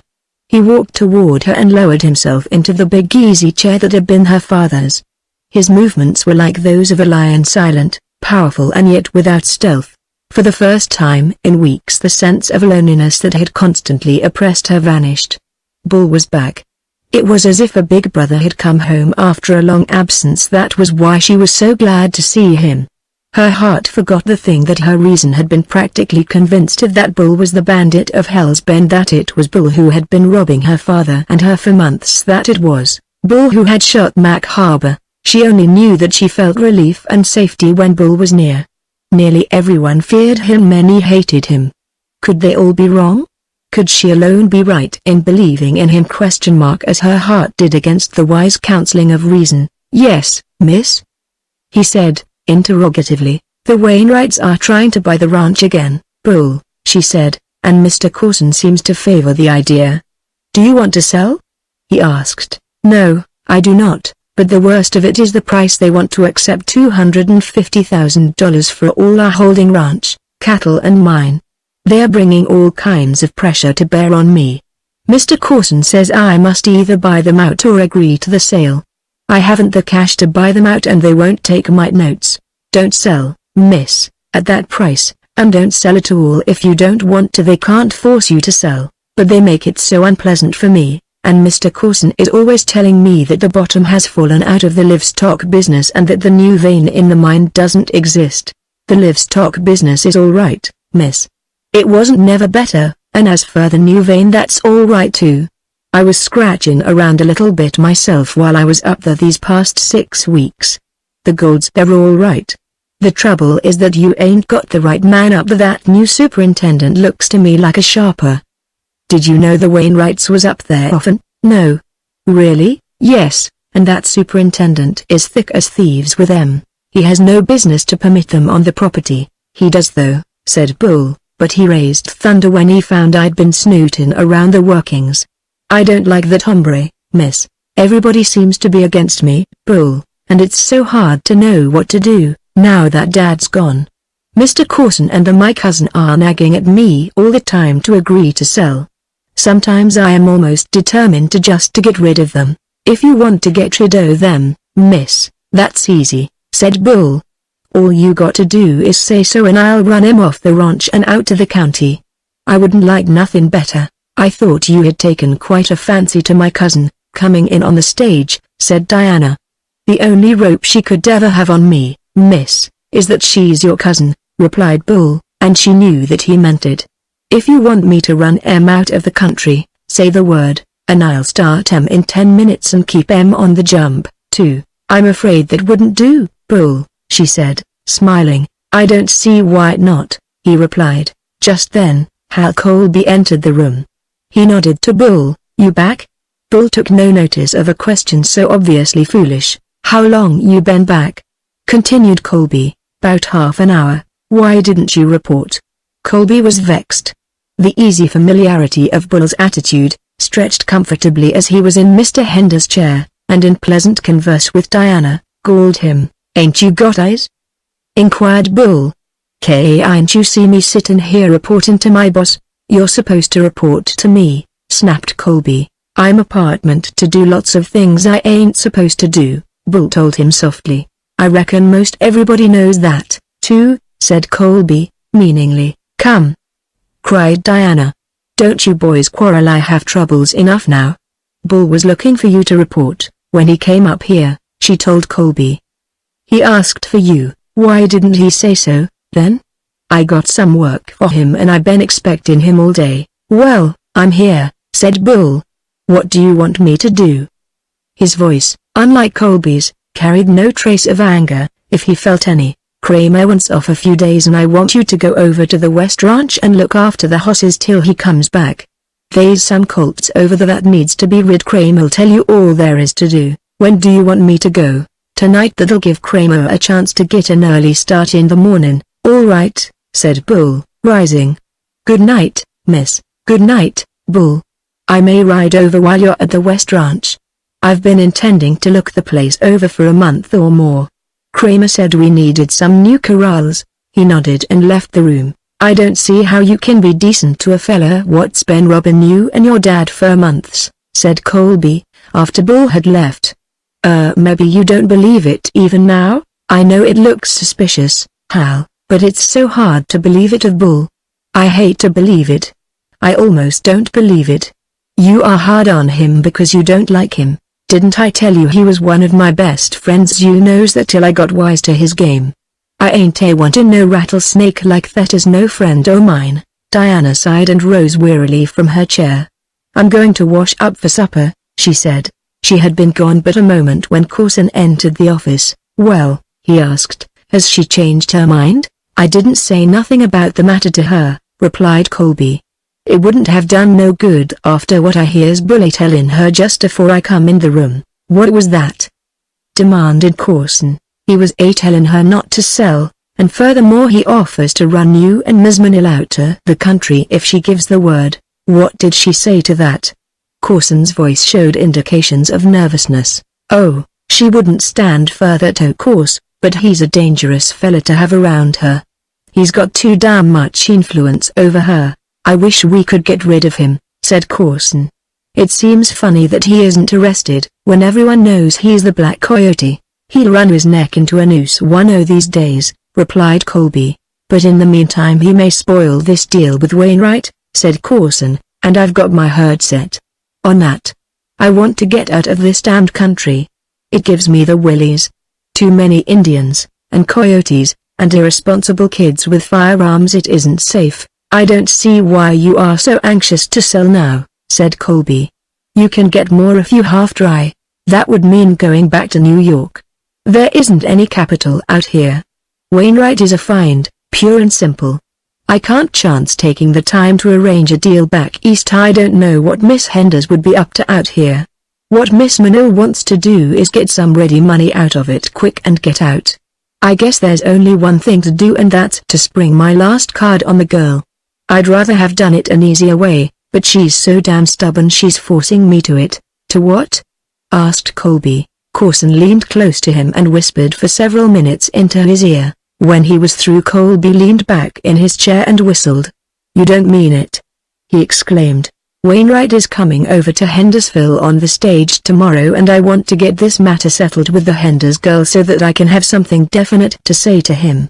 I think she's coming around all right now that she is commencing to realize that the mine's about played out and that the cattle business isn't much better.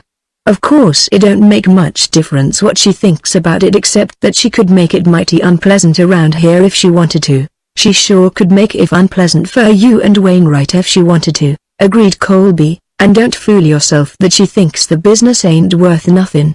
If you had her thinking so today, Bulls give her something new to think about since he was here. How's that? Demanded Coulson. I learn him tellin' her he'd been digging round in the mine while he was up there and that he knows the new vein's rich as all get out, and he told her the cattle business was all right, too. I reckon she'll believe him afore she will you. Coulson bit his lip. That settles it, he exclaimed. I've fooled around long enough. I'm going to tell her tonight. Outside the bunkhouse some of the men were washing for supper. Inside, Bull was rolling and roping his bed preparatory to moving to the West Ranch after the evening meal. What you doing? Demanded Texas Pete. You ain't quit, going over to the West Ranch. Kramer's getting off for a spell, explained Bull. Looks like they weren't crazy for your company here, remarked Pete. Bull shrugged his shoulders and went on with the business of half hitches, to the final knot, after which he tossed the bedroll onto his bunk. I shouldn't think you'd stay on, Bull, said Texas Pete. Let's pull our freight. I ain't never been to California, have you? The ex-foreman shook his head. I got my own reasons for staying on a spell yet, Pete, he said. Pete said nothing more on the subject. Bull's answer to his suggestion that they leave the country troubled him, however. It was not Diana Henders who was keeping Bull, of that Pete was certain, because Hal Colby had long since as much admitted that he, Colby, was engaged to marry the dainty boss. It wasn't because of any love he had for the job, either. Texas Pete knew that, for Colby had never made Bull's job any too easy since the former had become foreman, and Bull was not staying because he loved Colby. It was true that he never spoke a derogatory word concerning him, nor once had he criticized his methods as foreman, but Texas Pete knew as well as though Bull had told him that the latter had no use for the foreman. What was it, then, that was keeping Bull? Texas Pete's loyalty to his friend made it difficult for him to harbor the only answer that his knowledge of events permitted him to entertain, but that answer to the question persisted in obtruding itself upon his consciousness. If Bull was, after all, The Black Coyote he could not work to better advantage as a bandit than while in the employ of the Bar Y outfit, where he could easily obtain first-hand knowledge of every important bullion shipment. By gollies, soliloquized Texas Pete, I don't give a darn if he be, but I'll be darned if I believe it yet. At the house Hal Colby was talking earnestly to Lillian Manil in the sitting room. Supper had not yet been served, Carson had gone to his room to clean up and Diana had not yet come down. Look here, Lil, Colby was saying. I don't like the way Carson's treating Dee. I think a heap of that little girl and I don't want to see her get the worst of it. Lillian Manil reached up and encircled his neck with her arms. I thought you were all over that, Hal, she said. You've been telling me how much you love me, but how do you expect me to believe it if you're always thinking of her and not ever considering my interests? You want her to have all the property and you don't want me to have any. You don't love me. Yes, I do, Lil. I'm crazy about you, he insisted. Then act like it, she advised him, and quit siding with her all the time. I'm going to be a rich girl, Hal, and we can have a mighty good time after we're married, if you don't go and make a fool of yourself and try to keep me out of what rightly belongs to me. I ain't always so darn sure you're going to marry me, he said gloomily. You've been pretty thick with that fella Carson, and he's sweet on you any fool he'd tell that. Oh, sure, exclaimed Lillian Manil, laughing lightly. Why, Morris is only like a big brother to me.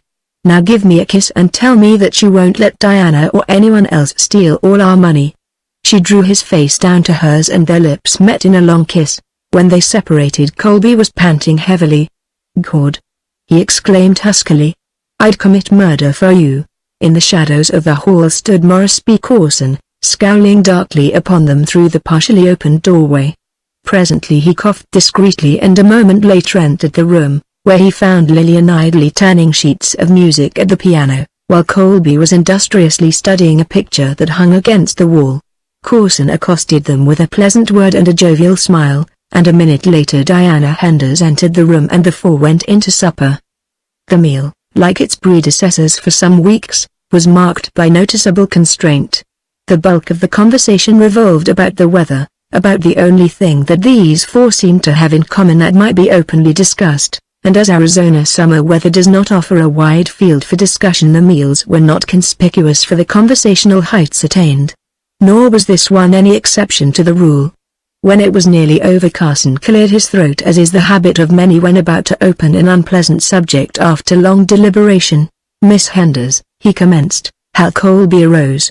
I gotta see Bull before he leaves, he announced hastily, and left the room. Carson started again. Miss Henders, he repeated, I have a painful duty to perform.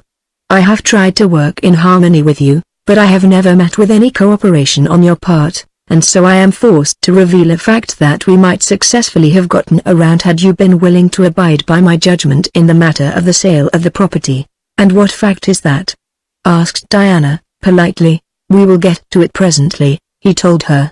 Now, my dear young lady, your father's death has left you in very unfortunate circumstances, but, of course, as is natural, Miss Manil wants to do what she can for you. I am afraid that I do not understand, said Diana. Lillian and I have suffered equally in the loss of our fathers and uncles, and together we have inherited the responsibilities of a rather large and sometimes cumbersome business. I am sure that we wish to help one another as much as possible, I as much as she. I am afraid that you do not understand, Miss Henders, said Carson, solemnly. By the terms of your uncle's will, everything would have gone to your father had he survived Mr. Manil, but he did not. Your father made a similar will, leaving everything to your uncle. So you see, Miss Henders. Carson spread his palms and raised his brows in a gesture of helplessness. I must be very dense, said Diana, for I am sure I do not know even yet what you are driving at, Mr. Carson. It is just this, he explained. Your father left everything to your uncle left everything to his daughter? It is very sad, Miss Henders. Miss Manil has grieved over it a great deal, but the law is clear, it leaves you penniless. But it is not what was intended, and there must be another will, exclaimed Diana.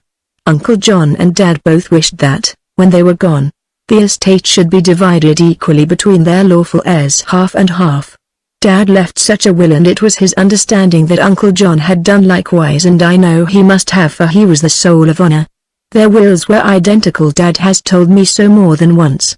They had such implicit confidence in one another that each left everything to the other with the distinct understanding that eventually it all was to go to the heirs of both.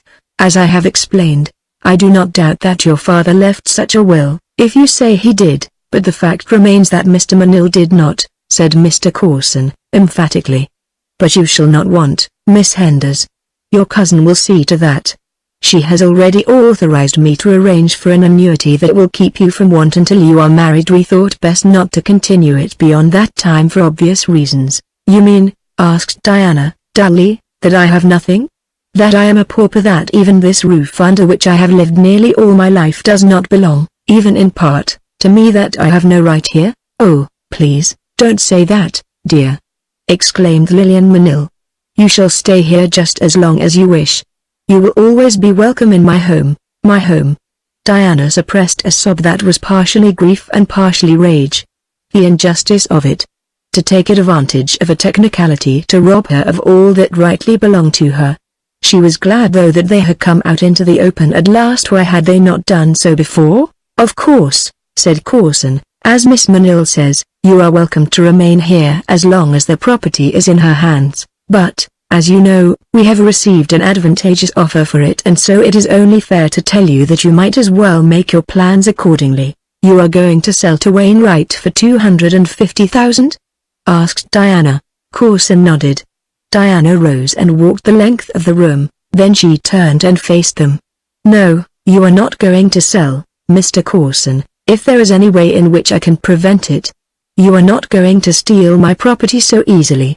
Why have you been attempting all these weeks to persuade me to agree to a sale if you knew all along that I had no interest whatsoever in the property? She demanded suddenly. That was solely due to a desire on our part to make it as easy as possible for you, he explained, suavely. Your cousin would have given you half the purchase price rather than have had to tell you the truth, Miss Henders. But you have forced it upon us. She desires to sell. It is her property. You alone stood in the way. You have been your own worst enemy, Miss Henders. You might have had $125,000 had you not been stubborn. Now you must be content with whatever Miss Manil sees fit to allow you in the way of annuity. Diana squared her shoulders as she faced them. Miss Manil shall give me nothing. I will not accept as a gratuity what rightfully belongs to me. If you think, Mr. Corson, that you are going to take my property away from me without a fight, you are mistaken. And she wheeled about and started for the doorway.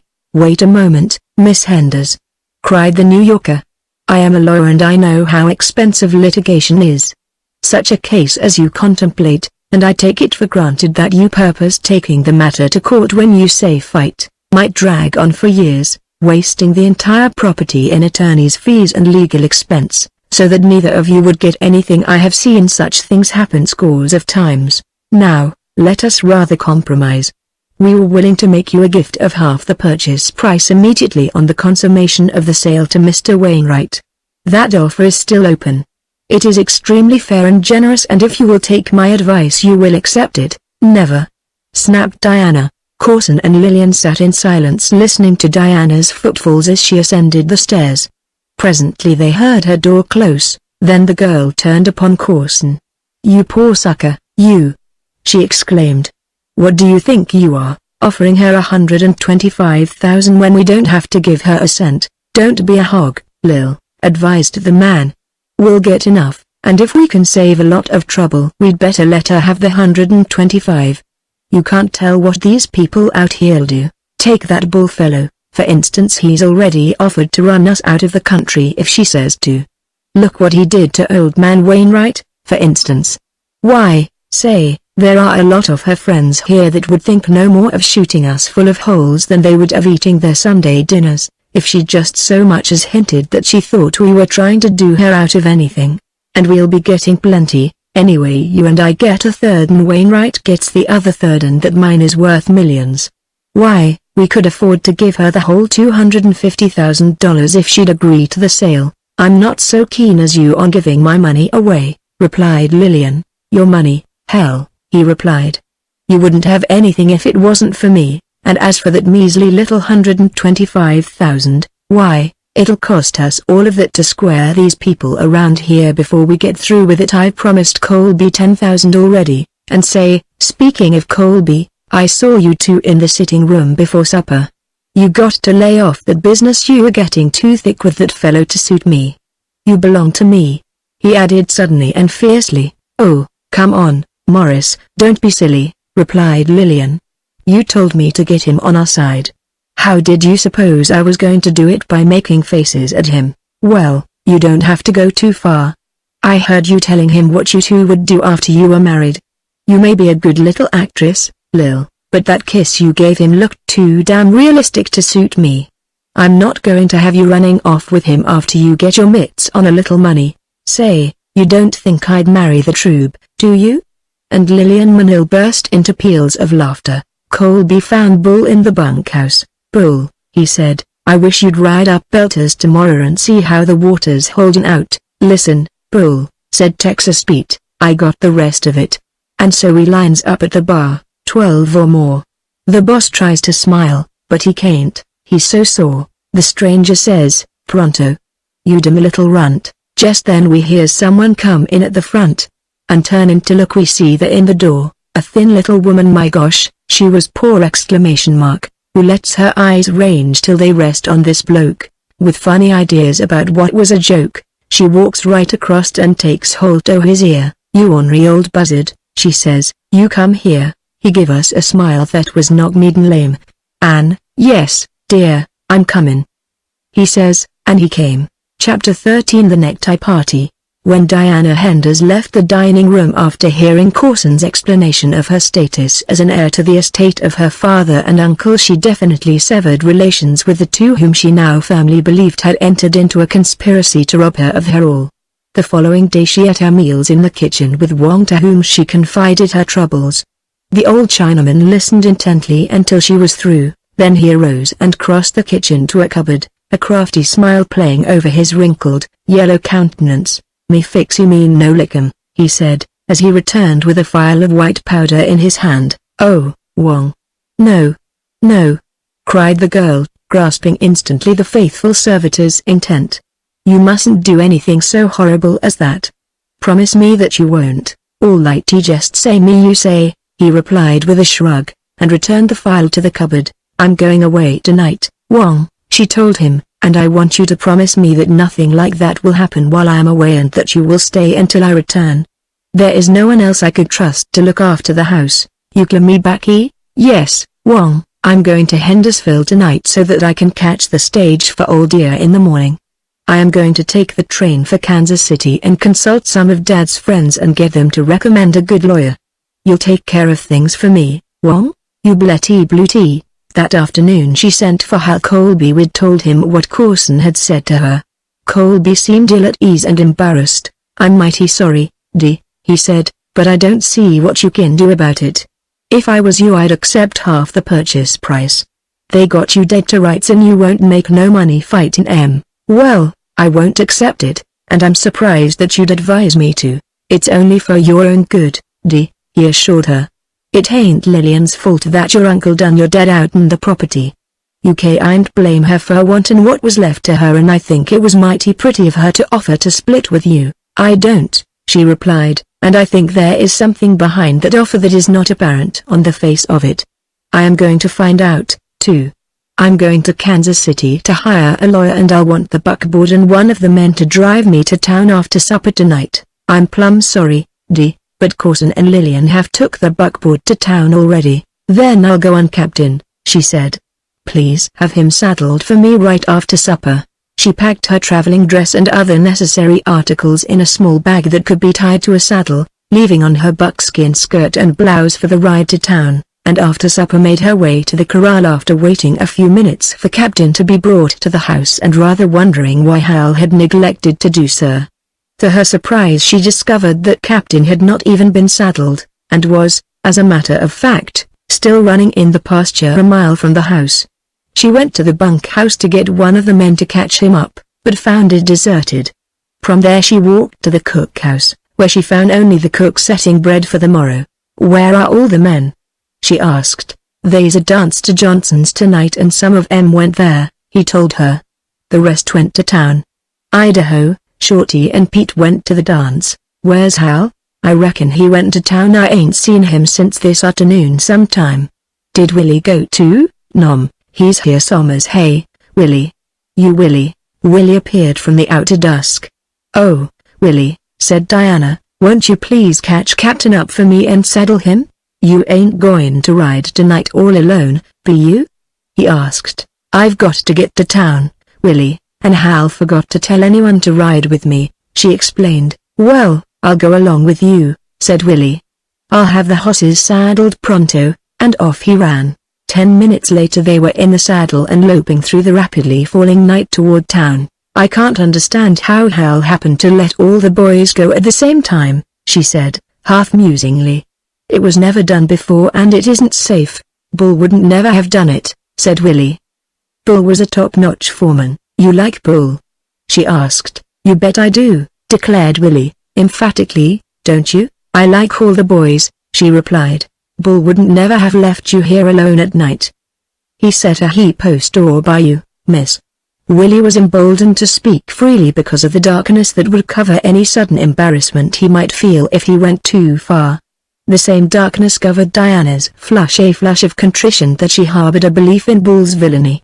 Before they entered Hendersonville they became aware that something unusual was going on in town.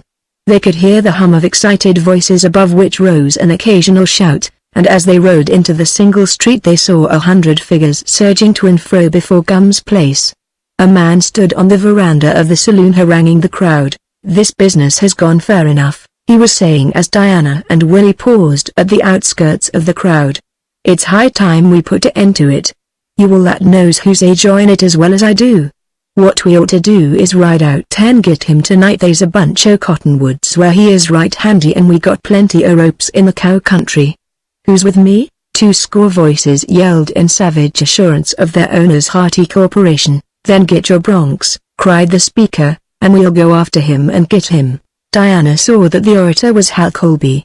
She turned to one of the men who was remaining as the majority of the others hastened after their ponies. "What is it all about?" she asked. "What has happened?" The man looked up at her, and as he recognized her, pulled off his hat awkwardly. "Oh, it's you, Miss Henders. Well, you see, the stage was held up again today and Mac Harbor was killed. It was his first trip since he was wounded that time. It was the first trip, too, since Bull quit guarding the gold, and a lot of the fellas has got it in their heads that it's Bull has done it. "'Tain't no such thing," cried a little old man nearby. "'Tain't Bull." The speaker was Wildcat Bob. "I don't like to think so neither," said the first man, "but it sure looks bad for him. The fellas is all bet up. There ain't one in that crowd but what would lynch his grin more if he had another drink, and they sure have had plenty. Gum's be settin' 'em up in there for a couple hours on the house. Never did see Gum so plumb liberal. He's aimin' to get someone else to go after the Black Coyote," said Wildcat Bob, "or he wouldn't be so doggone liberal with his rot gut. He couldn't get up enough nerve if he drunk a whole distillery." "You think they really intend to lynch Bull?" asked the girl. "They ain't no two ways about it, miss," said the man she had first accosted. "They're aimin' to do it and I reckon they will. You see they're pretty sore. Mac tried to put up a little fight and this Black Coyote fella bored him plumb between the eyes. Then he takes the gold, cuts all the bosses loose from the stage and vamooses. That's why we didn't hear Roy Lick till just a bit ago, 'cause they didn't have no way to get to town, only hoof in it." Already the avenging mob was gathering. I hate came whooping, reeling in their saddles. Not one of them, sober, would have gone out after the ex-foreman of the bar. Why? But, drunk, they forget. Fear of him, and Diana knew that they would carry out their purpose. They were going to lynch Bull. It seemed incredible, and yet, could she blame their? Knowing him as she did, she had herself half admitted the truth of the rumor of his guilt before. This, the latest outrage, that seemed to fix the responsibility beyond peradventure of a doubt. For the 6 weeks that Bull had guarded the bullion there had been no hold-up, and now on the very first stage day after he had been relieved the depredations had been renewed. She recalled the fact that he had been seen with Gregorio on the very afternoon of a previous hold-up, She recalled the blood upon his shirt that same day, the day that Mary Donovan had fired upon the bandits. She thought of the bag of gold dust that he had displayed at the bunkhouse. There seemed no possible avenue of escape from a belief in his guilt. The yelling Avengers were milling around in a circle in front of Gum's place, firing off their guns, cursing, shouting. The sheriff appeared on the veranda and raised his hand for silence. "I'm Sheriff Year," he said. "And as an arm of the law I ain't permit you all to go fen to lynch nobody. But I can and do invite you all in to have a drink on the house before you go."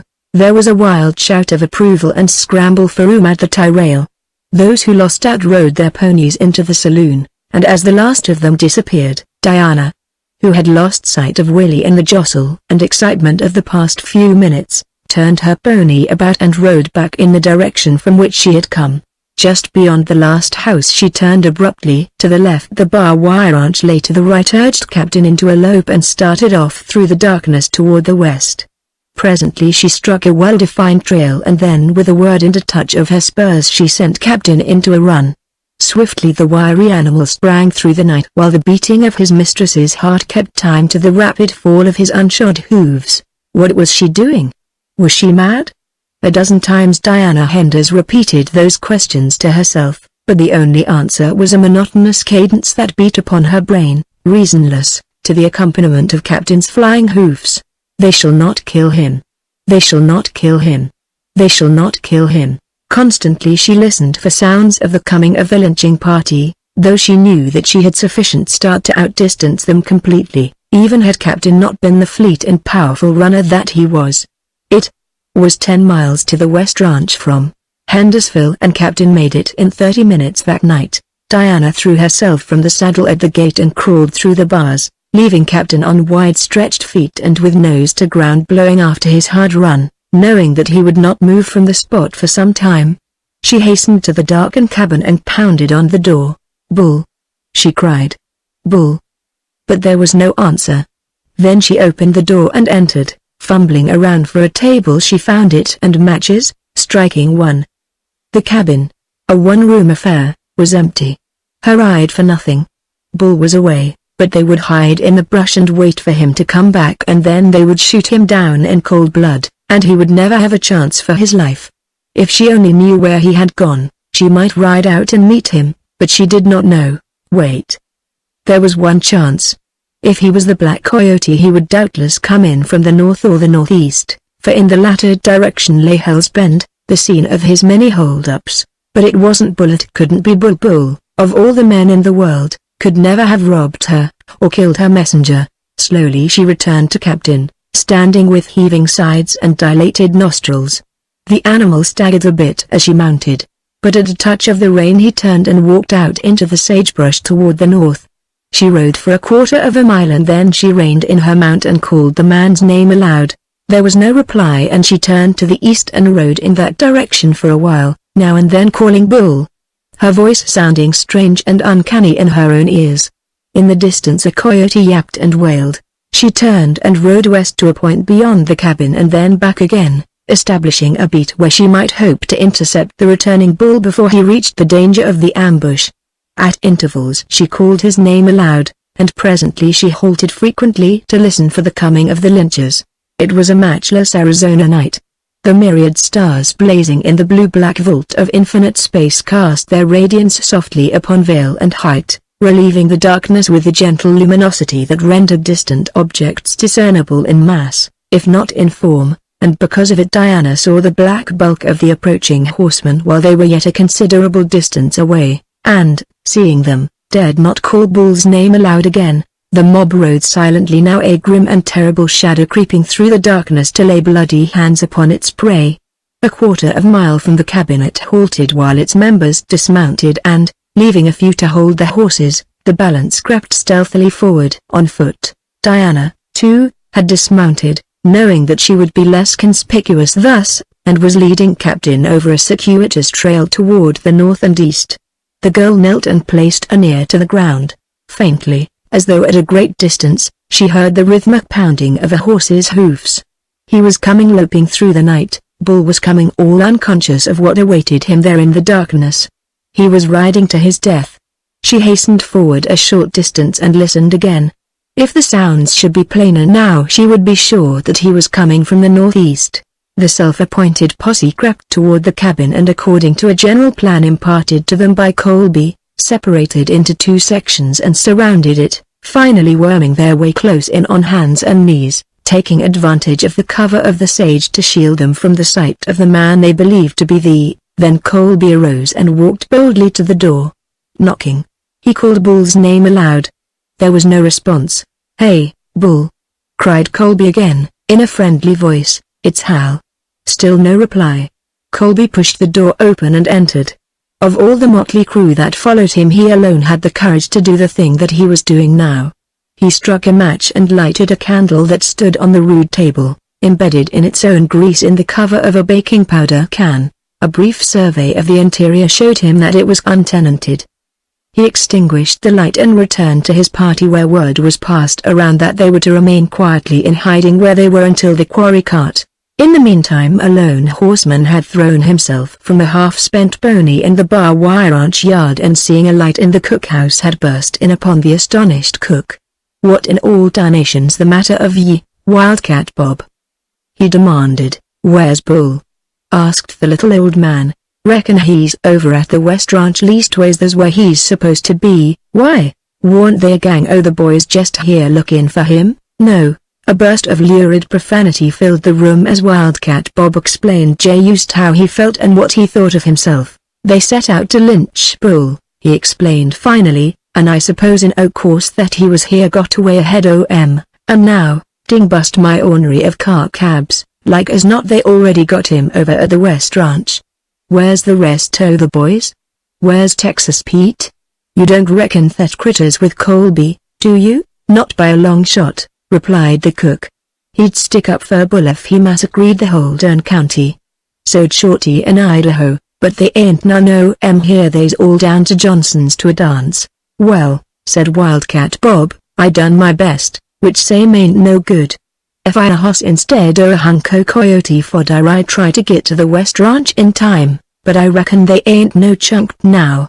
Howsomever I'll do the best I kin. So long." And he was gone. A half-hour later his horse fell dead a mile north of Hendersonville while his rider was taking a shortcut straight across country for the West Ranch. It was a warm and lurid Wildcat Bob who plodded through the dust of Hendersonville's lone thoroughfare and stopped at the veranda of the Donovan house some time later to be accosted by one of a group gathered there in semi-silent expectancy. "The saints be praised!" exclaimed Mary Donovan. "Is it a banshee or is it not?" "It's worse," said Bill Gatlin, the stage driver. "It's Wildcat Bob walking." "Did they get the poor bee?" demanded Mary, whereat the little old gentleman burst forth anew with such a weird variety of oaths that Mr. Jefferson Wainwright, Jr., could feel the hot flush that mounted to his ears fairly scorching his skin. "If I ever get say hold o' the blankety, blank, that loaned me that blankety, blank, your necked, ring-boned, spavined excuse for a cuse I'll cut his heart out," announced Wildcat Bob in a high falsetto. Finally Mary Donovan inveigled the facts from him. "Ye done well, Bob, that ye did," she assured him. "Sure, and how was yous to know that he wasn't at the home ranch? I shouldn't think you'd care if they did hang a bandit and murderer," declared Mr. Jefferson Wainwright, Jr. "Who in the hell told you to think, you darn dude?" screamed Wildcat Bob, reaching for his gun. Mr. Wainwright saw the greater safety of the office, tipping over his chair and almost upsetting Mary Donovan in his haste. "Don't shoot!" he cried. "Don't shoot! I meant no offense." Wildcat Bob would have followed him within, but Mary Donovan caught him around the waist and pushed him into a chair. "Be calm, Robert," she soothed him. As Diana arose to her feet after listening close to the ground for the second time, she was assured by the increased loudness of the sounds she had heard that the lone rider was rapidly approaching from the northeast, and in that direction she again led Captain, intending to mount once more as soon as she had reached what she considered a safe distance from the cabin and the hidden watchers encircling it. She had forged ahead for about 5 minutes when the way dipped into a shallow swale in which the sagebrush grew to greater size. Here would be a good place to remount, and with this intention crystallized she wound downward among the scattered brush toward the bottom, when, Rounding a particularly high bush, she came suddenly face to face with a man leading a horse. "Stick him up," whispered the man in a low voice, presenting an evil-looking six-gun at the pit of her stomach. "Oh, Bull!" she cried in low tones, for she would have known his voice among thousands. "You?" he cried. "My God, miss, what are you doing here? They have come to lynch you, Bull," she told him. "There are 40 or 50 of them lying in the brush around your cabin now. They say that you held up the stage and killed Mac Harbor today, and you came to warn me?" His voice sounded far away, as though, groping for a truth he could not grasp. He spoke half to himself. "You must go away, Bull," she told him. "You must leave the country." He paid no attention to her words. "I seen a light flash for a minute in the shack," he said, "and so I reckoned I'd have a look around before I come too close. That was why I was walking when I hearn you. I was just going to leave Blazes here and go ahead and scout around a bit. Mount up now and I'll take you home." "No," she said, "you get away. I can get home all right, only I have to go to town. I'm stopping at Mary's tonight." "I'll ride with you," he insisted. She knew him well enough to know that he would never let her ride to town alone through the night, and so she mounted as he did, and together they followed the swale which ran in the general direction of Hendersonville. "You say you're stopping at Mary's?" he asked. "Just for tonight. I'm taking the stage for Old Deer in the morning. I'm going to Kansas City to consult a lawyer. They are trying to take the property away from me, Bull," and then she told him all that had transpired since yesterday. "You don't need a lawyer, miss," he told her. "What you need is a two-gun man. Only you don't need him, 'cause you got one already. You go back to the ranch and come morning there won't be ary dude or dudess to try to put their brand on nothing that belongs to you." "Oh, Bull, don't you understand that you mustn't do anything like that?" she cried. "It would only make things worse than they are now." "Wong wanted to poison them." "Good of Wong," interjected Bull.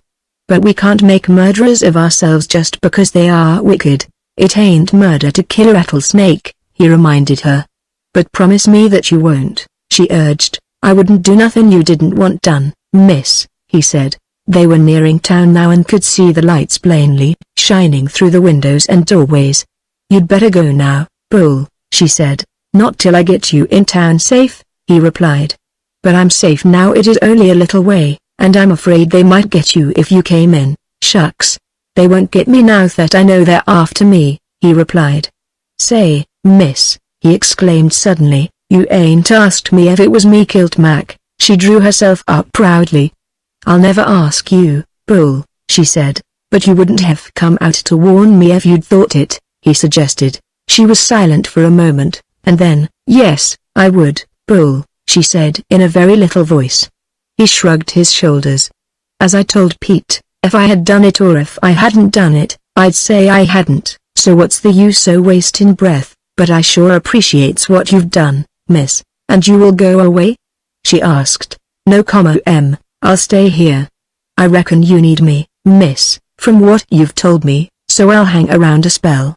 I'll ride over to the ranch o' nights now and then. If you happen to hear a meadowlark setting up late after dark you'll know it's me, but I'm afraid they'll get you, Bull, if you stay in the country.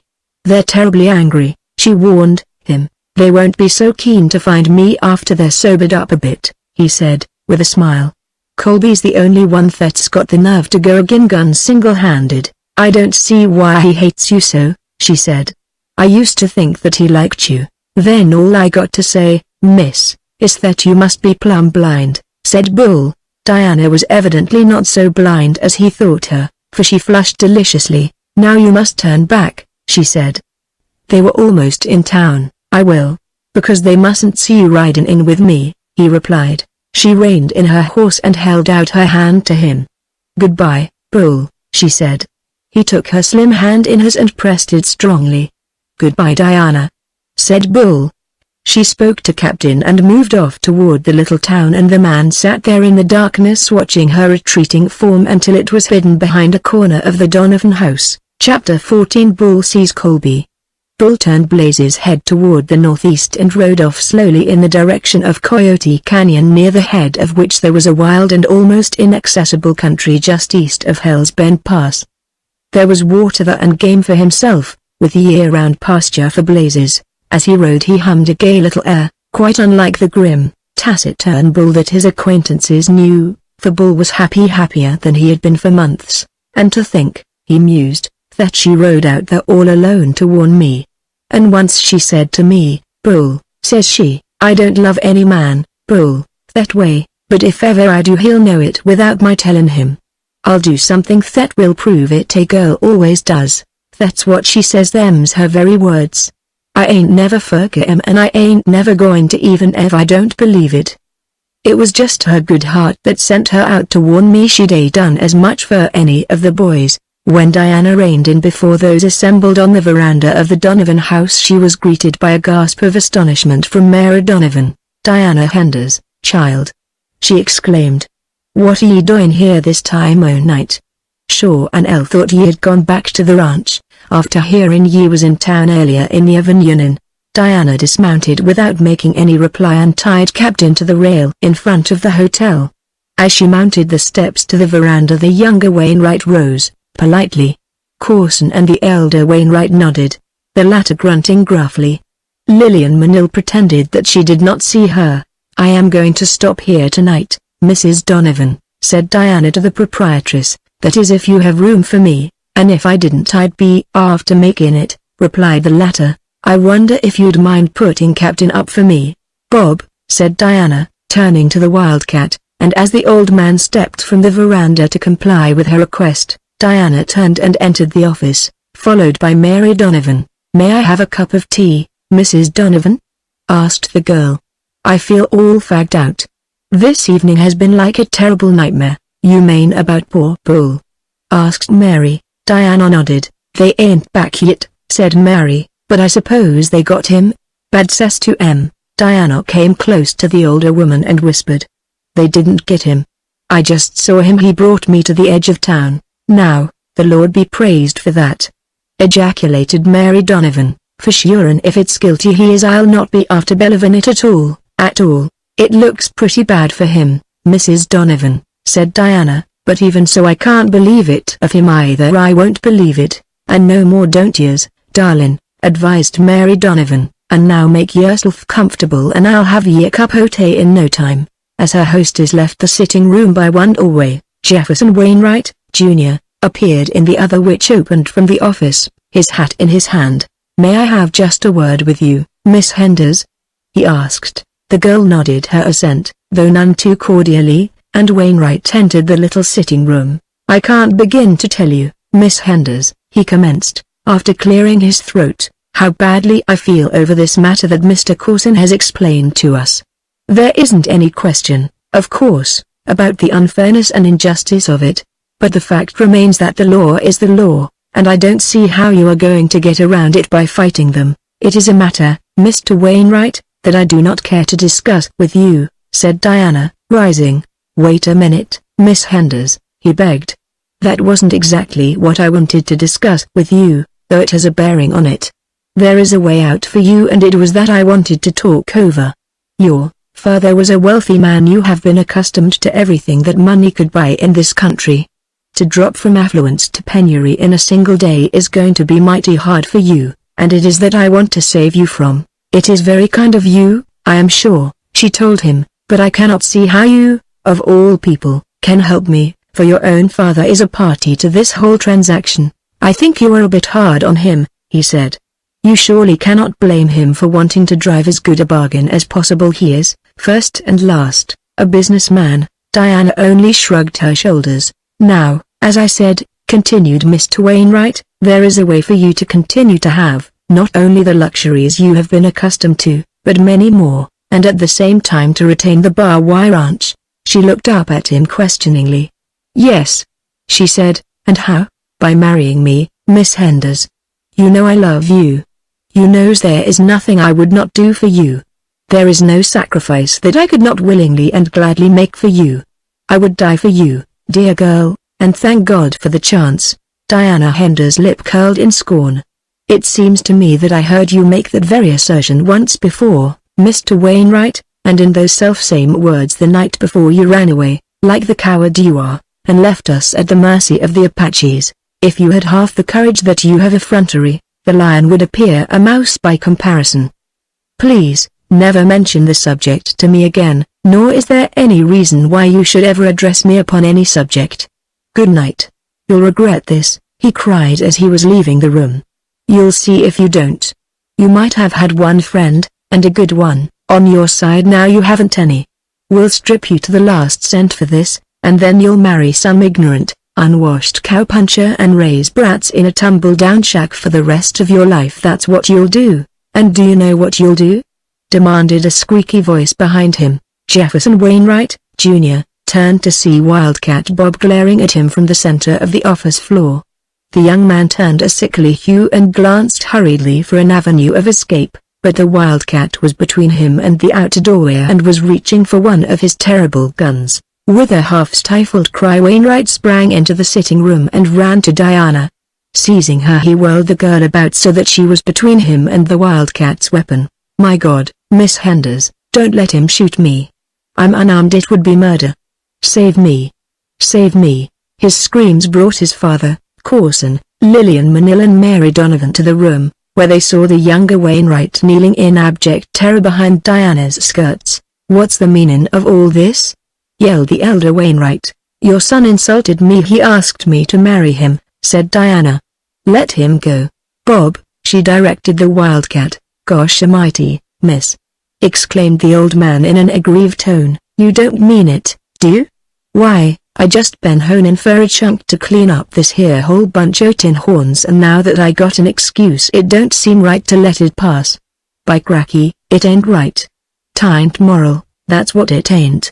Please, Bob, I've got trouble enough. Let him go. Slowly Wildcat Bob returned his gun to its holster, shaking his head mournfully, and Jefferson Wainwright, Jr., arose and sneaked out of the room. As his party returned to the veranda, the young man's father was growling and spluttering in an undertone, but Wildcat Bob caught the words law and sheriff. What's that? He demanded in his high falsetto. The elder Wainwright cringed and stepped rapidly through the doorway. Nothing, he assured the Wildcat. I didn't calculate to say nothing at all. It was almost morning when the weary and now sobered members of the necktie party returned to town. Gumsmith and several others, among whom was Wildcat Bob, met them in the street. Get him? Demanded the sheriff. No, replied Colby, and I don't savvy it neither. Someone must put him wise, but I got some evidence, and he drew a worn leather pouch from his shirt. Here's one o' the bullion bags that was took from the stage yesterday. I found it under his blankets. He may been there and saw us comin', but that ain't likely, cause we snuck up mighty careful. Someone must put him wise. I wonder who all it could been, wondered Gumsmith, as the crowd was dispersing. Wildcat Bob caught sight of Willie among them. Hey, are you? He called. What was you doing with that bunch? I thought you claimed to be a friend o' Bull's. Course I am, maintained Willie, stoutly, but I hain't never seed no one hanged. A few hours later Diana Henders left on the stage for all year, and after she had departed Cotson and Lillian Manil rode back to the ranch, taking the Wainwrights with them, while Hal Colby trotted along beside them. He had not seen Diana before she left, nor had he made any effort to do so. We might save a right smart ruble if we could get everything fixed up before she gets back, Corson, the elder Wainwright, was saying. The government patent to the land as well as Manil's all are in the New York office, replied Corson. I've sent for them. They ought to be along now any time. I rather expected them on yesterday's stage. They certainly must come in on the next, and I imagine she won't get back for a week at least. That will give us 3 days. Then we'll all go to Aldia, have the papers drawn up there, you turn the money over to us, and Miss Manil and I can get away for New York on the train that night. I've had all of this damn country I want. Hal Colby, fortunately for his peace of mind, did not overhear the conversation. It outlined an entirely different plan from that which Lillian Manil had explained to him only the preceding day, a plan which included a hasty wedding and a long honeymoon, during which the bar Y foreman would taste the sweets of world travel in company with a charming and affectionate bride. You're going to leave me here to run all the risk, eh? Demanded Wainwright, Sr. Oh, there's no risk now that that bullfellow is out of the way, Corson assured him. I wish I was sure he was out of the way, said Wainwright, dubiously. I don't like that fellow a little bit. He'll never show up again, said Coulson, confidently, and anyway, just as soon as I get to New York I'll look up a good man to represent me here, and I'm going to pick the toughest one I can find in New York, too. I'm afraid I'm in a heap o' trouble with that one-third interest of mine, said Wainwright, scratching his head. But look what you're going to get out of it, Coulson reminded him. I'll bet we take $1 million out of that mine in the next year. Back at the ranch Colby was met by a scowling trio: Texas Pete, Shorty, and Idaho. Where's Bull? Demanded Texas. How should I know? Replied Colby, gruffly. When was I elected his nurse girl? You went out after him with a bunch o' drunken shorthorns last night, accused Shorty. You know whether you got him or not. They didn't get him, said Colby, shortly. It's a good thing for you, Colby, that they didn't, said Texas Pete, and another thing, we want's our time. We ain't aimin' to work under no polecat no more. I reckon we can get along without you, retorted Colby, ignoring the insult. You can come back here in a week for your checks. The boss ain't here. Then we'll stay till she is, said Pete. Suit yourselves, replied Colby, as he turned and walked away. The routine of the ranch moved in its accustomed grooves as the days passed, though there was noticeably absent the spirit of good fellowship that marks the daily life of a well-ordered cow outfit. A little coterie, headed by Texas Pete, herded by itself, in the vernacular of the West, while the remaining punchers grouped themselves about the foreman. Mealtimes, ordinarily noisy with rough but good-natured badinage, has become silent moments to be gotten through as rapidly as possible. There was a decorous restraint that was far too decorous, among these rough men, to augur aught of good. It revealed rather than veiled the proximity of open hostilities. There was one topic of conversation that was eschewed particularly. It would have been the steel to the flint of prejudice which lay embedded in the powder of partisanship. Bull's name was never mentioned when the factions were together. The stage came again to Hendersonville on the third day after Diana's departure. It brought mail for the ranch, but the vaquero who had been sent from the bar wife for it tarried longer at Gum's place liquors and cigars than he had intended, with the result that it was well after supper and quite dark before he delivered it to the office. As he approached the yellow rectangle of the open office door, it may have been the light shining in his eyes that prevented him seeing the figure of a man beneath the darkness of the cottonwoods that surround the house, or the horse, standing as silently as its master, 50 feet away, a blazed-faced chestnut with 2 white hind feet. The vaquero entered the office, where Coulson was sitting in conversation with the 2 Wainwrights, and laid the mail upon the table. The New Yorker picked it up and ran through it. There was a bulky letter addressed to him, which he opened. "Here's what we've been waiting for," he said, glancing quickly through 2 enclosures and laying them aside to peruse the accompanying letter. The man beneath the shadows of the cottonwoods moved closer to the open office doorway, keeping well out of the yellow shaft of the lamplight. Bull had not come down to the bar Y from his hiding place in Coyote Canyon for the purpose of spying upon Coulson. He had hoped against hope that Diana might return on the day's stage, for he wanted a word with her. He knew that she could not have made the trip to Kansas City and return in so short a time, but then she might have changed her mind at all dear and given up the trip. It was on this chance that he had come down out of the mountains tonight. Diana had not returned. He had convinced himself of this, but still he tarried. These were her enemies. It could do no harm to keep an eye on them. He did not like the proprietorial airs of Coulson, sitting there in the old man's easy chair, and as for the Wainwrights, they too seemed much more at home than suited Bull. His hand caressed the butt of a 6-gun affectionately. "Hell!" exclaimed Coulson, explosively. "The addle-brained idiot, what's the matter?" inquired the elder Wainwright. Coulson was in the midst of the letter. He shook it violently and angrily in lieu of anything more closely representative of its writer. "The chump has dug up some papers that we don't want em in Arizona at all. He's a new man. I thought he had good sense and discretion, but he hasn't either. He's sending em out here by registered mail. If anything happens to them, if they fall into the Henders girls' hands, our goose is cooked. He says they put a new aspect on the situation and that he knows I'll be delighted to have them. They surely will put a new aspect on the situation, but I don't want em not here. If I'd had any sense I'd have destroyed them before I left New York. But who'd have thought that they weren't safe right in my own office? I'd be delighted to have him by the neck. Lord. Suppose they're lost now.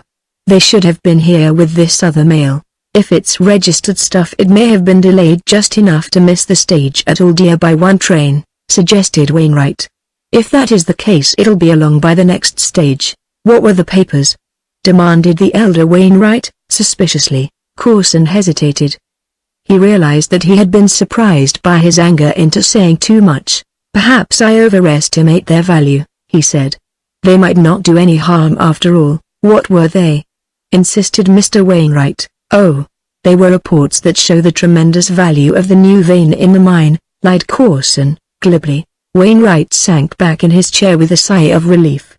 Oh, if that's all there was we don't need to worry none about them, he said. We as good as got the place now. We'll drive over to Aldia tomorrow and fix things up, eh? I think I'll wait for the next mail, said Coulson. Those reports might not do any harm, but I'd rather be here when they come and see that no one else gets hold of them. Maybe you're right, assented Wainwright. He arose, yawning, and stretched. I calculate to go to bed, he said. I think I'll do the same, said his son. I hope Miss Manil is feeling better by morning. Oh, she'll be all right, said Coulson. Just a little headache. Good night. I'm coming along too. They lighted lamps, blew out the one in the office, and departed for their rooms. The man in the shadows turned slowly toward his horse, but he had taken only a few steps when he halted, listening. Someone was approaching. He glanced through the darkness in the direction of the sounds which came out of the night along the pathway from the bunkhouse. Stepping quickly behind the bole of a large tree, Bull waited in silence. Presently he saw dimly the figure of a man, and as it came nearer the starlight revealed its identity. It was Colby.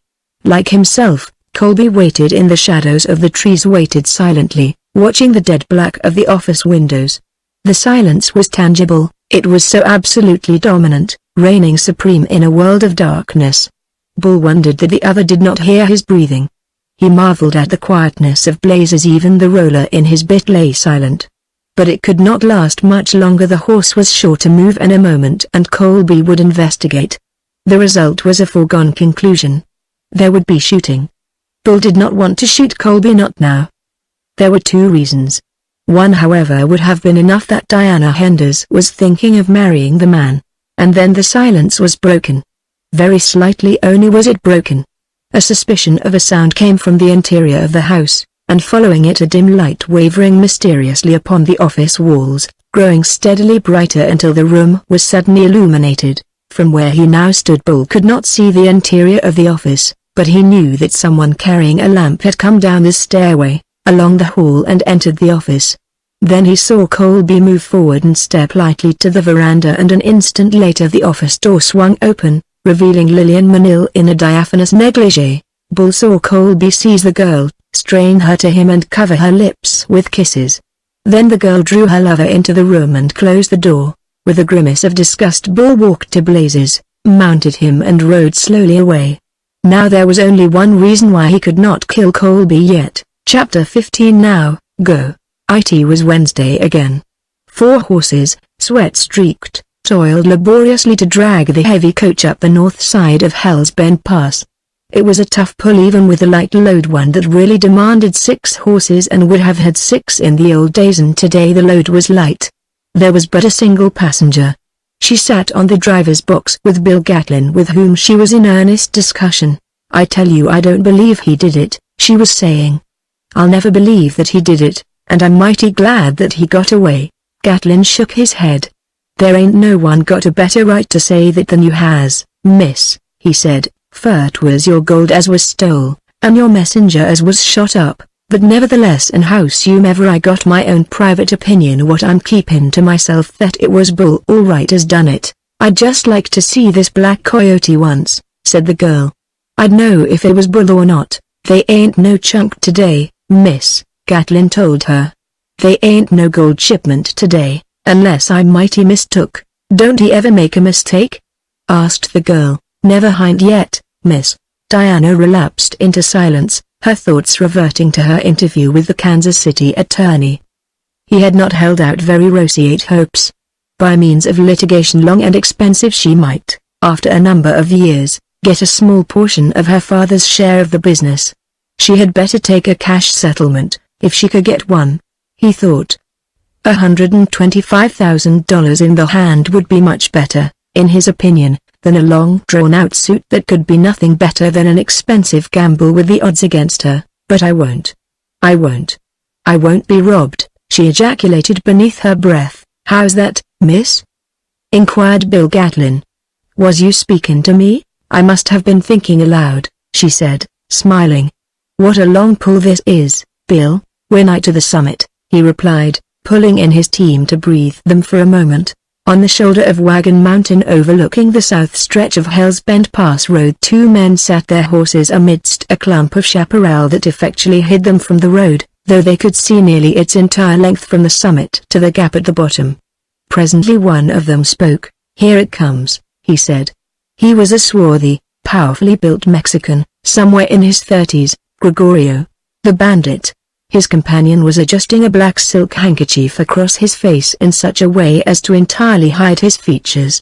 There were two small holes cut in the handkerchief opposite its wearer's eyes which, through them, were fixed upon the stage as it topped the pass and started downward upon its rapid and careening descent toward the gap and Hendersonville. Come, said Gregorio, and wheeled his horse about. His companion's mount moved suddenly before the handkerchief was finally adjusted, and as the man reached for his reins the thing fell away from his face, revealing it. It was Bull. A second attempt was more successful, and then the men rode down the sheer mountainside, keeping just below the crest upon the south side and hidden from the view of the driver and the passenger upon the stage. Their horses moved with extreme care and without haste, for the way was precarious, occasionally requiring that the horses sit upon their haunches and slide for short distances until they found footing again further down. The riders seemed unperturbed either by the dangers of the descent or fear of being late at their rendezvous, suggesting habitude with the work in hand. In a dense growth of scrub just above the gap they tied their horses, continuing on foot. The stage lumbered downward, rocking from side to side. Diana held tight and said nothing. She had ridden with Bill Gatlin before, many times. He glanced at her out of the corner of his eye. This ain't nothing, he said, as though in answer to a remonstrance on her part. Diana knew what was coming. She had heard it many times. No, Siri, continued Bill, this ain't nothing. Why, you'd oughta been with me one night when I was on the Denver run in the old days, afore the railroad spoiled the country. The trail crossed plumb over the top of a mountain. 'Twarn't no road. 'Twarn't nothing but a trail. I had the of stage plumb full and passengers a-hangin' onto the boot. It was pitch dark, the doggonest, darkest night I ever see. Couldn't see airy wheel horse. Only ways I knowed I'd any horses was when their shoes struck fire on the stony parts o' the road. Just afore we struck the top o' the mountain they was the worst cloud bust I ever did see. Them horses had to swim the last 100 rods to the top o' that mountain, and the of stage was bobbing around so on the waves that 8 of the passengers got seasick. But that wa'n't nothing. When we come to the top I found the road been all washed away. There wa'n't no more road than a jackrabbit, but I was a-carryin' the mail, just like I been now, and I had to get through. It was a high mountain and terribly steep, but not no trees, so I see there wa'n't only one thing to do, and that was to go down road or no road. So right there on the top o' that mountain I threw the leather into and headed for Denver, and down we goes faster'n ever I rid afore or since. The wheelers a-jumpin' to keep out o' the way o' the stage, and the leaders a-jumpin' to keep out o' the way o' the wheelers. Well, sir, we was a-goin' so fast that the first thing I knowed the friction had melted the nut off and the nigh front wheel, and away went that wheel hell-bent for election down the mountain, but it couldn't keep up with the stage and purty soon it was left behind. But the stage was a-goin' so fast that it never missed that wheel at all. And purty soon off came the off-rear wheel, and that wheel couldn't keep up, though I could see it was doing its best out in the corner o' my eye. Well, sir, 'twa'n't long afore t'other hind wheel came off, but we was goin' about twict as fast now as when the first wheel came off, and that of stage just skimmed along on one wheel a dinged sight smoother than it ever done on 4. When we were about to the bottom off come the last wheel, and then thinks I for sure we gotta quit and we ain't to Denver yet, But we'd got so much momentum by this time that the last wheel didn't make no more difference than the others. Them horses just drug that stage out behind them like a comet does its tail, and on we went streaking down that mountain and 5 mile out onto the flat afore the stage hit the ground, and then, o' course, we had to stop. It was too bad. I tell you, I felt plumb sore. I hadn't never been off schedule since I took the run. Then, all of a sudden, says one o' the passengers, "Look back yender, Bill," says he. "Look what's comin'."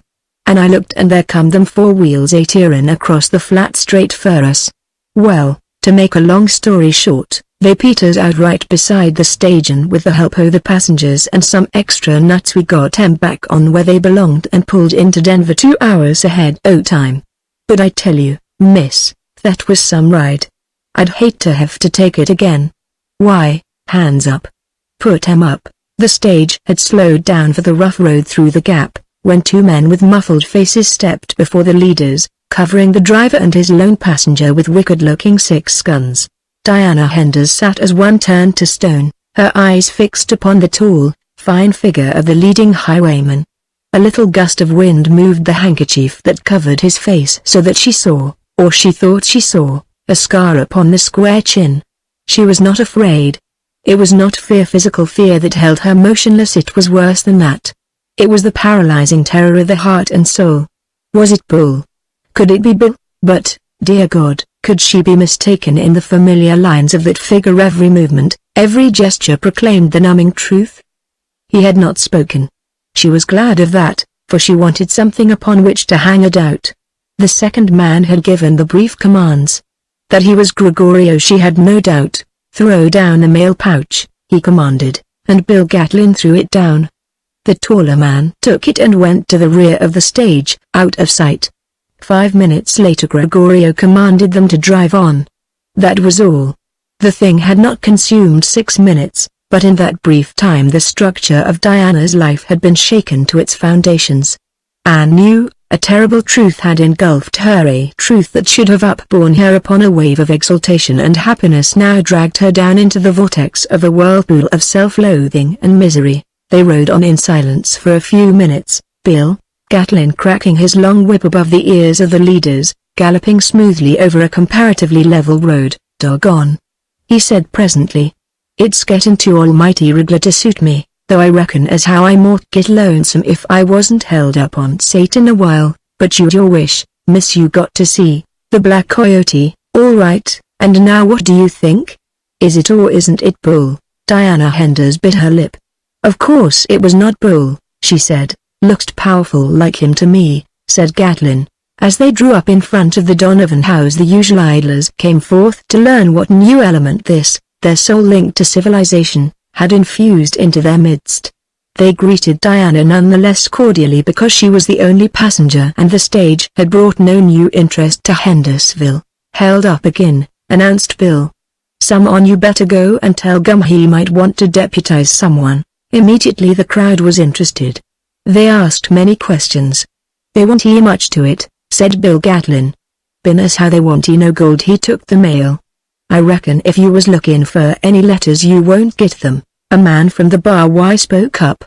"That New York fella up to the ranch was looking for an important piece o' mail," he said. "He sent me down special to get it." "Hey, what's this?"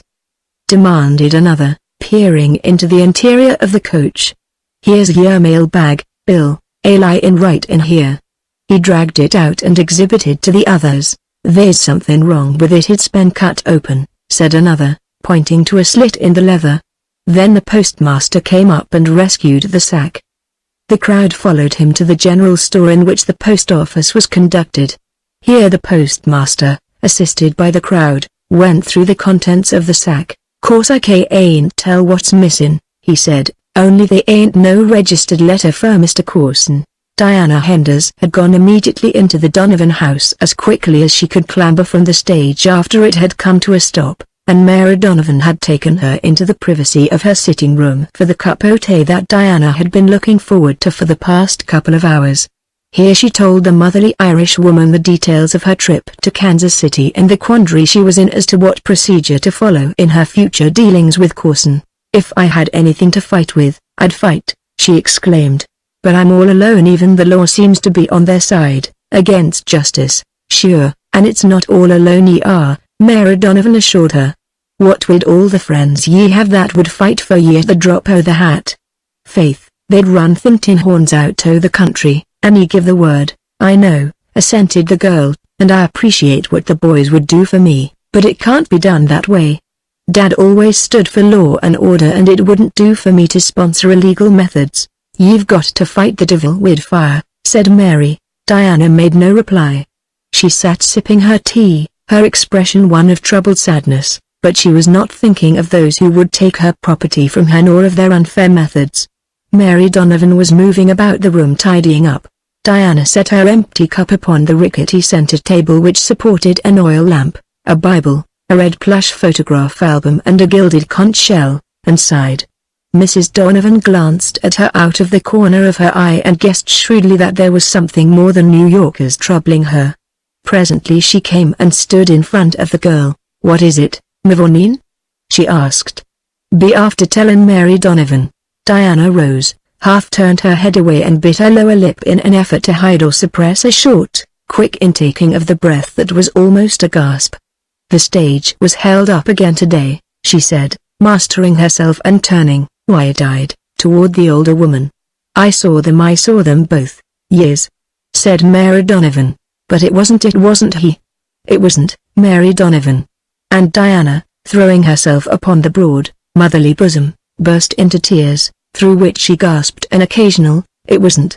It wasn't, sure, now, it wasn't," soothed Mary, "and the first one that'll be after sayin' it was'll wish he'd never been born, and even if it was, Diana Henders, there's many a good man's gone wrong and come right again. Why look at that old fool Wildcat Bob. They do be sayin' he was a road agent hisself 30 year ago and he's killed so many men he's lost count he has. But now look at him. A quiet and paceable old man, and a good citizen when he ain't full o' barbed wire, which ain't often." Diana dried her tears through a smile. "You're very fond of Bob, aren't you?" she asked. "Run along with ye, now!" exclaimed Mary Donovan, smiling coyly. "I think Bob would make you a good husband," continued Diana, "and you really need a man around here. Why don't you marry him?" "I know he's anxious enough." "Marry him, indeed," sniffed Mary. "The old fool's stricken dumb every time he's alone with me.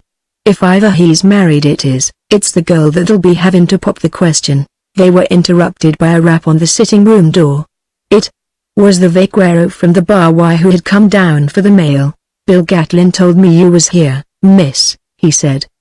"Do you want me to tell Colby to send the buckboard down for your degrees?" "I left Captain here, thanks," replied Diana, "and as soon as I change my clothes I'll ride back to the ranch." "Shall I wait for you?" he inquired. "No, thanks. I don't know how long I'll be," she told him, "but if Pete is there you might ask him to ride out and meet me."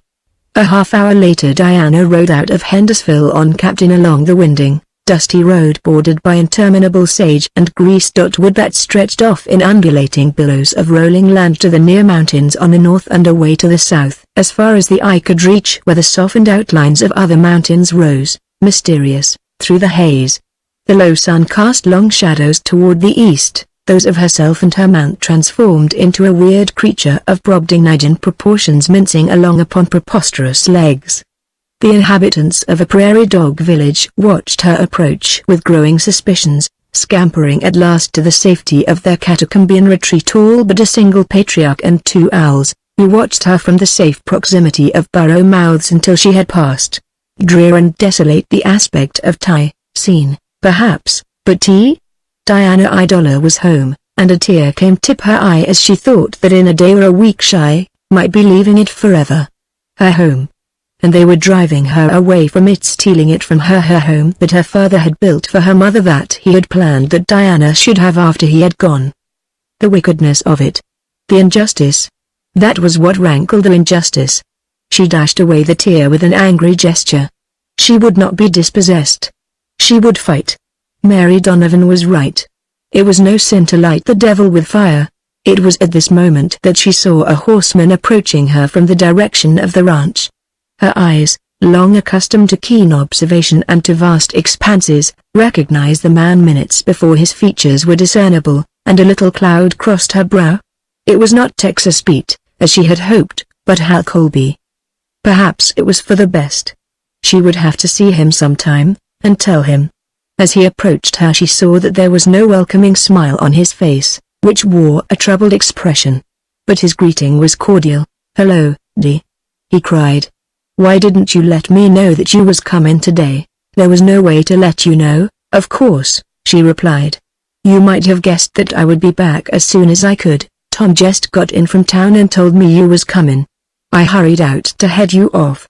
You don't want to come to the ranch now, it wouldn't be no ways pleasant for you." "Why?" she demanded. "The Wainwrights is there for one thing," he said, drawing rein in front of her. She set her firm little jaw and rode around him. "I am going home," she said. "I wouldn't be foolish, Dee," he insisted. "It'll only make more trouble. They as good as got the place now. We can't fight 'em. It wouldn't get us nighters. Lemme see what I can get 'em to do for you. They're willing to give you enough to live decent on if you're reasonable, and I'll get the most I can for you, but if you go to fightin' 'em they won't give you nothing. They'll never give me anything," she cried. "I'd never accept anything from them, but I'll take and keep what's mine, and my friends will help me. You'll only get yourself and your friends in a peck o' trouble," he told her. "Listen, Hal," she hesitated, stumbling a little over the speech she had been rehearsing. "There is something I want to say to you. You asked me to marry you. I told you that if you would wait a little while I thought that I could say yes. I can't say yes, Hal, ever, for I don't love you. I'm sorry, but the only fair thing to do was tell you." He looked a bit crestfallen and disconcerted, for, though he had realized that it would be poor policy to press his suit now that she was penniless, it injured his pride to be told that he could not have won her in any event, and suddenly came the realization that, money or no money, he wanted her very much. His infatuation for Lillian Manil was revealed in all its sordidness. It was not love. All the money in the world, all the clothes in New York, would not make Lillian Manil as desirable as Diana Henders. Colby was a crude, uneducated man, yet he discerned in Diana Henders a certain quality, far beyond his powers of analysis, that placed her in a sphere to which Lillian Manil and her kind might never hope to aspire. He knew now that he wanted Diana Henders for herself and Lillian Manil for her money and for that coarse, feminine attraction that certain types of women have for coarse men. He lived in a more or less lawless country and a more or less lawless age, so it was not strange that there should have crept into his mind the thought that he might possess them both. Naturally it would be only the part of good business to possess lawfully the one with the money. It was only the flash of a thought, though, and he quickly put it aside. "I'm plumb sorry, D.L., he said, "but of course you know your own business." That was all he said, but he did a great deal of thinking, and the more he thought the more he realized how much he wanted her now that she seemed least accessible. His face wore an expression such as Diana Henders had never seen upon it before. He was not the laughing, good-natured Hal that she had liked very much and almost loved. There was something almost sinister about him, and she wondered if being disappointed in love had this effect upon men. "How is everything at the ranch since I've been away?" she asked presently. So, he replied. "Some of the hands want to quit. They'll wait until you come, to get their checks." "Who are they?" "Pete, Shorty and Idaho," he replied. "They'd been the first to be let out after the change come, anyhow, so it don't make no difference." "You plan to stay on as foreman?" she asked. "Sure. Why not? I got to work for someone, don't I?" She made no reply and they rode on in silence toward the ranch. He had given up trying to dissuade her. Let them do their own dirty work, he thought.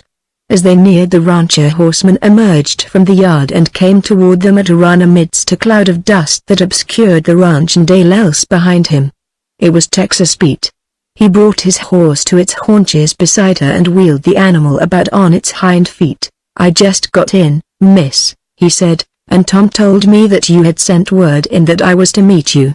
I'm plumb sorry I was late." Each man ignored the other as completely as though he had not existed. "I understand you want to quit, Pete," said the girl. "You and Shorty and Idaho." Pete looked down, shamefacedly. "We was aiming to," he said. I wish you'd come up to the office and bring Shorty and Idaho with you when we get home," she said. "I want to talk with you." "All right, miss." The three finished the ride in silence. Diana dismounted with them at the corral and leaving her horse for Pete to unsaddle walked toward the office. As she approached the doorway she saw that there were several people in the room, and when she crossed the threshold found herself face to face with Corson, Lillian Manil and the two Wainwrights.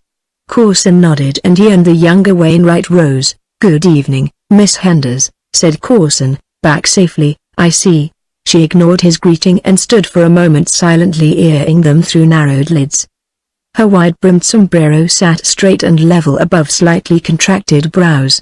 A tendril of hair waved softly over one temple where it had escaped the stiff confinement of the heavy hat, but it did not tend to soften the light in those cold, steady eyes, reflecting the bitterness of her resentment toward these four. About her hips a cartridge-filled belt supported a heavy gun, no toy such as women sometimes affect, but a .45, grim and suggestive. Its grip was shiny with usage and the blue was worn from the steel in places. "I know little about law, Mr. Corson," she said, without prelude.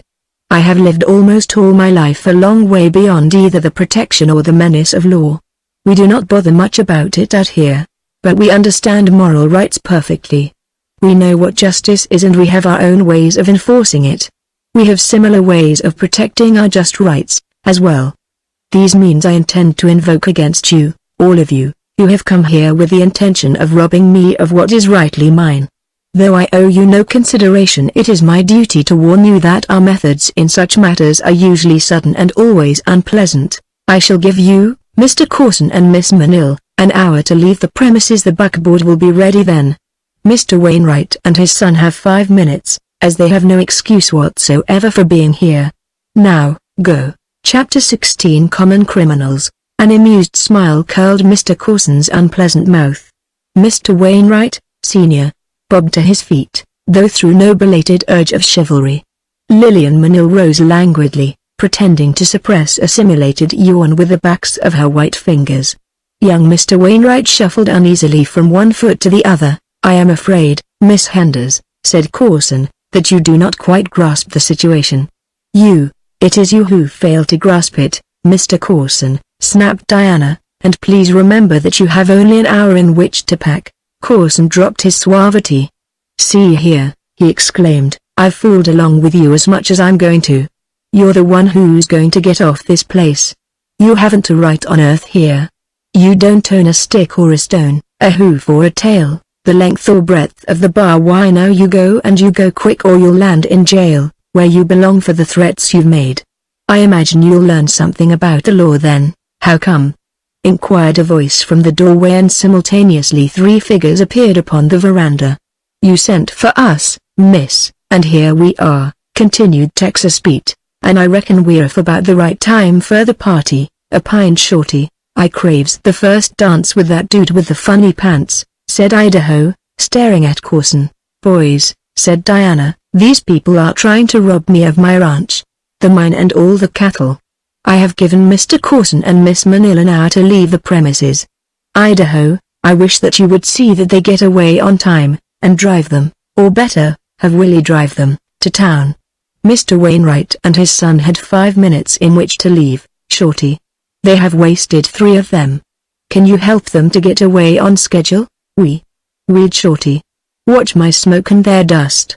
Fan yourselves, gents," and he sprang into the room, circling the Wainwrights to come upon them from the rear. True to the instincts of the cowman, the elder Wainwright had arguments upon his tongue. You could see them in his eye, paradoxical as it may sound, but he permitted them to expire, voiceless, and took to his heels, followed closely by his son. Jefferson Wainwright, Sr., had been run off the bar wire upon another occasion, and he had not relished the experience. He moved now with great rapidity and singleness of purpose in the direction of the corrals, his son at his heels and Shorty inconveniently close behind. To Mr. Wainwright's partial relief, Shorty had as yet indulged in no target practice, but it might come at any moment. Sympathetic perspiration streamed down the red face of Wainwright, of Worcester blankets. He almost breathed a sigh of relief when he reached the corrals, but a sudden thought froze him with terror. They could not have more than a minute left. It would be impossible to hook up their team in that time. As he climbed through the bus he tried to explain that impossibility to Shorty. "Ride 'em, then," admonished their escort. "But we have no saddles," expostulated the younger Wainwright. "No," agreed Shorty, "you ain't got nothing but a minute and you won't have that long. I commences shootin' when the minute's up and I ain't a-goin' to shoot for fun. I been a-waitin' for this chunked for months." Frantically the elder Wainwright dragged a reluctant broncho by the halter, got him outside the corral and struggled to clamber to his back. It was an utter failure. Then he seized the rope again and tugging and pulling started for the gate. His son, more successful, had succeeded in mounting the other animal, and as he trotted past his father he whacked the gentleman's unwilling companion on the rump with the bight of his halter rope. The effects were thrilling and immediate. The broncho leapt forward, upset Mr. Wainwright, galloped over him and dashed out the gate into the vast, unfenced immensity. 5 seconds, announced Shorty. Mr. Wainwright scrambled to his feet and started after the broncho. He passed through the bar wire gate behind his son and heir with 1 second to spare. Disgusted, Shorty slipped his gun back into its holster. "Now keep going," he told them, "and don't never nary one of you come back, gosh dang it," he soliloquized as he walked back toward the office. "I wished she'd only gave 'em 4 minutes. He was suddenly confronted by Colby, running and out of wind. "What you been loin'?" demanded the foreman. "I just seen the tail end of it from the cookhouse winder." "What in hell do you mean by it, anyhow, eh?" Shorty eyed him up and down insolently. "I ain't got no time for you, Colby," he said. "I'm gettin' my orders from the boss. If she tells me to run any ornery critters off from the ranch I'm here to run 'em off." "Sabe, you mean Miss Henders told you to run the Wainwrights off?" demanded Colby. "I reckon you ain't deaf," and Shorty continued his way toward the office. Colby followed him. He found Texas Pete and Idaho standing in the room. Diana was seated in her father's easy chair. "What's the meaning of this business, D?" demanded Colby. "Did you tell Shorty to run the Wainwrights off?" "I ran them off, Hal," replied the girl. "I only asked Shorty to see that they went. I have told Mr. Corson and Miss Manil to go, too. Idaho will see that they get to town safely." "You must be crazy," exclaimed Colby. "They'll have the law on you." "I am not crazy, Hal. I may have been a little blind, but I am far from crazy. My eyes are open now, open wide enough for me to be able to recognize my friends from my enemies." "What do you mean?" he demanded, noting the directly personal insinuation. "I mean, Hal, that any of my men who would contemplate working for those people after they had robbed me can't work for me. Pete has your check. He is actant foreman until Bull returns."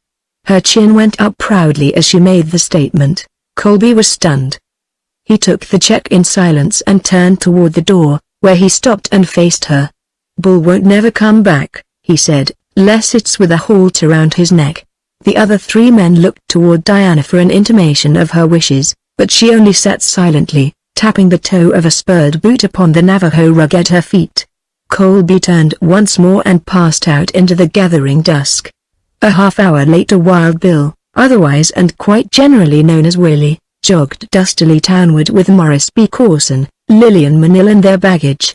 Halfway there, they overtook the Wainwrights, the elder riding the single horse, which his son had given up to him, while the younger plodded along in the powdery dust. Corson told Willie to stop and take them both into the buckboard. "Not on your life," said Willie. "I gets my orders from the boss and she didn't say nothing about picking up no dudes." Get up. Later that evening a select gathering occupied a table at one side of Gum's barroom. There were the Wainwrights, Mr. Morris B. Corson, Miss Lillian Manil, Hal Colby and Gum Smith. All but Gum seemed out of sorts, but then he was the only one of them who had not been run off a ranch. "We have the law on our side, Mr. Sheriff," Corson was saying, "and all we ask is your official backing. I realize that the first thing to do is get rid of the ruffians in her employ and then we can easily bring her to terms. The worst of them is this man Bull, but now that he is practically an outlaw it should be comparatively easy to get him. I have arranged for an exceptionally large gold shipment from the mine on the next stage and I have taken pains not to keep the matter too secret. The news is almost certain to reach him through the usual channels and should serve as an exceptional bait to lure him into another attempted holdup of the stage. You can then be on hand, in hiding, with a posse, and should you fail to get him alive, it will be all the better for society at large if you get him dead. Do you understand me? That ain't no way to go about it, interrupted Colby. You can't hide nowhere within 5 miles o' the Gap without them two hombres knowing it. Now you just forget that scheme and leave it to me. You and your posse keep away from the Gap. Just leave it to me. 7. I think Hal's about right, agreed Gumsmith. Yo all don't know them too. They sure is foxy. Why, just look at all the times I've been after 'em. Yo just leave it to Hal here and he shall get 'em. All right, said Corson, and then we can get the other 3 later, some way. Lure 'em into town one by one, and well, I don't need to tell you gentlemen what's necessary. Only don't forget that they're worth $1,000 apiece to me if they can't bother us anymore. Worn out by the excitement of the day, Diana retired to her room shortly after the lone evening meal. She had been keyed up to a high pitch of nervous excitement for hours, and now that she had been relaxed the reaction came, leaving her tired and melancholy. She was almost too tired to undress, and so she threw herself into an easy chair and sat with her head thrown back and her eyes closed. The window of the room, overlooking the ranch yard toward the corrals, was wide open to the cooling summer air. The lamp burning on her reading table cast its golden light upon her loosened hair and regular profile. Outside, a figure moved cautiously around the house until it stood among the trees beneath the window, the figure of a man who, looking up, could just see the outlines of the girl's face above the sill. He watched her for a moment and then glanced carefully about as though to assure himself that there was none other near. Presently, faintly, the notes of a meadowlark rose softly upon the night air. Diana's eyes flashed open. She listened intently. A moment later the brief, sweet song was repeated. The girl rose to her feet, gathered her hair quickly into a knot at the back of her head, and ran down the stairway, along the hall, into the office. She walked quickly, her heart beating a trifle wildly, to the door. Without hesitation she opened it and stepped out into the night. Below her stood a tall man with broad shoulders. "Bull!" she exclaimed, in a low whisper. The man swept his broad sombrero from his head. "Good evening, Senorita," he said. "It is not Senor Bull, it is Gregorio." Diana Henders stepped back. She had removed her belt and gun. So sure she had been that it was Bull, and such confidence she had in him that she had not given a thought to her unarmed condition.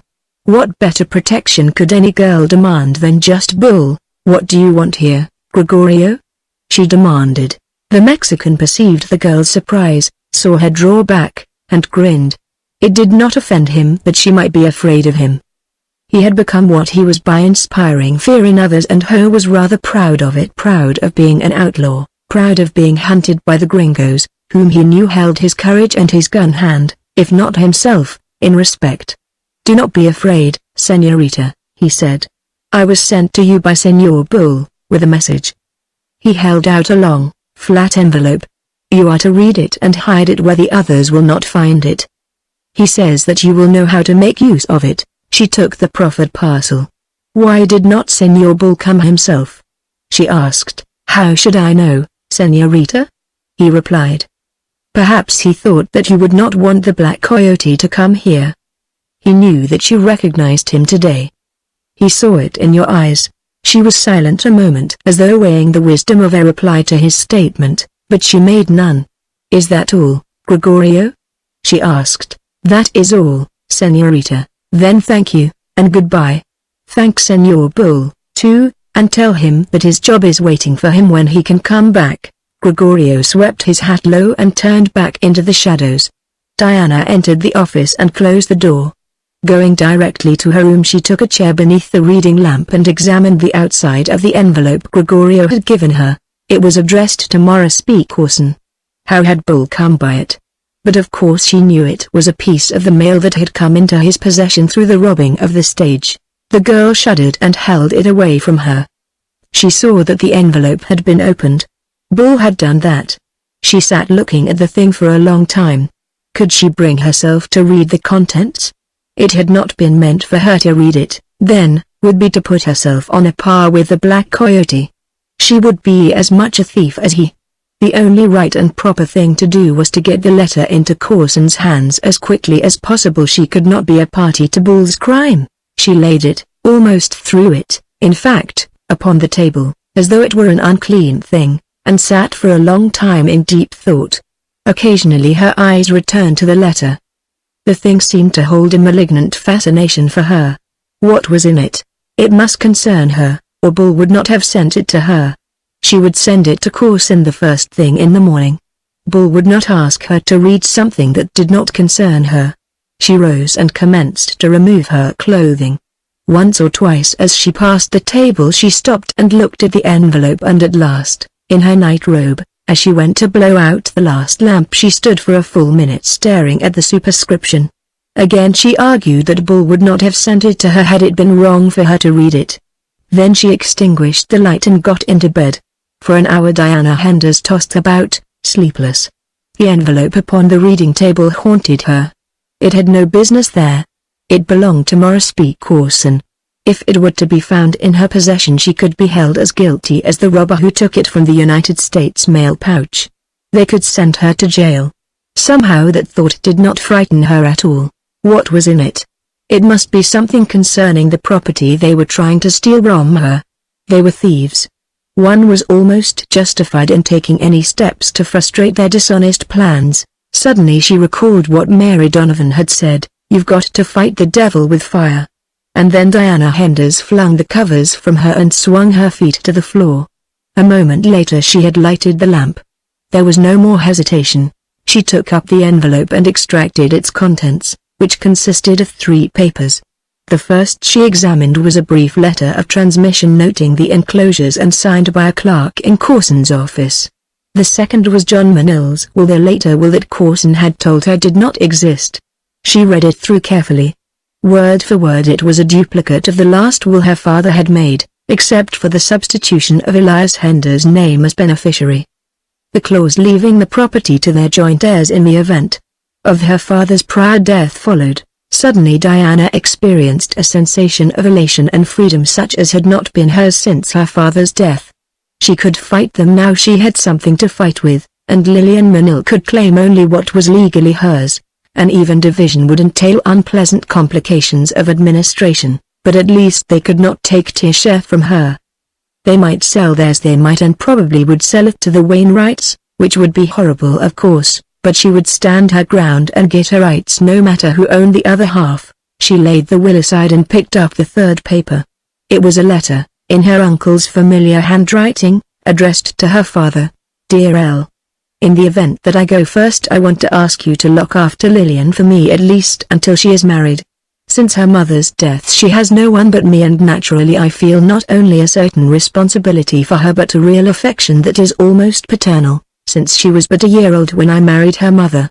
She has never known any other father, her own having been killed before she was born. Although she knows the truth concerning her parentage, I think she looks upon me as a father, and if I am unable to do so I know that you will provide for her. I did not mention her in my will because our understanding included only our legal heirs, or I should say heir, now since Diana is the only one left, and as she will inherit all our property eventually, I hope that you will pass this request on to her, which I shall leave attached to my will. Affectionately, John. Diana sat with staring eyes fixed upon the letter in her hand, and she had almost sent these papers back to Corson. She shuddered as she thought of the narrow escape she had had. Why, they were no better than common criminals, and she was sole heir to the bar. Why?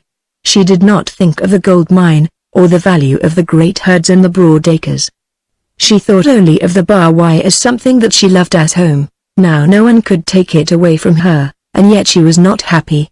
There was a little rift within the loot. Bull was an outlaw. And who else was there than Bull upon whom she might depend for guidance and advice in the handling of her affairs? He was a good cattleman, her father had always said that, and had had confidence in his judgment and ability. His one fault, they had thought, has been his drinking, and this she felt, intuitively, he had overcome. Of his loyalty there had never been any doubt until the whisperings of the ugly rumors that had connected him with the robberies of the stage. These she had consistently refused to believe, even to the point of denying the evidence of her own eyes. but Gregorio had definitely confounded the remnants of her hopes. Yet still she thought of Bull as her sole resource. Even now she had confidence in him. She could not fathom the mental processes that permitted her mind to dwell upon him without loathing or contempt. But, after all, was she being influenced by the dictates of her mind? She shrank from contemplation of the alternative, yet it persistently obtruded itself upon her reveries. If her mind refused to fly to the defense of Bull, then it must be her heart that championed him. What reason would not do? Love had accomplished. She flushed at the thought and tried to put it aside, for it was impossible. It could not be that she, Diana Henders, could love an outlaw and a criminal. No, she must put Bull out of her mind forever, and with this resolve mingling with her tears she fell asleep. Chapter 17 The Black Coyote. With the coming of morning Diana Henders' mind had, to some extent at least, emerged from the chaos of conflicting emotions that had obstructed reasonable consideration of her plans for the immediate future. It had been her intention to ride forthwith to Hendersville and confront Coulson and Lillian with the proofs of their perfidy, but now saner reflection counseled more rational procedure. The law now was all upon her side. The proofs were all in her hands. It was beyond their power to harm her. She would continue in the even tenor of her ways, directing the affairs of the ranch and mine, as though they did not exist. When they made a move she would be prepared to meet it. She spent an hour before breakfast in the office writing diligently, and then she sent for Texas Pete. When he arrived she handed him an envelope. "Take this to all dear, Pete," she said, "and mail it on the first eastbound train. I can't trust to the stage, it is held up too often, and, Pete, I am sending you because I know that I can trust you to get to All Deer as quickly as you can without letting anything interfere. It means a great deal to me, Pete." "I'll get it there," said Texas Pete, and she knew that he would.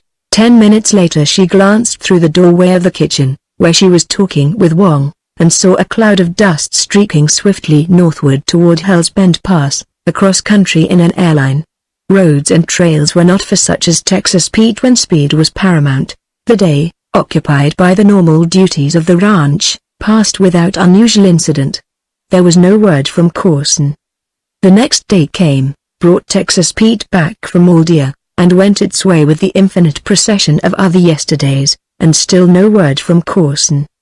By this time Diana was about convinced that the New Yorker, appreciating what the theft of his letter must mean to him, had abandoned his scheme, and that doubtless the stage that arrived in Hendersville today would carry him and his accomplice back to All Deer and an eastbound train. Her mind was occupied with such satisfactory imaginings that morning when the office doorway was darkened by the figure of a man. Looking up she saw Gum Smith standing with hat in hand. "Mornin', miss," he greeted her. Diana nodded, wondering what Gum Smith could be doing on the Bar Y, a place where he had always been notoriously unwelcome. "I've came on him as on pleasant duty, miss," he explained. "As sheriff o' this year county it is my duty to serve yo' all with notice to vacate this property by noon tomorrow, as the rightful and lawful owners wishes to occupy same." "You mean Mr. Coulson and Miss Manil?" inquired Diana, sweetly. "Yes, miss, and they hopes they won't be no trouble. They's willing to do the right thing by yo', if yo' moves off peaceable like and pronto. Would you mind taking a note to Mr. Coulson for me?" she asked. "I think I can convince him that he is making a mistake. Gum Smith would be glad to accommodate her." He said so, but he also advised her, as a friend of her father, to make her preparations for early departure, since Mr. Coulson's patience was exhausted and he had determined to take drastic action to possess himself of the ranch, as Miss Manil's agent. When Mr. Morris B. Coulson read that note an hour later he swore in a most unseemly manner. He did not divulge its contents to the Wainwrights, but he went into executive session with Gum Smith and Hal Colby, from which he did not emerge for an hour. A short time later the sheriff, accompanied by a dozen deputies, rode out of Hendersville, and some time thereafter Coulson, Lillian Manil and the Wainwrights drove off in the latter's buckboard, which Diana had sent into them the morning after their hasty departure from the Bar Y. The ranch was deserted that afternoon, except for a couple of laborers, the white cook at the cookhouse and Wong at the residence. Texas Pete and his vaqueros were spread over a vast principality, occupied with the various duties of their calling. Idaho had been left at home, in accordance with time-honored custom, to act as bodyguard for Diana should she wish to ride abroad, which she had wished to do, and they were both off to the southeast somewhere, in the direction of the Johnson Ranch. It was a lazy afternoon. The air vibrated with heat. But in one corner of the kitchen, far from the stove, which was now out, there was a cool corner, or rather, one less like inferno. Here stood a long table that had once graced the dining room, and upon it at full length, supine, lay Wang, asleep, his long pipe with its tiny brass bowl still clutched in an ear-bending hand. He was aroused by the sound of voices in the front of the house. He opened his eyes, sat up and listened. There was a woman's voice among those of men, but it was not the voice of Millicent. Wang arose and walked toward the office. He stopped where he could observe the interior without being observed. His slanting, oriental eyes narrowed at what they saw. There were Corson and Miss Manil, the two Wainwrights and Gum Smith. Corson was going through Elias Hender's desk as though it belonged to him. Presently, after having examined many papers, he evidently found what he wanted, for there was a look of relief upon his face as he stuffed them into an inside pocket of his coat after a superficial glance. The elder Wainwright was continually glancing through the doorway with an air of extreme nervousness. "You think it is perfectly safe, Sheriff?" he demanded. "Of course it is, Wainwright," snapped Corson. "We've got the law on our side, I tell you, and enough men out there to back it up. As soon as her men find we mean business they won't bother us as long as she isn't here to egg them on, and most of them would just as soon work for us anyway when they find Colby is coming back as foreman. A lot of them are his friends. I don't see why Colby didn't come along with us now," grumbled Wainwright. "He wanted to wait until we were settled in our ownership and then we could hire whom we pleased as foreman," said Corson. "I see how he feels about it and it will help to make him stronger with the men and with the neighbors if he hasn't taken any part in the eviction.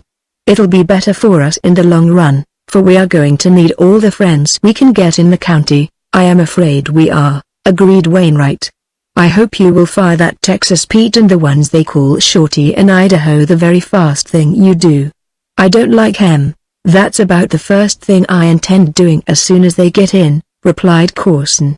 "Just now we'd better look up that damned insolent chink and tell him how many are going to be here for dinner, or supper, or whatever they call it out here." Wang tiptoed silently and swiftly to the kitchen, where Lillian Manil found him a moment later and imparted her orders to him. An hour later Texas Pete rode into the ranch yard with his men.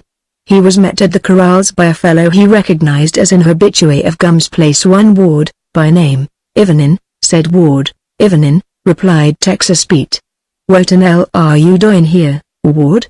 "They wants you, Shorty in Idaho up to the office." "Who wants us?" "Miss Henders and the people she's sold out to." "Sold out, hell!" exclaimed Pete. "Go on up and ask him." "I sure will. Come on Shorty. Idaho must be around the bunkhouse somewheres." The two men started for the office. At the bunkhouse they looked for Idaho, but he was not there, so they went on without him. As they approached the house they saw three men lolling on the veranda outside the office door. They were not Bar Y men. Inside they saw Corson sitting at the desk. He motioned them to enter. "Come in, boys," he said, pleasantly. As they entered the three men behind them rose and drew their 6 guns and at the same instant 3 others just within the office covered them with theirs. "Put 'em up." They were advised, and Texas Pete and Shorty, being men of discretion, put them up. While they had them up one of the gentlemen in their rear relieved them of their weapons. "Now look here, boys," said Corson, not unpleasantly, "we have no quarrel with you and we don't want any. But you're rather quick with your guns and we took this means of ensuring an amicable interview. Mr. Wainwright, Miss Manil and I are now owners of the Bar Y Ranch. Miss Henders, realizing that she had no claim, has vacated the premises and turned them over to us. We shall not need your services any longer. We shall give you a month's wages and escort you as far as town, where your weapons will be turned over to you. But I want to warn you that you are not to return to the Bar Y. If you do I shall see that the law takes its full course with you." "Where's Miss Henders?" demanded Texas Pete. "She has left the ranch," replied Corson.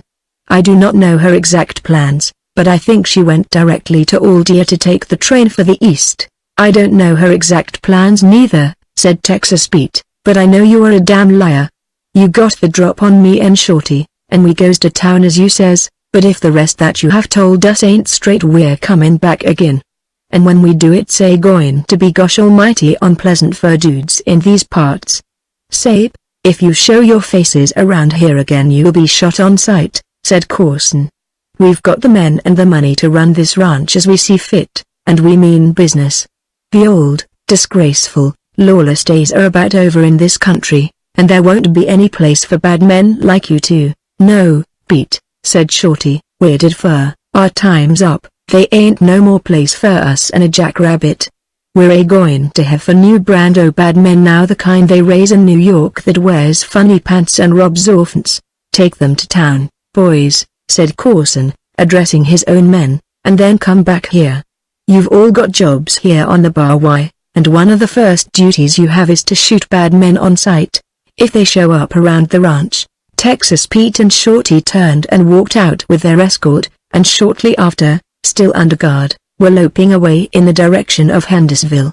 The stage came down the pass with a load of passengers that day, and among them was a lawyer from Aldie imported by Corson and Wainwright to draw up the papers that would make 1/3 the Bar Y property Wainwright's and place $125,000 in the hands of Corson and Lillian Manil. At the mine it stopped and took on the messenger with the bullion. Then to the crack of Bill Gatlin's whip it lurched onward toward the gap. Bill was discoursing to a tenderfoot who had remarked on the dry appearance of the country that he had seen, stretching away as far as the eye could reach, from the summit to the pass. I should hate to be caught out there alone, said the young man. I'm afraid I'd starve to death. Why, that wouldn't be nothing, observed Bill. That wouldn't be nothing at all. Why, back in the 70s when I was riding for the Lazy H outfit in Montana, I was chasing a critter one day when my pony stepped in a badger hole, and after turning 3 complete somersaults lights plumb on his feet and starts across country scared stiff, which would have been all right if it hadn't have been that the last somersault shuck me clean out in the saddle, and by cracky it was just my darn luck that my foot caught in the stirrup and that ornery critter up and drags me. He was so sick that he never much more'n slowed up for 3 days. Yes, sir, he drug me for 3 days and nights, and all I had to eat was when he drug me through a strawberry patch, and all I had to drink was when he drug me through a river. No, sir, after that it wouldn't seem bad at all to be left out now's in no country. The tenderfoot looked at Bill with deep and reverent awe, but he said nothing. The stage bumped over the uneven road, lurching drunkenly around curves. A masked man waited silently behind the boulders at the south end of the gap.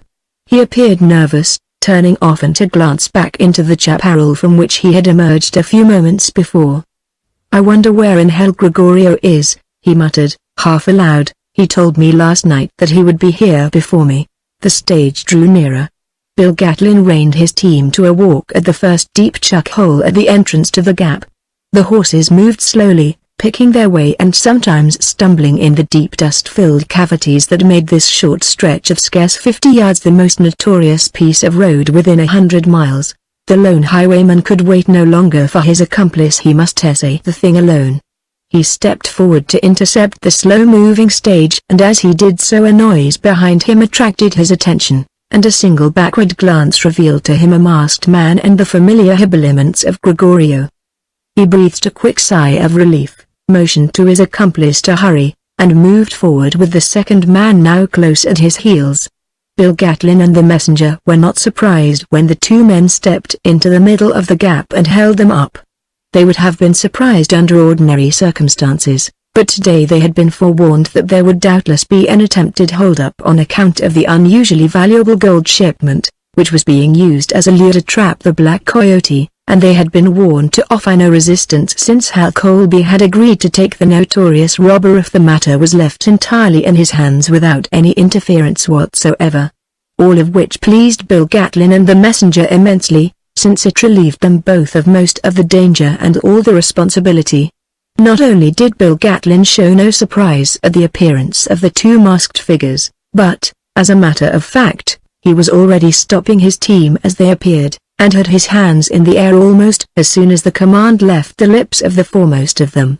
As usual, the Mexican kept the driver and messenger covered while the Black Coyote approached the stage to obtain the gold, but this time the second robber followed his principal more closely than had formerly been his custom. The coyote menaced the passengers with his weapons, seeing that they kept their hands elevated, and then with Gregorio on the watch behind him he slipped both his guns back into their holsters and reached up to take the bags of gold away from the messenger. He had placed one foot on the hub of the front wheel to raise himself to a height that would enable him to reach the precious pouches when his confederate stepped quickly toward him, shoved the muzzles of his guns into the black coyote's back, and ordered him to put up his hands. "Step down and put him up," he said. "You're through, darn my hide!" exclaimed Bill Gatlin. "He's pretty cute. I thought he was Gregorio all the time. He's got bull to rights this time." The black coyote stepped back from the stage with a growl. "You dirty greaser, you," he cried. "I'll get you for this, Gregorio." The latter nodded to the messenger. "Get down and get his guns," he said, and when the man had done so, "Now yank off his mask." The messenger jerked the black silk handkerchief from the face of the black coyote with a single quick movement, and then stepped back suddenly, his eyes wide with surprise. "Colby!" he ejaculated. Bill Gatlin almost swallowed his quid of tobacco. "Well, I'll be hornswelled!" he exclaimed, and then to the second robber, "And you was Gregorio all the time and I mistook you for Colby." "The joke sure is on me, and the drinks too." "They are," agreed the second robber.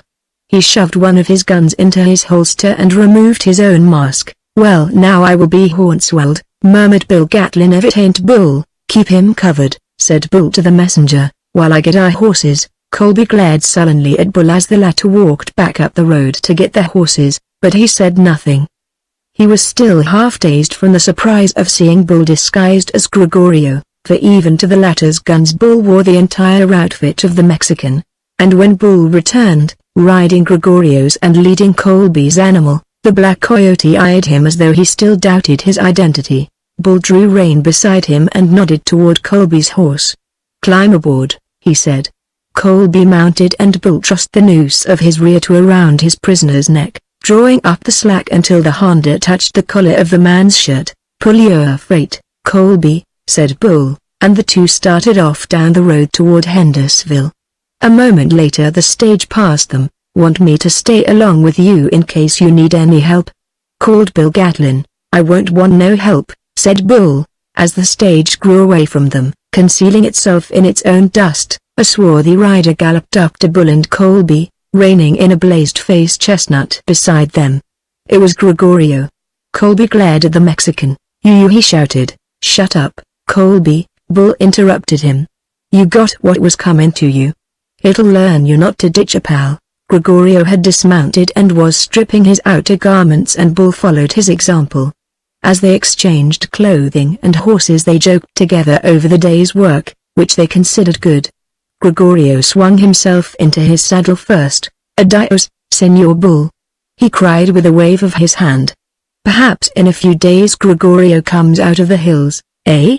I'll fix that up when I get through with this business, Gregorio," replied the American. "In the meantime just lay low, and I will work with you for the Bar-Y Rancho?" inquired the Mexican. "If I do, Gregorio. So long, adios, senor." And Gregorio wheeled his pony back toward the hills. "That greaser's whiter 'n some white men," said Bull. When he trotted into Hendersonville a few minutes behind the stage he found that already the news had spread and a crowd, gathered about the stage in front of the Donovan house, surrounded him and his prisoner. "Darn his hide!" exclaimed one who had been foremost among the posse that had ridden forth to hang Bull only a short time before. "I knew right along 'twarn't Bull. Ines said there was something shady about that the Colby fella." Bull had but just drawn rein when Texas Pete and Shorty rode up, safely delivered in town by their escort and having reclaimed their guns which had been emptied of cartridges and dropped in the road at the edge of town while the escort galloped quickly out of range toward the Bar-Y. Texas Pete had no time for questions. His quick eyes took in the scene at a glance and possibly he guessed the explanation, or caught it from the comments of the crowd. But another and more important matter occupied his thoughts as he forced his pony to Bull's side. "Have you saw anything of Miss D?" he asked. "Is she here in town?" "I don't know. Why, she ain't on the Bar-Y. Corson says she's sold out and left fair all dear." replied Texas Pete. "Corson's a liar," snapped Bull. He turned toward the veranda of the Donovan house where he espied the proprietress. "Mrs. Donovan," he called to her, "is Miss Henders in town?" "She is not, Bull," replied Mary Donovan. Bull turned his eyes toward the crowd until they alighted upon a man he knew bore a decent reputation, one who was not affiliated with Gumsmith or his gang. "Thompson," he called, "you take Colby and keep him till I get back. Don't let Gumsmith get his hands on him, and shoot Colby if he makes any funny plays. Get down off on your horse, Colby. Take him, Thompson. Come on, boys." And with Texas Pete and Shorty at his pony's heels, he started on a run for the bar wire. As they raced along, now neck and neck, Texas Pete jerked his head back in the general direction of Hendersonville. "What was it all about?" he inquired. "I just rounded up the Black Coyote," replied Bull. "Colby?" Bull nodded. "I been suspicion in him," he said, "for a long time back, but I couldn't never call the turn on him. Then I runs onto Gregorio while I'm hiding out up Coyote Canyon. Him and Colby been working together all along, but it seems lately the greasers found out Colby's planning on double-crossing him and going south with all the swag. This was to be his last job, and Colby fixed it some way to have a big shipment of gold today, so Gregorio and me fixes it and swaps clothes and horses and I takes the greaser's place. Colby never got onto it at all. He thinks I was the greaser plumb up to the minute I yanks off the mask. I thought Gregorio didn't have no use for you, Bull," said Shorty. "I done him a good turn a spell back." That was all he said about the fight with the Apaches in Cottonwood Canyon, where he had risked his life to save the Mexicans. They rode on in silence for a while. The ranch buildings, nestling among the trees, were visible in the distance when Texas Pete called attention to a speck among the sagebrush far to the southeast. To an untrained eye it was scarcely appreciable. "There's a saddled cayuse," he said. "What fur is it doing out yonder?" Bull strained his eyes in the direction of the animal. "Looks like the yellow sorrel Idaho used to ride," he said. "Idaho was left home with Misty," said Pete. As one man the three reined toward the distant pony and with loosened reins tore over the powdery earth, bounding in and out and over the brush like so many nimble-footed jackrabbits. Blazes, outdistancing the other ponies, reached the yellow sorrel first. Bull threw himself from his saddle and kneeled beside the prostrate form of a man, half hidden in the brush. It was Idaho. As Bull lifted his head he opened his eyes. He looked at Bull in a bewildered way for a moment, the expression of his face denoting a concentrated effort to recall his mental faculties. Then Texas Pete and Shorty reined in beside him in a cloud of dust and profanity. "Where's the boss?" demanded Pete. "What you loafing out here for?" inquired Shorty. Slowly Idaho sat up, assisted by Bull. He looked at the reins looped about his wrist. He felt off his side and brought his hand away covered with blood. "I done the best I could," he said, "but they was too many of them." "Where's the boss, you ornery sidewinder?" yelled Texas Pete. "Who's them? What have they done with her?" "They was all masked," said Idaho. "I didn't know no more after they creased me. I dunno what they done with her. Help me aboard that cayuse, you bow-legged flannel mouth, and we'll pull our freight and find her, 'stead o' sitting round here listening to your yap." Pete, who had dismounted, helped Idaho, almost tenderly, into the saddle. "You better beat it for town," he said. "You ain't much good now with a .45 between your ribs. You ain't no good whatsoever." "Shut up," Idaho admonished him. "If I was perforated like a salt cellar I'd be worth 2 OU. He reeled a little in the saddle, but shook himself and straightened up. It was evident that he was weak from shock and loss of blood, and that he was suffering pain beside. "You'd better go back, Idaho," said Bull. "You ain't in no shape to ride at all and I reckon we got some hard riding ahead o' us." "Go back, you damn fool," said Texas Pete, who, under the cloak of rough and almost brutal badinage, had sought to hide his real concern for his friend's welfare. "Go chase yourselves," replied Idaho. "I'm going with you." They wasted no more time in argument, but started a wide circle, looking for the tracks of the abductors. They found sufficient evidence to convince them that there had been upward of a dozen horsemen concerned in the work, which corroborated Idaho's statement, and that approximately half of these had ridden directly in the direction of the Bar Y. while the others had taken a southerly route. It was the latter trail they elected to follow after Bull discovered upon it the imprint of an iron shoe, and as captain, being tender in front, had recently had his forefeet shod. It was safe to assume that they had taken Diana Renders this way. They rode fast, for dusk was already on them, and when, a short time later, it became too dark to distinguish the trail from the saddle, they were often compelled to stop and dismount, and, upon several occasions, strike matches to make sure that they were still on the right track. Their progress was, therefore, necessarily slow. Toward midnight they lost the trail completely. It was there they left Idaho, too weak from loss of blood to continue. Chapter 18. Through the night. In a back room of the Chicago saloon, Thompson sat guard over Hal Colby, who was neatly and securely trussed and tied to a chair, in which he sat. In the Donovan house the guests were seated at dinner when Gum Smith entered and took his accustomed place. He had just come from the bar Y, and as the streets of Hendersonville had happened to be deserted at the meal hour he had met no one. "Lo, Gum," greeted Bill Gatlin. "I reckon you hearn we got the Black Coyote." "I hain't seen no one since I reached town," replied Smith, "but I knowed Colby get the critter," yet withal he looked a bit mystified and uneasy. "Whar be he?" he asked. "He's safe in the Chicago," said Wildcat Bob. "I reckon I'd better get him over to the jail," said Gum Smith. "I reckon you'll leave him at the Chicago," replied Wildcat. "Do you know who he is?" "Bull, o' course, Bull." "Hell, it's Colby." Gum Smith paled, just a trifle. "They must be some mistake," he said, weakly. "Who got him?" "Bull got him, and they ain't no mistake," said Bill Gatlin. "I knew all along 'twarn't Bull." "Well," said Gum Smith, "the Chicago saloon ain't no place for a dangerous prisoner. Soon's I've vet my vittles I'll take him over to the jail where he'll be safe." "I tells you you'll leave him at the Chicago," said Wildcat Bob. "I'm sheriff o' this here county," bawled Gum Smith, "and nobody don't want to interfere with me in the disequals charge o' my duties. Do you all hear me, Wildcat Bob?" "I hears you, but just like a jackass brain it don't make no impression on my understanding," replied Wildcat, embellishing his remarks with lurid and descriptive profanity. He finished his meal first and went out. When Gum Smith left the Donovan house he repaired at once to his own saloon. Here he deputized a half a dozen loafers, gave each of them several drinks, and led them to the Chicago saloon, where he demanded of the proprietor that he turn over to him, forthwith, the person of Hal Colby, otherwise known as the Black Coyote. "He's in the back room yonder," replied the owner of the Chicago saloon. "If you craves him, go get him." "I don't want him."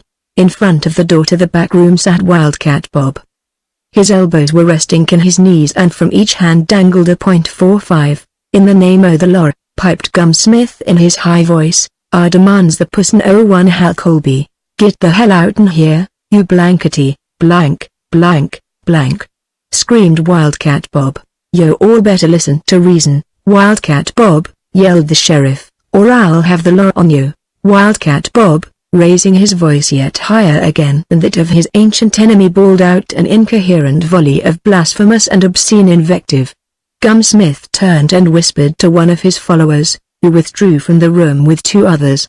Presently Gum Smith stepped to one side of the room and, pointing at the little old man sitting before the locked door, called to his remaining deputies, "Take him, men, do your duty." One of the men stepped forward. Wildcat Bob whirled a gun about his forefinger and without taking aim shot the fellow's hat from his head. The three stepped back. Almost simultaneously there came the sound of the crashing of glass from the interior of the room where Colby was confined, the voice of Thompson raised in protest, and then shots. Wildcat Bob leapt to his feet and reached for the knob of the door. As he did so his back was toward the barroom for an instant, and in that instant Gum Smith raised his six-shooter and fired. Without a word Wildcat Bob crumpled to the floor and lay there motionless. Smith and his men leapt for the door. It was locked, and being a strong door, withstood their combined efforts for several minutes. When at last it gave before their assault and they stepped across the threshold, they saw only the body of Thompson sprawled upon the floor in a pool of blood. The Black Coyote was gone. Surrounded by masked men, her escort shot from his horse, Diana Henders realized only too well the gravity of her situation, and though she recognized no individual among those who had lain in ambush for her, she guessed well enough that they had acted under orders from Coulson. Her note to him, revealing the fact that she knew the entire truth concerning his duplicity and was in possession of the papers that proved it beyond peradventure of a doubt, had, she guessed, prompted the desperate adventure in which he pitted all against all. So suddenly had the masked riders come upon them from the bed of a dry wash that they had them covered before they could draw, yet Idaho, true to the unwritten code of his calling and his time, had invited death by drawing in the face of their leveled guns in defense of a woman.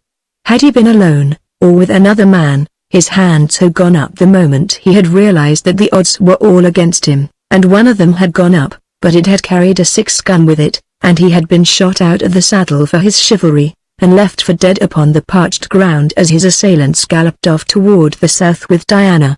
Night fell, and yet the men kept on, 2 riding ahead of Diana Henders and 4 behind. They rode rapidly, not sparing their horses, and from both their haste and the direction of their way the girl guessed that they were making a try for the border. Once in the mountains they were forced to a slower gait, and around 9 o'clock they halted for a brief rest where there was water for both the horses and their riders. At first Diana had attempted to question them relative to their intentions, but they would not tell her where they were taking her, and at last silenced her with oaths and threats. Nor did they remove their masks until darkness equally as well hid their features from her. This and their almost unbroken silence convinced her that her abductors were men who feared recognition and therefore must have been recruited in the neighborhood. A shrewd guess suggested that an habitué of Gum's Place liquors and cigars would have recognized them all. The abduction had therefore been engineered or at least connived in by the sheriff, and this line of reasoning but corroborated what was already a foregone conclusion that it had been done at Coulson's behest. What their purpose was with her she could not guess. It might be a plan to remove her temporarily to some hidden spot where she might not further interfere with the plans of the New Yorker, or it might easily have a more sinister purpose. She knew that Coulson would never be safe in possession of the Barwire property while she lived, and she did not believe that he was fool enough not to appreciate that fact, but would he dare to have her done away with? She wondered. It was after midnight when they crossed the summit, at a point where there appeared not the slightest vestige of a trail, and dropped down a dangerous and rocky declivity into a wooded canyon. A dozen times the girl's life was in jeopardy, her only safeguard the agility and sure-footedness of Captain. A half hour later the canyon widened into a little pocket in the mountains, and here they stopped again. Through the gloom of the deep gorge her eyes finally distinguished the outlines of a small cabin. The men dismounted. "Get down," said one of them to Diana, and when she had done so the fellow took her by the arm, with a gruff, "Come along," and led her toward the shack. He pushed open the door and told her to enter.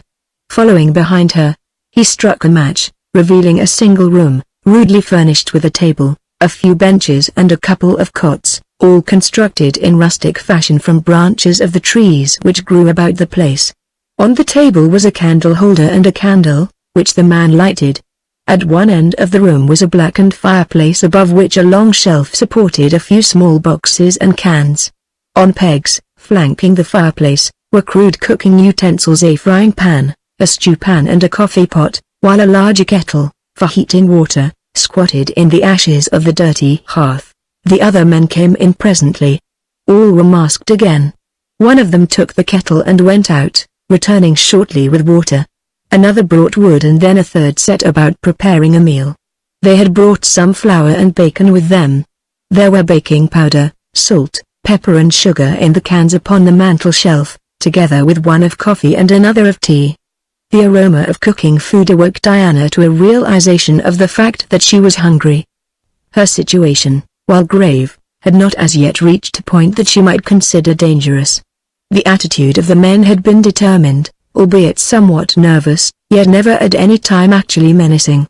What they had done had evidently been accomplished under orders from some person or persons who were taking no active part in the actual abduction, who were not even present when the thing was done, nor now that they had reached this hiding place in the mountains. Diana Henders was more or less familiar with these southern hills, and she knew that she never had been in this spot before. What an ideal place it would be to commit and effectually hide all traces of a crime. She put such unpleasant thoughts from her and turned her attention to the bacon sizzling upon the hearth the while it filled the room with its delicious aroma. She was given a portion of the food and, seated upon one of the rude cots, devoured it ravenously. Her fears, of whatever magnitude they might be, had not spoiled her appetite, nor did she show in any other outward manner that she was afraid, either of her abductors or contemplation of the fate that awaited her. The meal over, one of the men arose and left the cabin. From the monosyllabic conversation that ensued she gathered that he had been sent back along their route to a point where he could act as sentinel and thus safeguard them from surprise. They did not appear to expect pursuit, but took this precaution, evidently, in accordance with orders previously received, or a plan prearranged. After the meal the men smoked for a while and then, one by one, lay down upon the rough boards to sleep, so disposing themselves that the girl could not approach either the door or the single window without disturbing one or more of them. The last man blew out the candle before he lay down. Diana Renders stretched herself at length upon the rough branches that formed the bottom of one of the cots and tried to sleep. How long she lay awake she did not know, but eventually she fell into a light slumber, from which she was awakened about 3 in the morning by the sound of horses' feet on the ground outside the cabin. Then she heard men's voices, speaking in subdued tones. A sudden premonition seized her. Edgar was at hand. She heard the door open and immediately 2 of the men upon the floor awoke and sat up. "Who's that?" demanded one. "Me," replied one of the newcomers. "The rest of you fellas wake up, we got to get out of here." He stepped to the table, struck a match and lighted the candle. In its first flare Diana recognized his figure as that of the man who had gone out after the meal to act as guard along the trail. The man with him was Hal Colby. "Put out that light, you damn fool!" cried one of the awakened sleepers. "Do you want this girl to recognize us all?" The light went out, quickly. Hal Colby stepped across the room to her side. "Everything's all right, Dee," he said. "I've come for you." The other man was speaking to his fellows. "They's someone on our trail." Colby passed them on the cut-off. "He'd been riding behind them for an hour. He says they's 3 o.m. We gotta get out." Hastily the men rose and sought their horses. Colby took Diana by the arm. "Come," he said. "I'll get you out o' here." "Why should I want to get out when someone is coming to take me away from these men?" she demanded. "But I'm here. I'll take you out, Dee. Come, we must hurry." She shook her head. "No. I shall stay here. They won't let you. They'll take you along. You had better come with me. I am your friend." "You cannot be a friend of theirs." "Arid mine, both." He took her by the arm again. "Come. This is no time for fooling." She struggled to free herself and when he attempted to drag her forcibly she struck him in the face with a clenched fist. "You!" he cried, applying a vile epithet to her. "You'll come, damn you," and he picked her up and carried her out into the waning night. Most of the men had found their horses and mounted. "Where's her horse?" demanded Colby of one of them, and when it was led forward he threw her roughly into the saddle and with her own rear he bound her there.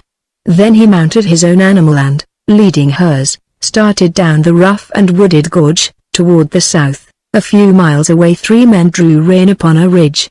"We've lost the damn trail again," muttered Texas Pete, sourly. Bull sat erect upon Blazes, his head thrown far back, his nostrils dilated. "What you lookin' up yonder for?" demanded Shorty. "The trail that bunch o' short horns on don't lead to heaven, smell it?" asked Bull. "What? Wood smoke? They's a east wind. Come on." He rode blindly through the darkness, trusting to the instinct and the eyesight of his horse, toward the east and the fire from which the tenuous suggestion of wood smoke emanated. Where there was fire there should be a man, thus reasoned Bull. A half-hour later the 3 slid and rolled with their horses down the steep side of a gorge into a cup-like opening in the hills and before them, in the growing dawn, they saw a mean, weather-worn shack. From the grumbling chimney a thin wisp of smoke arose into the still air, to be wafted gently westward after it had topped the summit of the canyon walls. They hid their horses among the trees and the underbrush and crept stealthily toward the building from 3 sides. Bull was the first to come into the open and as he did so he stood erect and sprang toward the doorway of the building, bursting into the interior with 2 guns ready in his hands. The place was empty. Embers smoldered upon the dirty hearth. A greasy frying pan lay upon the floor at one side, a kettle half filled with warm water upon the other. There was the odor of cigarette smoke in the air of the single room. "They been here, but they's gone," said Bull as his two friends joined him. "They ain't been gone long," said Shorty. They found the trail leading down the canyon and followed it, while a few miles ahead Colby and Diana with the 6 masked men debouched upon the wide fiat at the foot of the hills. Here they halted. "One o' you fellas swap horses with the girl," commanded Colby, "and then you all circle back to the west and north and hit the high spots for Hendersville. Here, Grift, you take her horse." "How come?" demanded Grift. "Why, to lead the folks back at Hendersville and the trail, o' course," replied Colby. "You'll tell 'em you found her horse t'other side o' the west ranch and they'll look there till the cows comes home." Grift, satisfied with this explanation, dismounted and took Diana's horse, after which she was bound to the one he had quitted. "Now beat it," said Colby. "I'll take care o' the girl," and he started off toward the south, while the others turned westward. "I reckon I fooled 'em," remarked Colby when the others were out of hearing. Diana made no reply. "Them 3 hombres is trailin' you, he continued, "and they'll be jest wise enough to follow Captain's tracks. I reckon I fooled 'em fine. Grift never would o' swapped if he dey knowed what my reason was." Diana said nothing. She did not even look at him. They rode on in silence then for some time. "Look here, he exclaimed finally. "You might as well come down off'n your high horse. You're mine now and I'm a-goin' to keep you as long as I want you. I'm rich now. I'll get all the money I wants from Lillian, but you're the one I love, you're the one I want, and you're the one I'm a-goin' to have. After I gets all o' Lillian's money I'll quit her and you and me'll do some travelin', but in the meantime I got to marry her to get the money." "Sabe, cur," muttered Diana, shuddering. "Well, if you wants to belong to a cur, call me one," he said, laughing. "'Cause you're going to belong to me after today. You won't never want to go back then. You thought you'd turn me down, did you? You wanted the dirty damn bandit, didn't ya? Well, you won't never get him. If he isn't follerin' you with the 3 thets behind us, he won't never catch up to us this side o' the border, and after that he couldn't never find us in 100 years.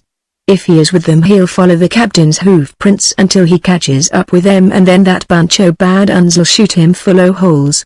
I guess maybe I wasn't foolin' the whole bunch on 'em, eh?" Diana Henders looked her unutterable contempt and loathing. Colby fell silent after a bit, seeing that it was impossible to draw the girl into conversation. Thus they continued on for miles. Suddenly, from far away toward the north, came, just barely audible to their ears, faintly the sound of distant firearms. Bull and his pals had come upon the 6. There had been no preliminary, no questions asked. The 3 had but put spurs to their horses and overtaken the fleeing abductors, who, their work done, have no desire to enter into an argument with anyone. The moment he thought that he was within safe range, Bull had opened with a single gun, and at the first shot a man had tumbled from his saddle. It was a running fight from then on until but a single one of the 6 remained. Holding one hand far above his head he reined in his jaded mount, at the same time letting his gun fall to the ground. Bull drew up beside him. "Where's Miss Henders?" he demanded. "I don't know nothing about her, I ain't seen her." "You lie," said Bull, in a low voice. "You're riding her horse now. Where is she? I'll give you 5 seconds to answer before I send you to hell." "Colby taken her south toward the border," cried Grift, and Bull wondered, for he had left the man safely in Hendersville. "You take that horse home, Grift," said Bull, to the bar. "Why if you've lied to me about Miss Henders, or if that horse ain't in a bar Y corral when I gets back, I bore you."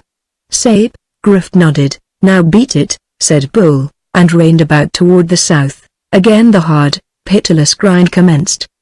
Beneath the scorching sun, over blistering alkali flats, the 3 urged their weary horses on. "You gotta make it, Blazes. You gotta make it," whispered Bull in the ear of the pony. "She ain't be much ahead, and there ain't nothing can step away from me and you, Blazes, forever. We'll catch up with them someday." Chapter 19. Tell me that you love me.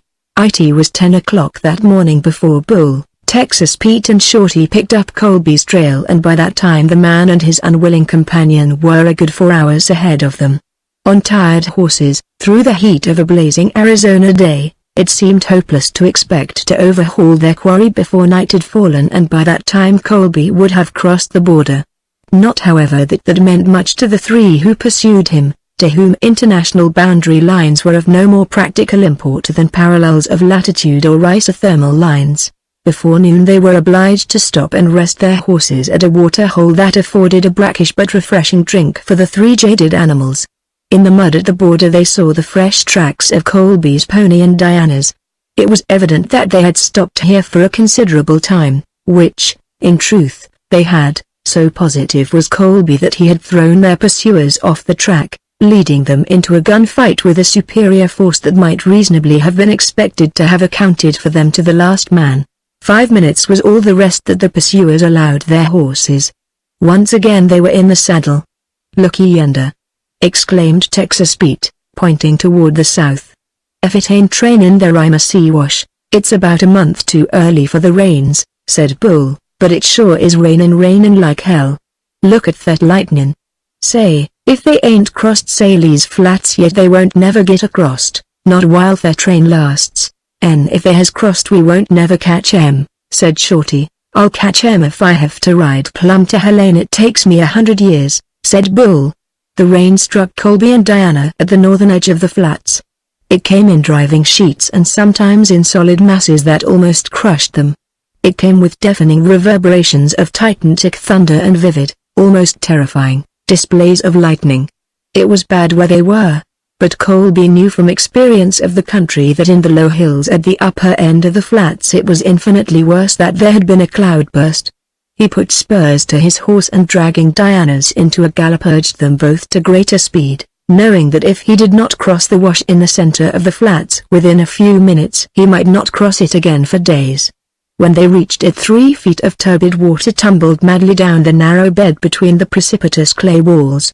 The man found a steep path that Stock had made for crossing when the bed of the wash was dry and urged his horse downward. The force of the current almost swept the animal from its feet, but with widespread legs it stemmed the torrent, while Colby, taking a few turns of the lead rope around his horn, dragged Diana's pony through in safety after him. At the top of the bank the man turned and looked toward the north and then down at the rising flood. "If this rain holds out they won't nothin' more cross here for a spell," he said, smiling. "In 10 minutes she'll be plumb full. We can take it easier now." He started off again, but now at a walk, for he knew that there was no longer need for haste, if there had been before, which he had doubted. The horses, cooled and refreshed by the rain, would have been equal to a spurt now, but none was necessary, and so they came after a mile to the dim outlines of an adobe house showing through the driving downpour, directly ahead. Colby rode close to the door, and leaning from his saddle, pounded upon it. There was no reply. "I reckon we'll stop here a while," he said, dismounting. He opened the door and looked in. The place was deserted. In rear of it was an open shed for stock, and to this they rode. Colby helped Diana from her horse, removed the saddles and bridles from the animals and tied them beneath the shed. Then he led the girl to the house, her arms still bound by the reater. There was no chance that she could escape now, so the man removed her bonds. "We'll rest here a few hours and give the horses a chance, then we'll hit the trail. We gotta find a place where we can feed, my belly's wrapped around my backbone. Let's be friends, D. You might as well make the best of it. You ain't blame a fella for loving you, and I ain't so bad you might a done a lot worse." He came toward her and raised his hand as though to place it on her arm. "Don't touch me." She drew back with an appreciable shudder or revulsion. He laughed. "You'll feel better after a while," he said. "We're both too dog-tired to be very good company. I'm going to get in a little sleep. You'd better do the same, but I'll have to tie you up again unless you'll promise not to try to escape." She made no reply. "All right," he said, "if you'd rather be tied." He came then and tied her hands behind her. Keeping one end of the rope in his own hand he lay down upon the dirt floor and was soon asleep.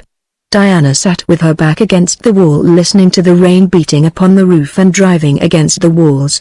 The roof leaked badly in several places and the water that came through formed puddles on the floor which joined together into a little rivulet that wound to the doorway and disappeared beneath the door.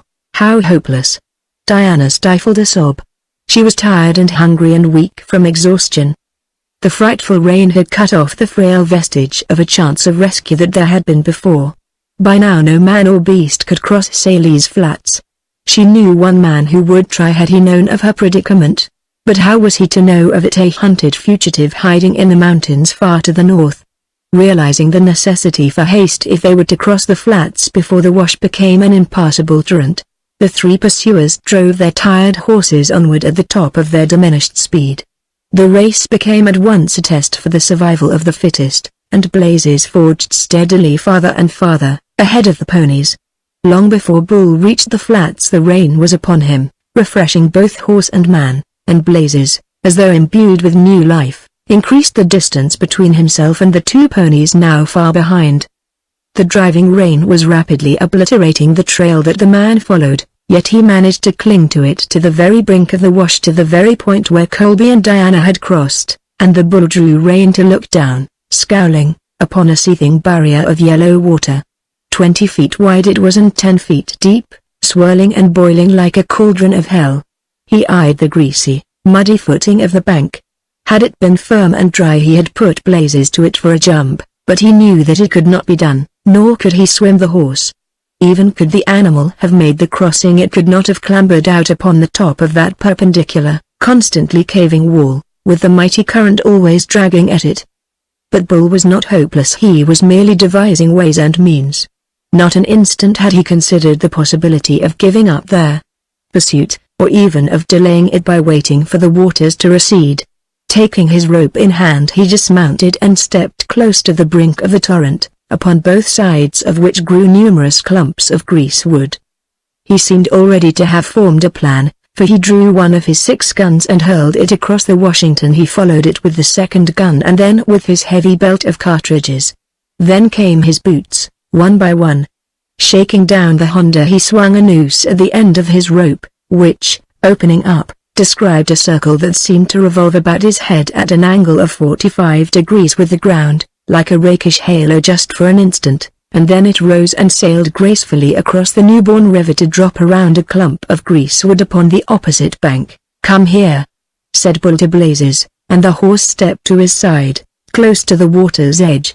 "Stand," commanded Bull, knowing that Blazes would stand where he was for hours, if necessary, until his master gave a new order. Bull drew in his rope until it became taut and then he dragged heavily upon the greasewood across the channel. It held despite his most strenuous efforts. He tied the loose end about his waist, stepped to the edge of the water and leapt in. Hal Colby awoke and looked about him. His eyes fell upon the girl sitting with her back against the wall across the room. "Feeling better?" he asked. "I am. Nothing like sleep, unless it be grub," she did not reply. He rose to his feet and approached her. "You're sure a sullen little devil, but I'll take that out to a little loving'll do that. Get up and kiss me, you unspeakable thing." "It would be an insult to a cur to call you that," Colby laughed good-naturedly. "If you'd rather have a bandit, I might turn one," he said, and again he laughed, this time at his own joke. "If you are trying to suggest that I would prefer Bull, you are right. You may thank God that he is not here, but he will come and you will pay." "Well, you ain't got up and kissed me yet," said Colby. "Do you want me to yank you up? You got a lot to learn and I'm the hombre what can learn you. I've a lot o' experience, I've tamed 'em before, as good as you. Tamed 'em and made 'em like it. If it ain't be did one way it can another. Sometimes a quirt helps." He struck his chaps with the lash of the one he carried. "Get up, you." He seized her by the arm and jerked her roughly to her feet. Again she struck him, and this time the man struck back a stinging blow across her shoulders with a quirt. "I'll learn you," he cried. She tried to free herself, striking him repeatedly, but he held her off and lashed her cruelly, nor did he appear to care where the quirt fell. The tumbling waters, engulfing Bull, rolled him over and over before, half drowned. His powerful strokes succeeded in raising his head above the surface. He had had no conception of the tremendous strength of the current. He was but a bobbing bit of flotsam upon its surface. He could not stem it. He was helpless. The rope about his waist suddenly tautened and he was again dragged beneath the surface. He grasped it with his hands and tried to pull himself in toward shore, but the giant waters held him in their grip, dragging him downward, stronger by far than the strength of many men. Suddenly the muddy flood spewed him to the surface once more, this time against the bank to which the opposite end of his rope was fastened and was dragging heavily upon its precarious anchor. He clutched at the slippery, red mud, clawing frantically for a handhold. The waters leapt upon him and beat him down, but still he fought on valiantly, not for his life but for the girl he loved, and at last he won, dragging himself slowly out upon the bank. Almost exhausted he rose, staggering, to his feet and looked back across the torrent at blazes. "It ain't no use, boy," he said, with a shake of his head. "I was a-going to rope you and drag you across, but it can't be did. Now I reckon I'll have to hoof it." He sat down in the mud and pulled on his boots, gathered up his guns and belt, coiled his rope and turned his face southward. "If it takes 100 years and I have to follow him plumb to hell," he muttered, "I'll get him." Still spent and blowing from his tremendous exertions against the flood, he staggered on through the sticky clay and the blinding rain, his head bent down against the storm. It was hard work, but never once did a thought of surrender enter his mind. He would find a ranch house somewhere and get a horse. He might even come upon some range stock. He had his lariat and there was a bare chance that he might get close enough to an animal to rope it. But he must have a horse. He felt helpless, entirely impotent without one. Imagine yourself thrust into a cold and unfriendly world, if you are a man, without a pocket knife, a bunch of keys, a handkerchief, money, or a pair of shoes, and you will be able to appreciate how a cowboy feels without a horse. Thus, buffeted by the storm, he shouldered on until suddenly there loomed almost directly in his path the outlines of an adobe house. Fortune smiled upon him. Here he would find a horse. He stepped to the door and was about to knock when he heard the voice of a woman crying out in protestation and pain. Then he flung the door wide and stepped into the interior. Colby, holding Diana's wrist, was twisting it in an excess of rage, for she had struck him and repulsed him until the last vestige of his thin veneer of manhood had fallen from him, leaving exposed the raw, primordial beast. He saw Bull the instant that the latter opened the door and swinging the girl in front of him reached for a gun.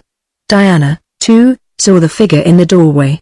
A great wave of joy swept through her, and then she saw Colby's gun flash from its holster and knew that Bull could not shoot because of fear of hitting her, but she did not know Bull as well as she thought she knew him, and similarly was Colby deceived, for the man in the doorway fired from the hip the instant that Colby's gun was raised. The weapon fell from nerveless fingers. The grasp upon Diana's wrist relaxed, and Hal Colby pitched forward upon his face, a bullet hole between his eyes. Diana swayed for an instant, dazed by the wonder of her deliverance, and then as Bull stepped toward her she went to meet him and put her arms about his neck. "Bull." It was half a sob. The man took her in his arms. "Diana." The word carried all the reverence of a benediction. Raising her face from his shoulder she pushed him away a little. "Bull," she said. "Once you told me that you loved me. Tell me so again." "Love don't tell half of it, girl," he said, his voice husky with emotion. "Oh, Bull," she cried, "I have been such a fool. I love you. I have always loved you, but I did not know it until that night, the night they came after you at the West Ranch. But you couldn't love me, Diana, thinking I was the Black Coyote. I don't care, Bull, what you are. All I care or know is that you are my man. We will go away together and start over again, will you, Bull, for my sake?" And then he told her that he didn't have to go away, told her who the Black Coyote had been. "Why, he even planted one of the bullion sacks under my bedroll at the West Ranch to prove I was the right hombre," said Bull. "Saw a sack o' dust I brung from Idaho, and he tried to make him think it was yours. He used to send me off alone the days he was a-going to hold up the stage, so's when the time was ripe he could throw suspicion on me. He sure was a clever fella, Hal was, but the day Mac was wounded?" she asked. "We saw you coming in from the north and there was blood on your shirt. I got in a brush with Apaches up Cottonwood, me and Gregorio, and I got scratched. 'Twas nothing. And to think that all the time he was professing friendship for you he was trying to make me believe that you were the Black Coyote," cried Diana. He was worse than Mr. Corson, and I thought him about the wickedest man I had ever known. We gotta think about getting back and having a friendly powwow with that the Corson gent, said Bull. By golly, the sun's out. Everything's happy, Diana, now that you're safe. They walked to the doorway. The rain had stopped as suddenly as it had begun, and now the fierce sun blazed down upon the steaming mud. Where's your horses? Asked Bull. In a shed behind the house. Good. We'll start along. There's a bridge 25 miles below here if I ain't mistaken. I think I know this here shack. I was down this way 2 years ago. But what about him? She nodded back toward the body of Colby. He can rot here for all I care, said Bull, bitterly hurtin' you.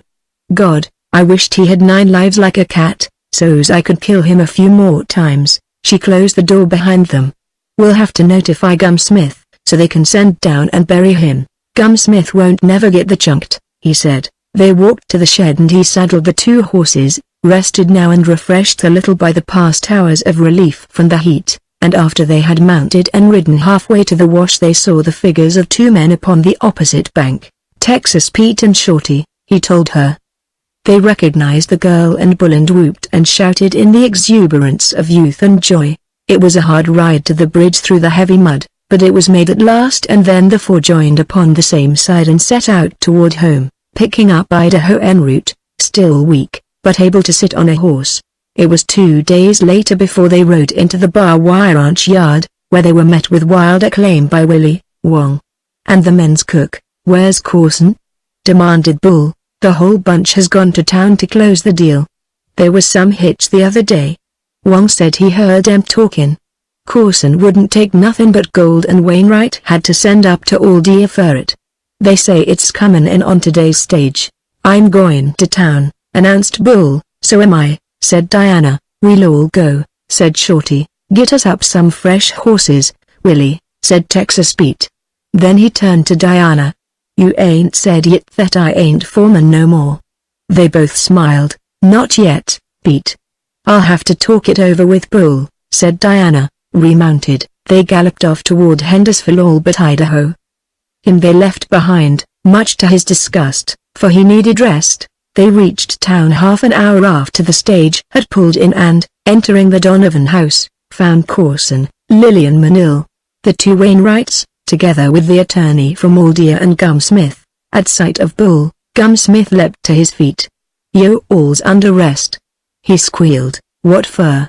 Asked Bull. For robbing the United States mail, that's what for. Hold your horses, Gum, admonished Bull. I ain't quite ready for you yet. I craves conversation with these here dudes first. He turned to the elder Wainwright. You was honin' to pay $125,000 to this here dude for the Bar-Y? T'ain't none o' your business, snapped Wainwright. Bull laid a hand upon the butt of one of his guns. Does I have to run you out o' Hendersonville to get a civil answer? He demanded. Wainwright paled. I've paid already, and the Bar-Y's mine, he answered surlily. You've been stung. Them 2's crooks. The girl ain't no relation to Miss Hender's uncle, and we got the papers to prove it. We got the will, too, that this skunk tried to get hold of and destroy. Leastwise Miss Hender's had 'em, but she sent 'em to Kansas City before Corson could get hold of 'em. Texas Pete, here, took 'em to Aldia. That's why you didn't find 'em in the office, Corson, when you robbed the safe. Wong saw you and told us about it just before we left the ranch today. All you got was the copies she made. I don't wonder you wanted gold from Wainwright. He's lyin', cried Corson to Wainwright. Do you believe what a fellow like he says? Why, he'll be in a federal penitentiary inside another month for robbing the mail. There isn't a jury on earth would take his word for anything. I ain't the yit, and no more I don't expect to be, said Bull. You all's under arrest, just the same, right now, cried Gum Smith, and I warns you to come along peckable like with me. Now I'm comin' to you, Gum, said Bull. You better beat it, Gum. You ain't worth shootin', with cartridges the price they be. He continued. Gregorio had told me the whole story. He's goin' straight now and wants to square himself. He's writ out and signed a confession that's goin' to make this climate bad for your rheumatism. Gregorio's a dirty, lyin' greaser, screamed Gum. They won't no one believe him neither. They ain't no one got the goods on me. No, said Bull. But you have. Nearly every ounce of that gold except what you and Colby spent and what little you give Gregorio's buried underneath the floor of the back room your saloon, and me and Pete and Shorty's right here to see that no hombre don't get or what don't belong to it. Gumsmith paled. "'Tain't so. It's a damn lie." "That's the second time I been called a liar in 5 minutes, said Bull.